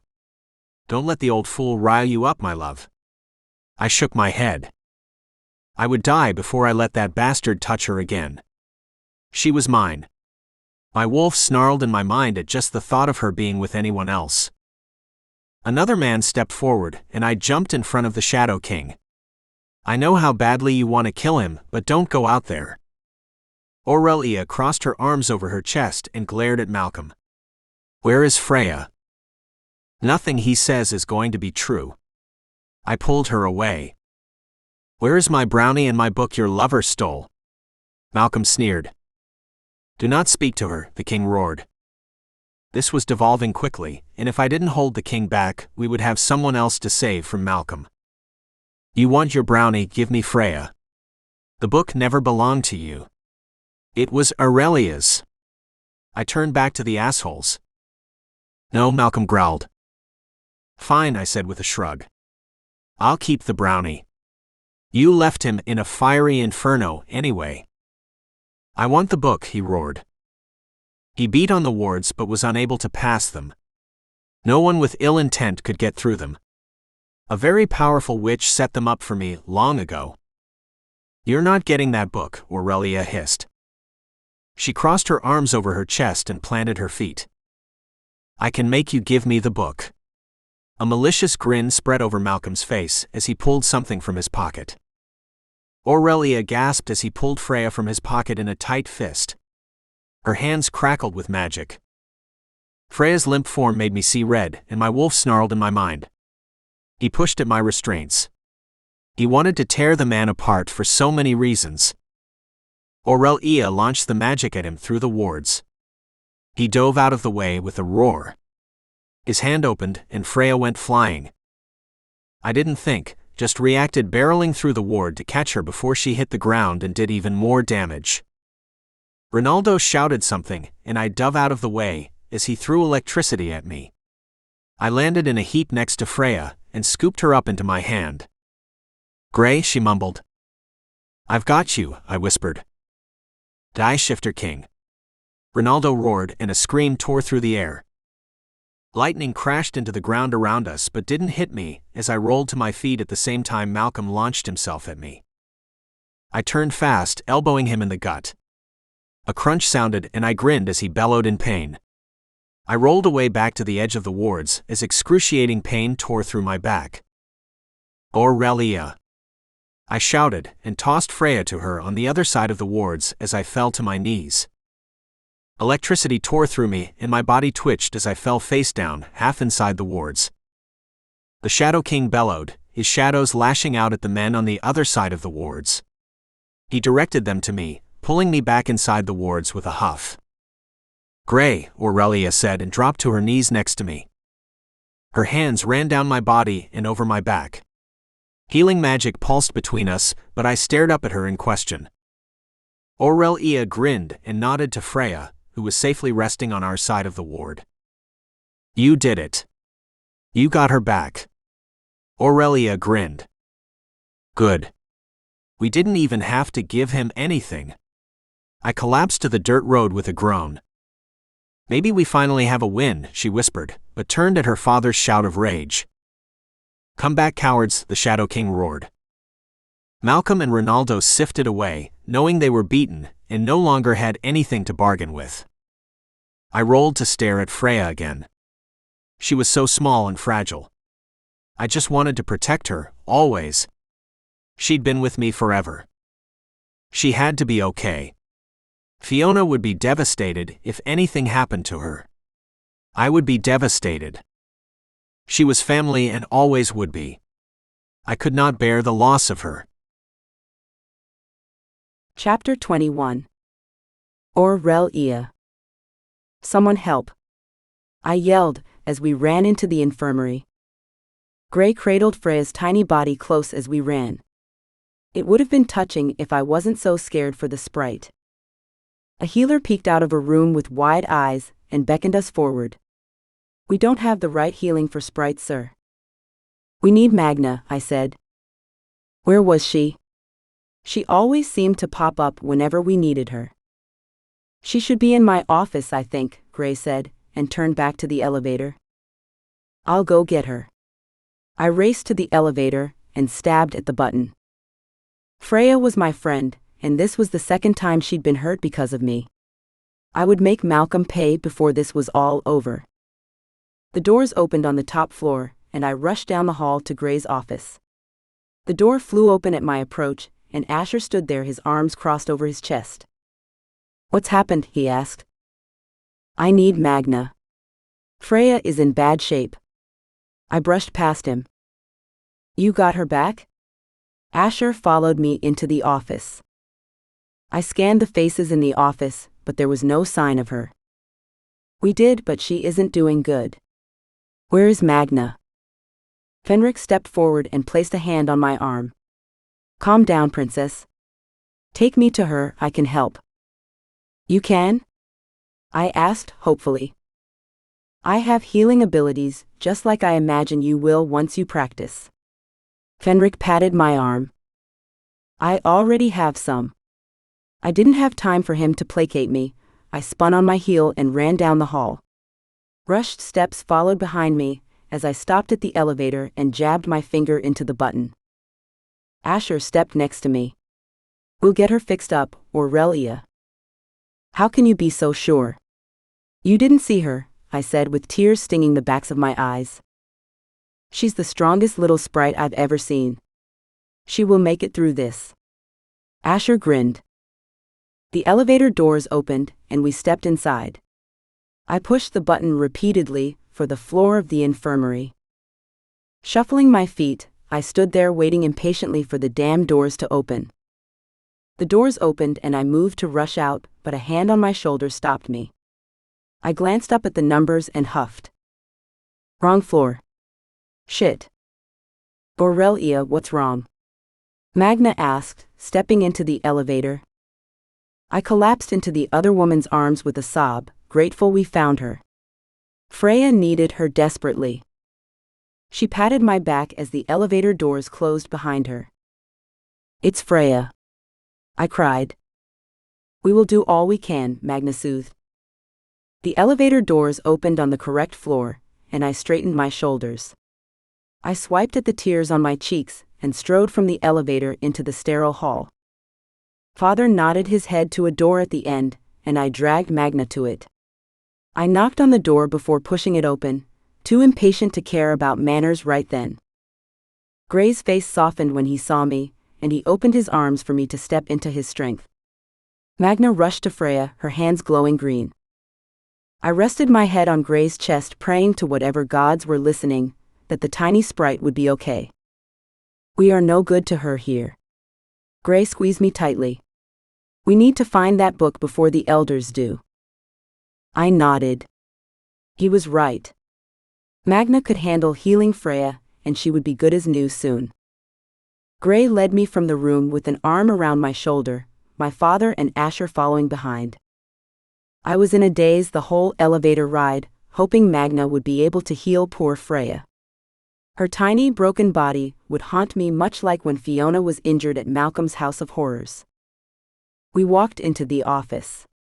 Zeke and Dan were sitting in the chairs in front of the desk.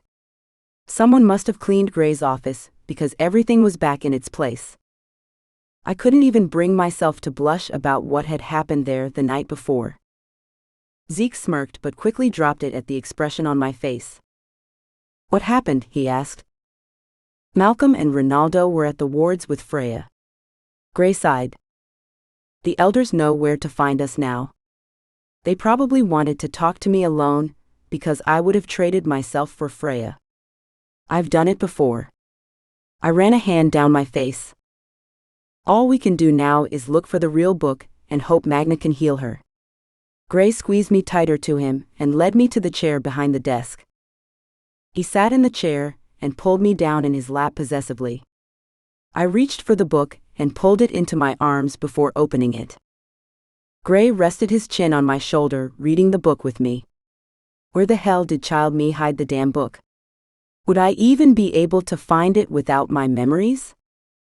I don't know if this is even going to have the answers we need. I shook my head. "Why not?" Gray asked, kissing my cheek. "I went to a lot of trouble to make sure no one could find it. I even blocked my own memories to accomplish it. Magna easily broke the spell on it, so others could see what it said." "So, you think you need to unlock your memories?" Gray asked. "That didn't go so well the last time. I went through that block like a freight train, and I still didn't retrieve everything," I agreed. "Maybe there's an answer you need in the book." Gray squeezed me. I glanced back down at the words. How did I write in such a beautiful curling script at such a young age? How was it even possible? I turned the page and gasped, my mind spinning with memories. I ran through the forest outside the castle, giggling wildly as someone chased me. "Princess, don't run from me. How am I supposed to protect you if you're constantly running away?" Fenric's panicked voice made me giggle more and I ran faster. "You're supposed to catch me, silly." I ran into the hollow of a tree and hid as he passed. I giggled again as I ran the other direction, away from Fenric. He was stuffy and never wanted to let me play. I ran into the stables and hid in one of the stalls with Buttercup. I backed into the corner of the stall and plastered myself in a corner so Fenric couldn't find me. Voices filled the space and I strained to listen. It wasn't Fenric. Malcolm was talking to someone quietly. "You know what will happen if we do this," he said to someone I couldn't see. "You must. She is too dangerous to be here. If she knew what she is capable of, she could overthrow everything we have built here. Our plans for both realms could be ruined," the man whispered. I didn't recognize his voice, but it sounded familiar. "The king will hunt me down if I do this," Malcolm growled. "Then dump the girl in the first major city. She won't be able to take care of herself. Maybe she'll die, and it will save us the trouble of having to kill her later." Who were they talking about? Why would they want to kill a girl? It didn't make any sense. Heavy footsteps came into the stables, and I peeked out through the slats. Malcolm and the man were gone. Fenric stood on the other side of the stall, and I breathed a sigh of relief.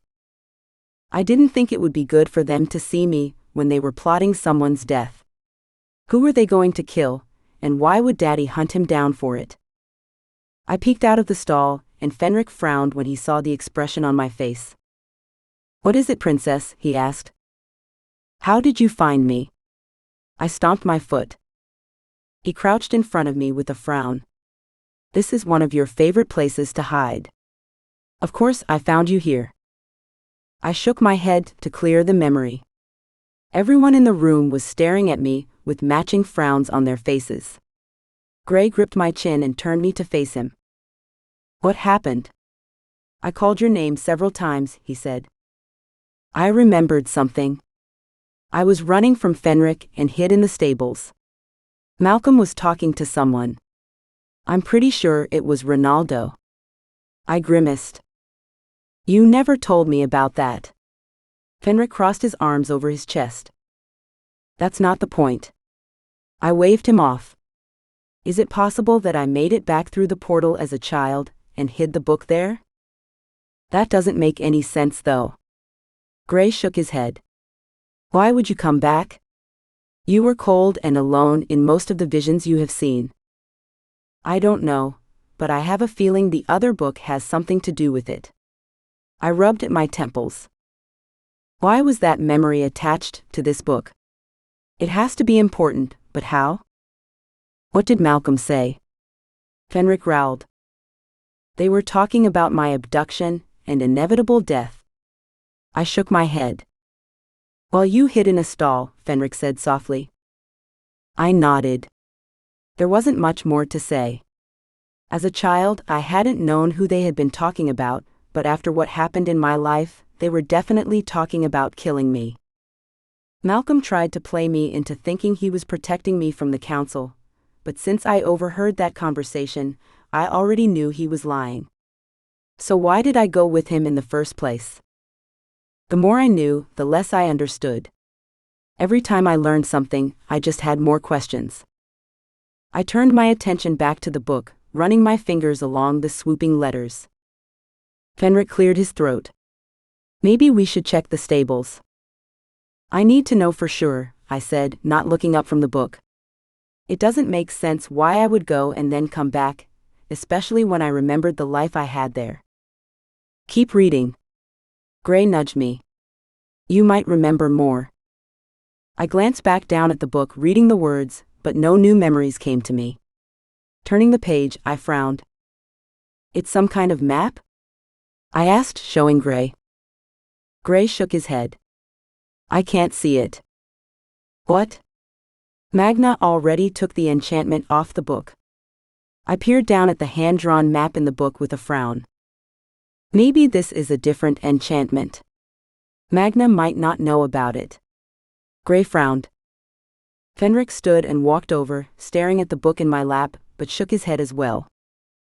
I don't see anything either, Fenric grumbled. Is it a map to the book? I frowned. I turned the book sideways, but couldn't figure out what it was a map of at all. We need Magna, but I don't want to disturb her while she's working on Freya. In the meantime, can you draw it so we can see it? Gray asked. Maybe, I don't know. I was a child when I drew this. I didn't even know I could draw. I set the book back on the desk. You were always drawing me pictures. Father grinned. Gray opened a drawer in the desk and pulled out a stack of papers and a pencil and set them on the desk next to the book. I really hoped I could do this. It could be the only way to go forward to stop the elders. They had plans for both realms, and I shuddered to think what those plans would mean for the rest of us. Chapter 22. Gray. Arg! Aurelia yelled and slammed the pencil down on the desk. Is it not working? I glanced over her shoulder. It keeps moving.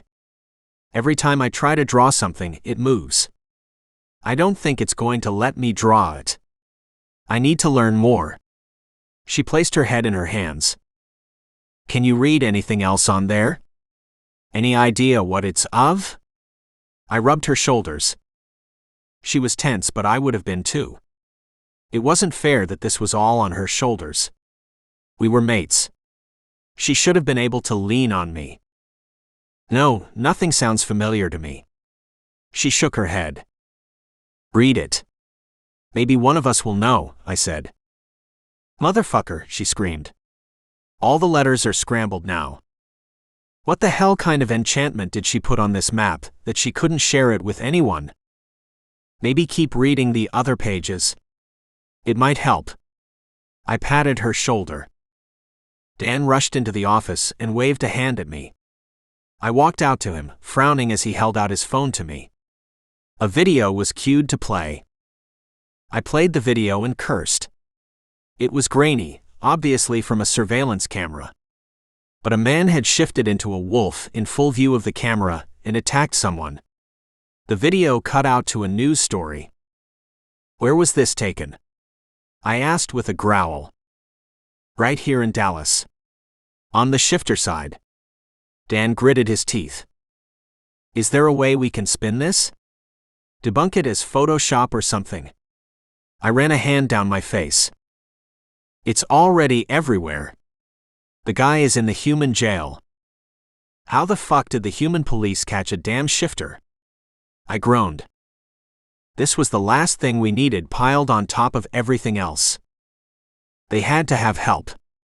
There's no way a human or even multiple humans could take down a shifter.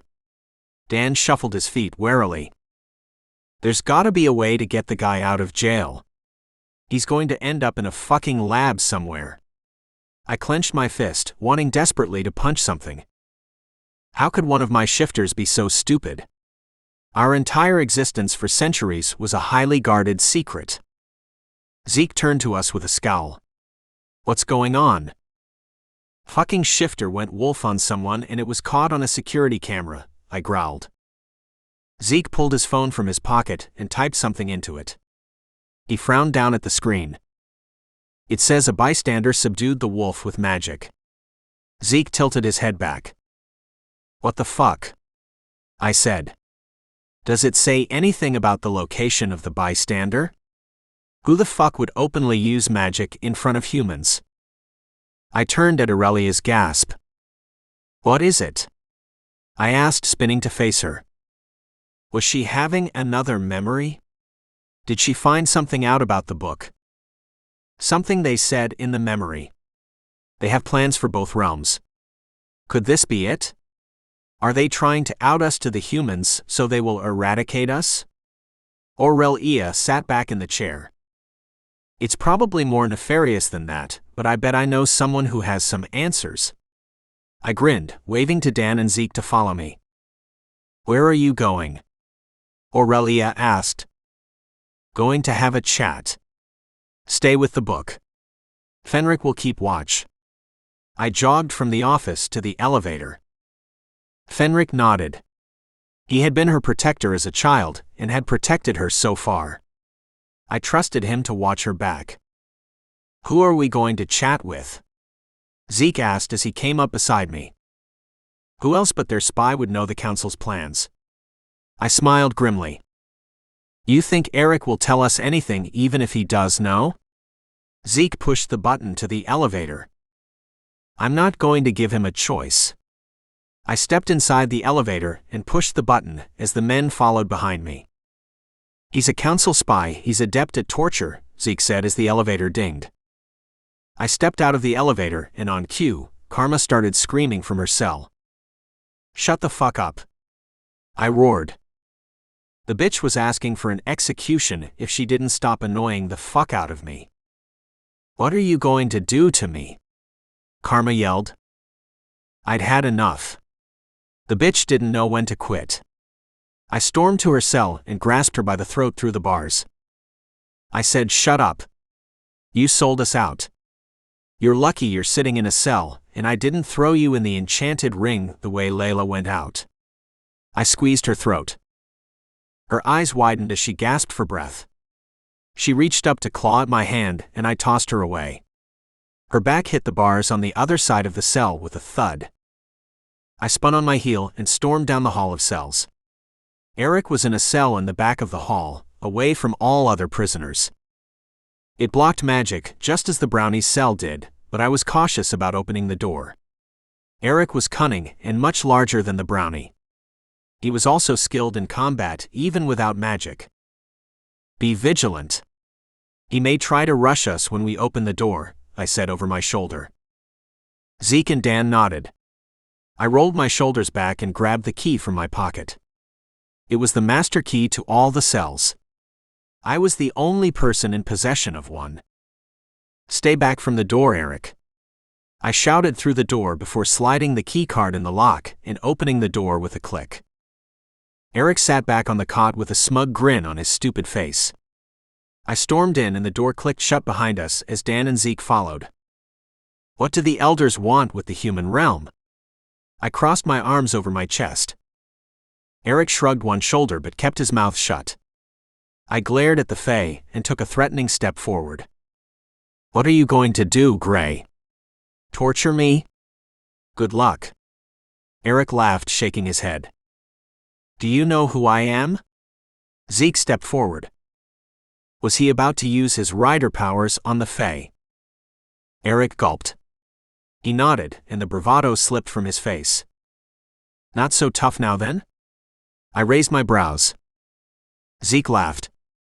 You know I can show you your worst nightmares and feast on your soul while I'm doing it. It's why you were exiled, criminal. The hunt was barbaric. Eric sneered. You're gonna tell us what you know, Eric, or you will be the next victim of the wild hunt. I shrugged.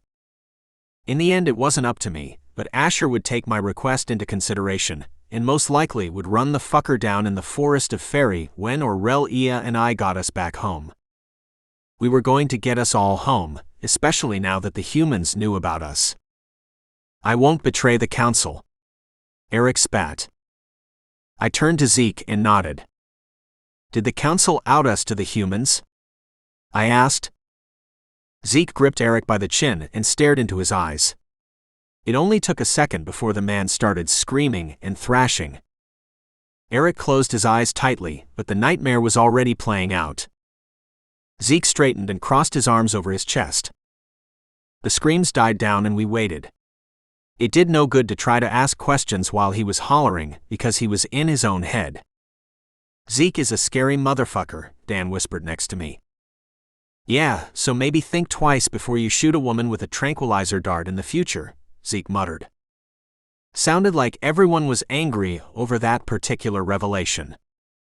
I'm going to ask again, Eric. Did the council out magic to the humans? I asked. Muddy brown eyes turned to me and nodded. What is their endgame here? I asked. Eric braced himself for pain and shook his head. Fuck. He wasn't going to give us anything. He would rather live his worst nightmares over and over than give us anything more. We should just talk to Ash. Once we go home, you can hunt him in the wild as you used to. I shrugged and turned to leave. You mean to go back? Eric frowned. Yes, we are going home, I growled. Leave him here, and you can do what you want to punish him once we take down the elders. I really want to give him another nightmare. Zeke chuckled. Do what you will. I waved a hand over my shoulder. If he gives you any more information, let me know. I walked out of the cell and down the hall. Karma was blessedly silent. Dan followed closely behind me, and I turned to him after pushing the button for the elevator. Send a team to investigate the human jail. Someone has to be able to get the man out of there before he's taken by the human authorities and tested, I said. The elevator doors opened, and I stepped inside. Dan had his nose in his phone as he typed away on it. Got it, boss. I'll have our best team on it now. Dan never glanced up from his phone. Do you even know who the best team is?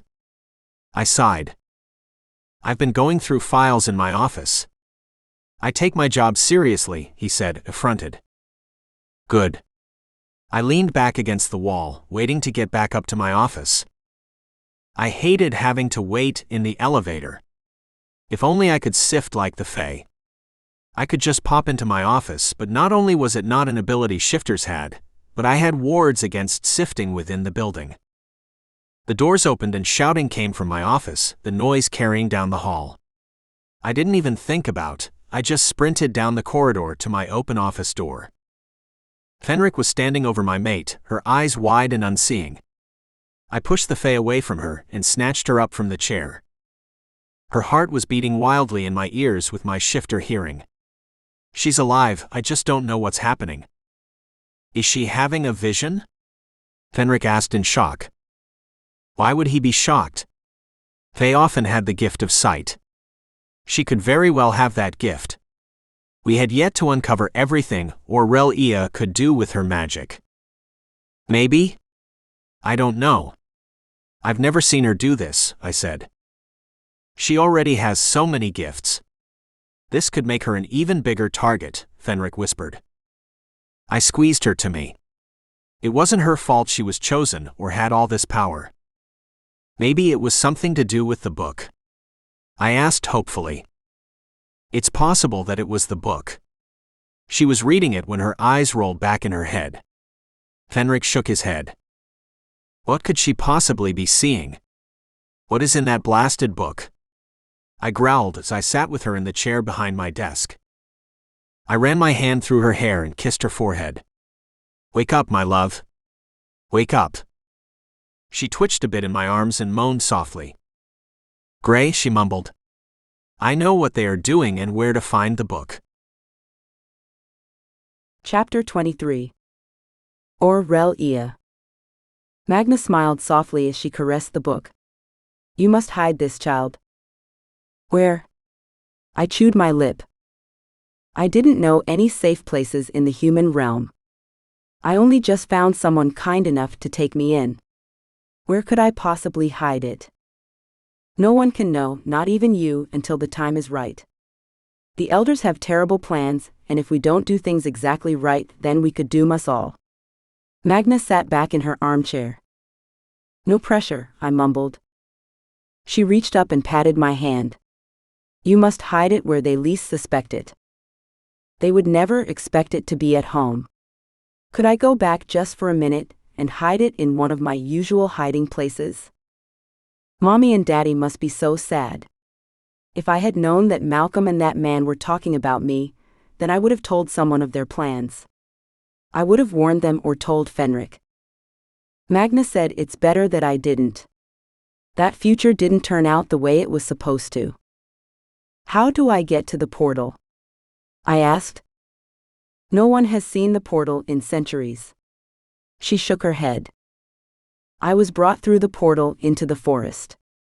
I fidgeted, twisting my fingers together. Magna closed her eyes briefly, but opened them with a snap. She moved to a book on the shelf and pulled a different book off. She flipped through the book and grimaced. You're going to need to use this enchantment, child. She handed me the book that was written in Fae, and I cocked my head to the side. If I do this, how will I ever know where it's hidden? I asked, peering up at the woman. You won't remember until the time is right. I know I am putting a lot on your small shoulders, but I promise it's for a good cause. You will be happy one day and our people, all of them, will prosper. I just want to go home. I won't even run and hide from Fenric anymore, if I can just go home. My lip wobbled. I know. She rubbed my back. It's not a good idea right now, though. What happens if I go home and stay there and forget this world even exists? I sniffled. I peered up to her with pleading eyes. Why couldn't I just go home? Was it really that bad? If you go back and stay there, you will die, she said in a low voice. Her words rang with truth. I gasped and stared down at the enchantment in the book she'd handed me. Was she telling the truth, or trying to scare me to do what she wanted me to? You've seen my death? I asked in a small voice. A million different ways, she mumbled, glancing away. I don't want to die. I straightened my shoulders. I would do what needed to be done. I would suffer if I had to. I had already suffered the cold and loneliness. How hard could it be? I know, Princess. I don't want you to die either. It's why we have to be very careful. She turned away as if to collect her thoughts and sighed. I picked up the golden book and stood making my way to Magna. Can you sift? Yes, I can. She nodded. Where do you need me to go? I thought hard about the place we'd come out in the portal all those months ago, and Magna turned curious eyes on me. I thought you understood. She crossed her arms over her chest. I do. I'm not going to stay there. I am very good at sneaking around the palace grounds. I squeezed her arm. Magna nodded, and then we were swirling through space and time to the shimmering portal. Come on, I said, waving her to the portal. I can't come with you, Princess. No one can know what you do with that book. I must remember some things about you, but not all. She took a step back. Will you be here when I come back? I asked. I will see it when you come back, but I fear staying here too long. She glanced around the clearing, as if she was waiting for someone to jump out at us. Maybe she was. Okay, I will be back. I took a step toward the shimmering portal with a small amount of trepidation, before taking a deep breath and going through. Cool water washed over me as I stepped into the glittering portal, but I was dry when I got to the other side. The forest in the palace grounds greeted me like an old friend. Tree branches reached out in welcome. A gust of wind nearly pushed me back, and I scanned the forest. A new urgency fell over the forest that made me tense. The trees were urging me to move. They wanted me to hide. I ran to a huge oak, and just like a lot of the times I played and hid from Fenric, a hollow opened up in the center. I ducked inside, and bushes moved in front, hiding me from whoever was coming. The king suspects it was me, Malcolm said angrily. Yes, I fear what he will do when he has proof. It was the same voice as before. I peeked over the bushes, and my eyes widened when I saw Ronaldo the Elder with squinty eyes, standing in front of Malcolm. Why was he there? What did he have to gain from my death? Our elders were supposed to be wise. Why would I be a threat? How do we stop him from seeing the truth? Malcolm growled. We do not. You must stay in the human world to keep watch over the girl from afar. She has something we need. If you can convince her to work with us to take over the human world and make the others our slaves as they should be, even better. Ronaldo shrugged. I nearly gasped but covered it quickly. They wanted to rule both the realms? But why? They were already the most powerful in Faery, so what good would it do them to rule the humans too? If I can convince her to help us, she doesn't have to die, right? I can keep my betrothed. Malcolm asked with a relieved sigh. Fine. Now get back to the human realm. Keep an eye on the princess and find the book. Ronaldo waved a dismissive hand and sifted away. I blinked, away the memory. Strong arms were wrapped around my body, and I stared into beautiful eyes of my mate. Gray? I mumbled. I know what they are doing and where to find the book. My love, you scared the life out of me and poor Fenric. He squeezed me tighter to him. I'm okay. I poured my memories into that book. All of the most dangerous ones to us were put there. I wiggled in his arms.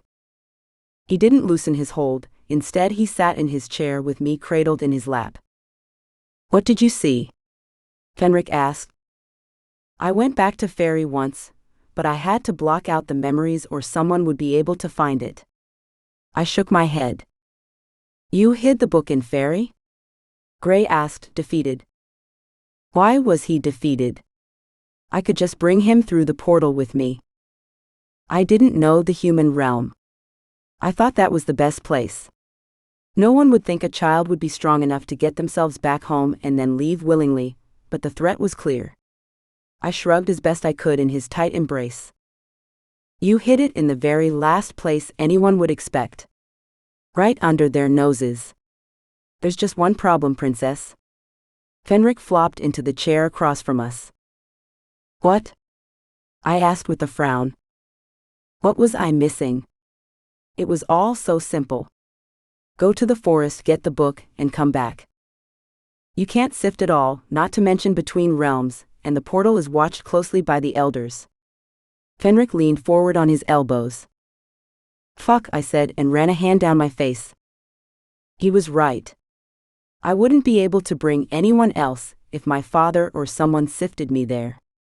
Gray wouldn't be able to come with me. Would 2 warriors be enough if the council guards found us? My thoughts raced back to Nicholas and his death. We had only a few soldiers with us, and we were still in trouble. I lost a friend that day. A tear leaked from my eye and rolled down my cheek, but Gray wiped it away. It's okay, love. We'll figure out a way to get the book. Don't get upset. Gray whispered and kissed my forehead. He thought I was crying because of the book? It was difficult, but not impossible to get. I was remembering the blood and Nicola's dying request. Fenric stared at me from across the desk. You said you knew what the elders are up to, he asked. It's terrible, and I'm not even sure if it's too late to stop them. I chewed my lip. I patted Gray's arm, and he reluctantly let me sit up, but didn't take his arms from around my waist. What is it? Gray asked with a frown. They want to enslave everyone, including the humans. Fenric stood abruptly, his hands clenched in anger. They're mad. The humans will wipe Fae off the planet. They have weapons and technology that we don't, and the sheer numbers alone far outmatch us. He ran a shaky hand through his hair. That is a suicide mission. Gray's hands clenched my hips roughly.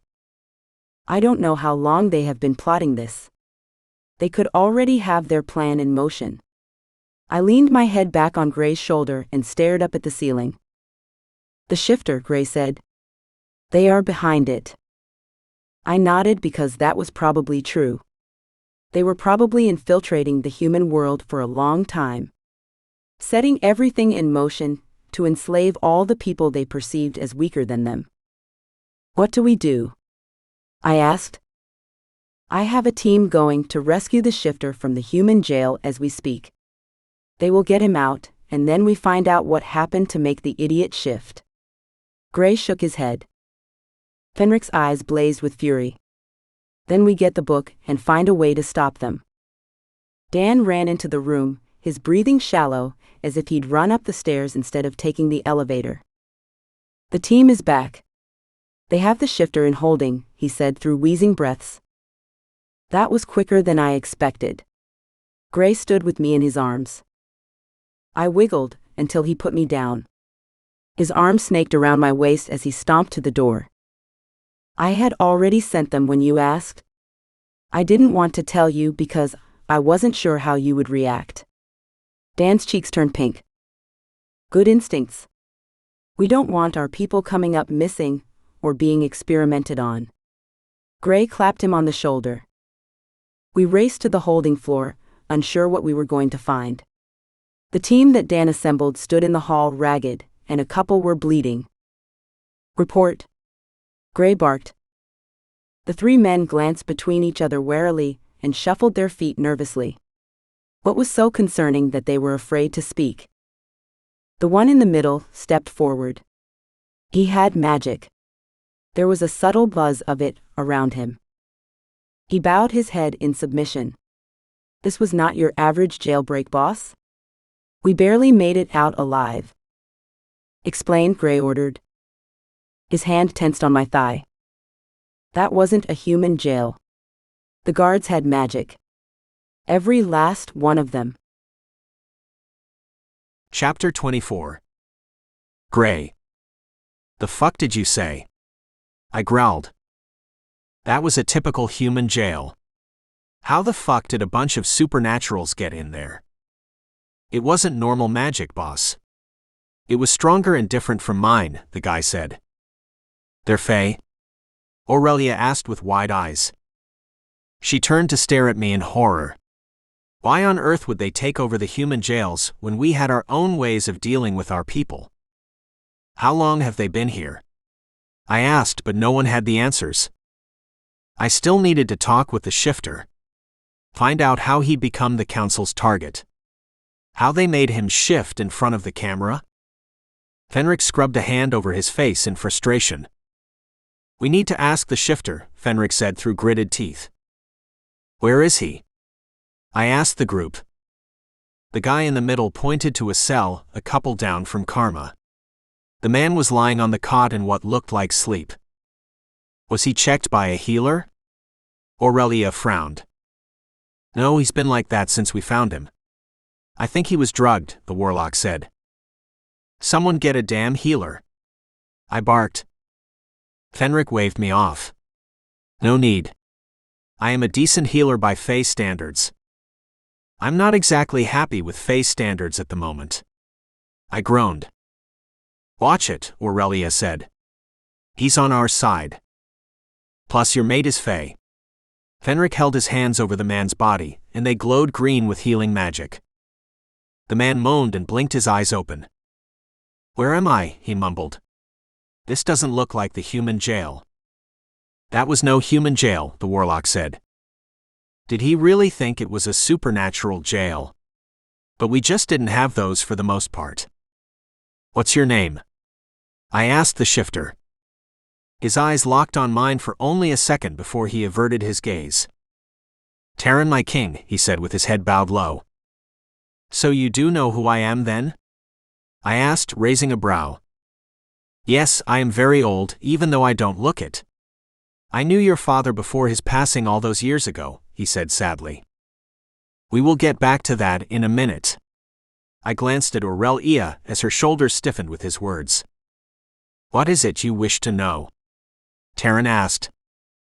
How does someone as old as you get caught on camera shifting and attacking people? There had to be a good explanation.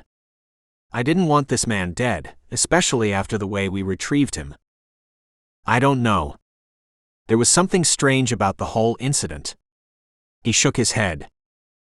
What do you mean strange? Aurelia stepped closer to the bars. I pulled her back gently, even though she scowled at me. Just because I didn't want him dead, didn't mean I trusted him close to my mate. I mean that I was just walking by the shop and there was a strange scent in the air. It was almost a chemical aroma. I became irrationally angry, then shifted. He scooted forward on the small cot. A chemical smell? That sounds more like the humans than the Fae. I rubbed a hand across my chin. But why would the humans expose us? They don't want mass hysteria. Aurelia leaned forward again. She shuffled her feet and chewed her lip in thought. What do the Fae have to do with any of this? Terran asked with a growl. He sniffed the air and cocked his head to the side as he stared between Fenric and Aurelia. That is my mate and her guardian. They will be respected. I barked at the man. His glare turned to curiosity, then he averted his eyes. Good. I needed more information from him, and if he thought they were Wicked Fae, then he wouldn't be as helpful as he was being already. The Fae want to enslave us all now. I leaned my back against the wall and brought Aurelia with me into the circle of my arms again. It wasn't bad enough that they exiled us, but now they want to enslave us too. Terran scoffed. Apparently not.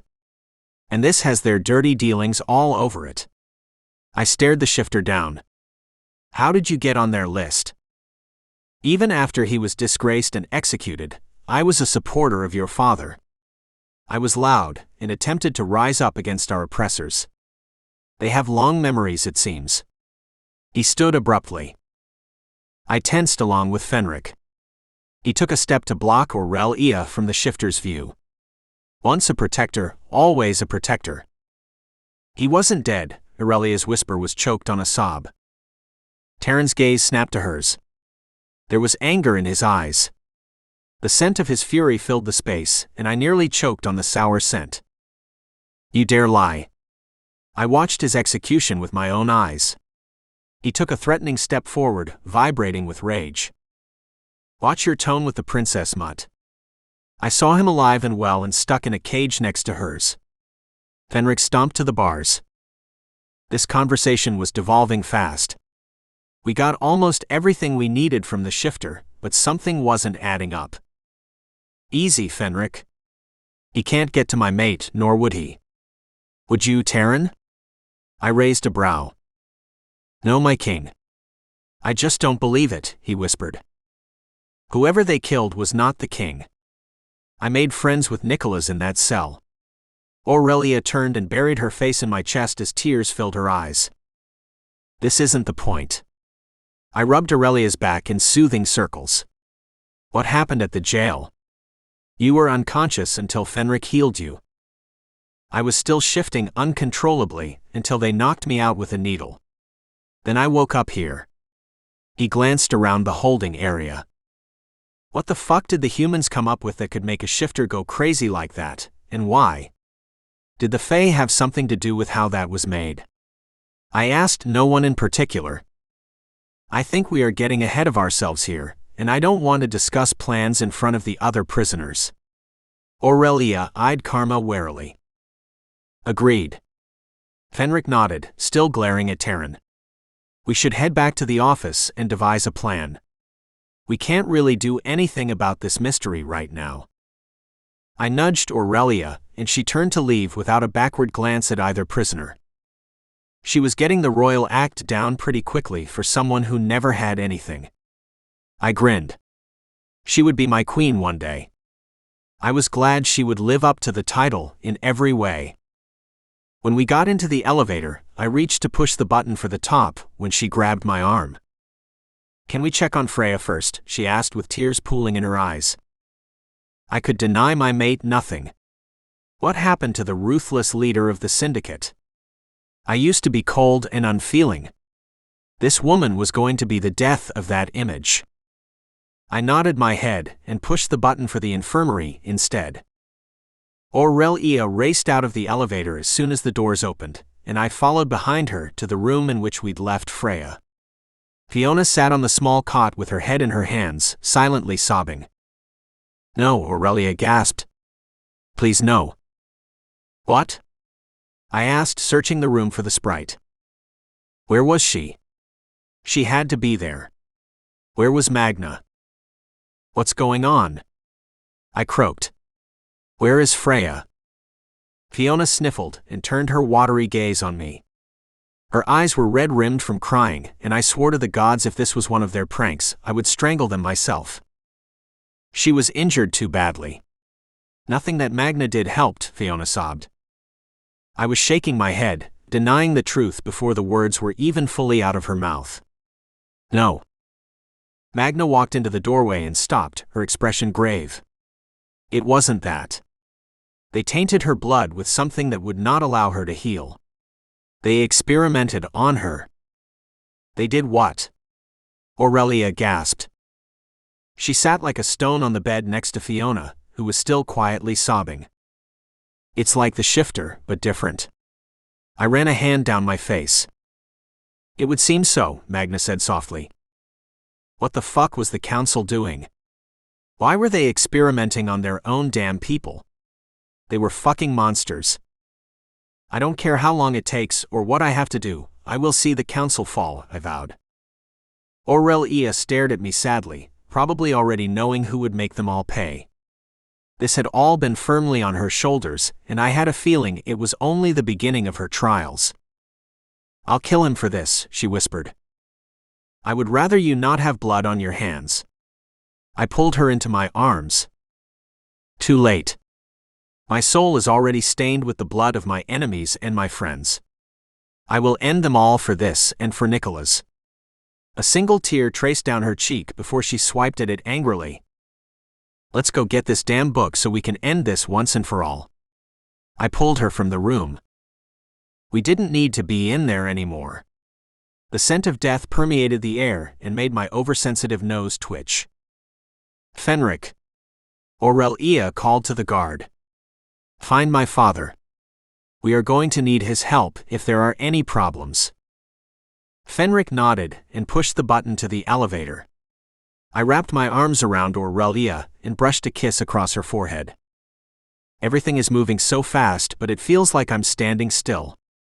She laid her head on my chest.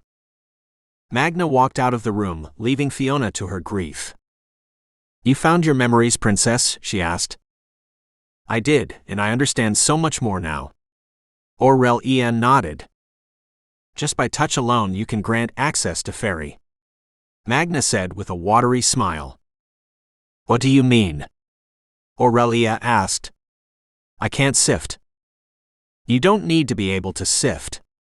Just touch me, and I will be able to sift to Faery independent of you. I have seen it. Magna smiled. So I can take Grey? She asked hopefully. Yes. Magna patted her on the arm. This changes everything. I squeezed Aurelia tighter. The elevator dinged and the doors opened. Fenric and the Shadow King stood inside. We rushed through the doors with Magna on our heels. We need to go to the parking garage. We can't sift inside the wards. I hit the down button. We were going to Faery for the first time in centuries. I know I shouldn't smile so soon after my dear friend's death, but the thought of going home even for a short time made me happy. Turning to the woman responsible for it all, I crashed my lips to hers in a bruising kiss. She made this possible. "Gray, my father," she whispered against my lips when I wouldn't let her go. I was just thanking my mate for being the best thing that ever happened to the realms. I grinned. "You're crazy." She pulled away from me, and I let her go reluctantly. The elevator doors opened, and we stepped out into the empty garage.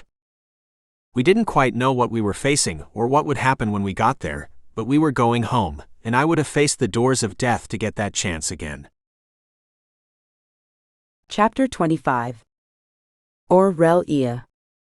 I crouched behind a bush and stared at the castle. The trees were waving urgently. It wasn't as weird now that I knew about them doing the same when I was a child. My father crouched next to me, glaring at the men patrolling the building. "What are the council's soldiers doing guarding my castle?" "I don't know, but we need to get out of here," I said just as softly. "The trees are trying to warn us away." Gray peeked up at the trees with a frown, and we backed away from the tree line. The council was clearly moving to take over anyone that opposed them, and my father's kingdom was firmly in the opposition. "What happened to my soldiers?" he asked as we moved swiftly through the trees. Fenric paused and shook his head. "I'm guessing that any who didn't swear allegiance to the council were either killed or sent to the dungeons. That will make things exceedingly more difficult in the battle ahead." I chewed my lip nervously. Gray squeezed my hand and I peered up at him. Even with the grim news of our lack of army, there was a light in his eyes I hadn't seen before. He was happy to be back in his home, even if the state of it was terrible and oppressive. "We'll fix it," Gray murmured. "Let's just get the book first." "It's close to the portal," I said. I was so glad I remembered where I stashed it now, but when we sifted, we missed the mark by a mile. Father said it was by design, in case any council soldiers were near it. The trees swayed the opposite direction of the portal, and I cringed. They wanted us to run the other way, but we needed the book. "I think they're at the portal." I scanned the trees. "They are frantic that we get out of here." "We'll have to fight then, daughter." "There is no other way but retrieving the book," my father mumbled. "I know, I just like having the early warning system so we are all on alert." I stepped on a twig and a loud snap filled the air. I cringed. That was not what I wanted to do. "Way to go, Aurelia. You could have just alerted the whole forest to your presence." Fenric turned sharply and stared at me. It wasn't like me as a child when I moved so silently between the trees. I asked the trees to remove the sticks from our path, and they silently agreed. Placing a palm on the trunk of the nearest tree, I poured a little magic into it as a thank you. They listened to me. But not because I demanded things, because I asked them nicely and then thanked them when they agreed. The tree pulsed with fear, and I attempted to reassure it. It was afraid for me. They all seemed to be, as the branches reached for me, urging me the other direction. "They're scared," I whispered. "They are saying there are a lot of bad men in that direction." Gray cocked a brow. "How many?" "They have no concept of numbers, just many. They feel angry and violent." I shook my head and continued on quietly. "Over this hill," Fenric whispered, pointing at the small hill in front of us. "The portal is on the other side. We need to keep low. Being on higher ground is where you want to be in battle, but it can also put a target on your back." Father squared his shoulders, only succeeding in making him bigger, not smaller. As we came to the crest of the hill, a clearing was visible in front of us. The council guards filled the space. "What are they doing?" I asked. They were waiting for something, as they stared at the portal in perfect formation. "They are preparing for war." Gray said, and clenched his fist around the hilt of the sword in his sheath. I hadn't even known he could use a sword. I thought he just shifted and killed that way. I didn't dare admit how sexy it made him look in battle armor. I needed to get my head out of the gutter and back into the task at hand. What are we going to do? I pointed to the tree that once had the hollow close to the portal. It's in that tree. In the tree? Fenric frowned. Is that how you always hid from me? So not the time, Fenric. I grinned. I never could figure it out, he mumbled to himself. I held in my giggle, but just barely. I squeaked as the ground rumbled beneath me, and a root shot from the earth and wrapped itself around my waist firmly. What the fuck? I whispered, but I felt no malice or ill intent from the roots. Gray had his sword out and was about to start hacking at it when a hole opened up in the ground. My stomach jolted, and as I fell, a scream tore from my lips. Fuck, that was damn subtle. The tree root caught me halfway down, and another hole opened in front of me. What the hell was going on? Were the trees helping me sneak past the army at the portal? Calling on my magic, it crackled along my palm, lighting the dark tunnel before me. This was insane, but I reached out to the root with my free hand and sent my thanks. I traveled down the tunnel quietly behind a root that reached out, beckoning me forward. I stumbled on a pebble in the hard-packed dirt. A root sprung from the wall next to me and wrapped around my arm, balancing me. Weird but very cool. The clang of metal reached my ears from somewhere above my head, and a mournful howl broke through the din of battle. What the fuck was going on? Were Gray and my father okay? Were they fighting for their lives?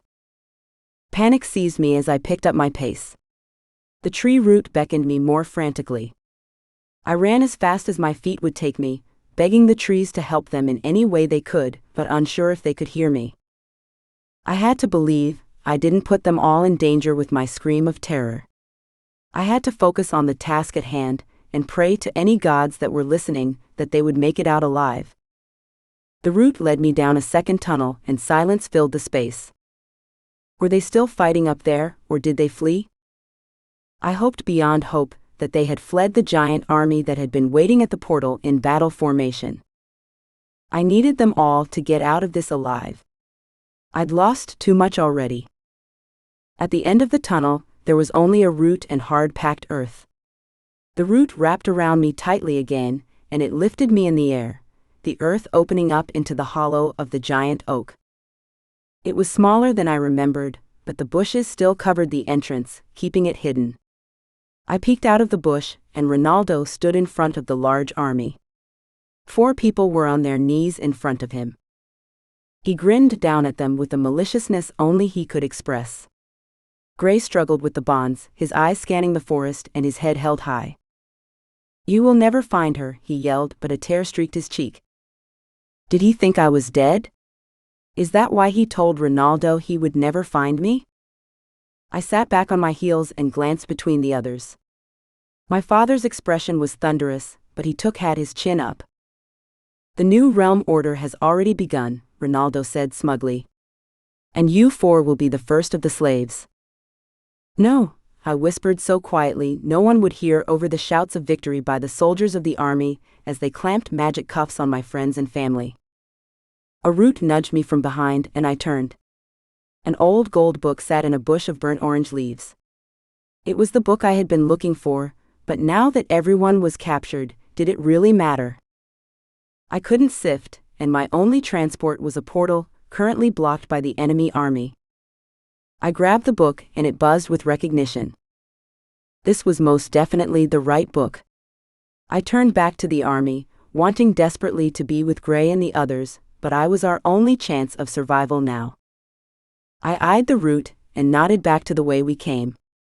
I had to get out of here, and that was the only way.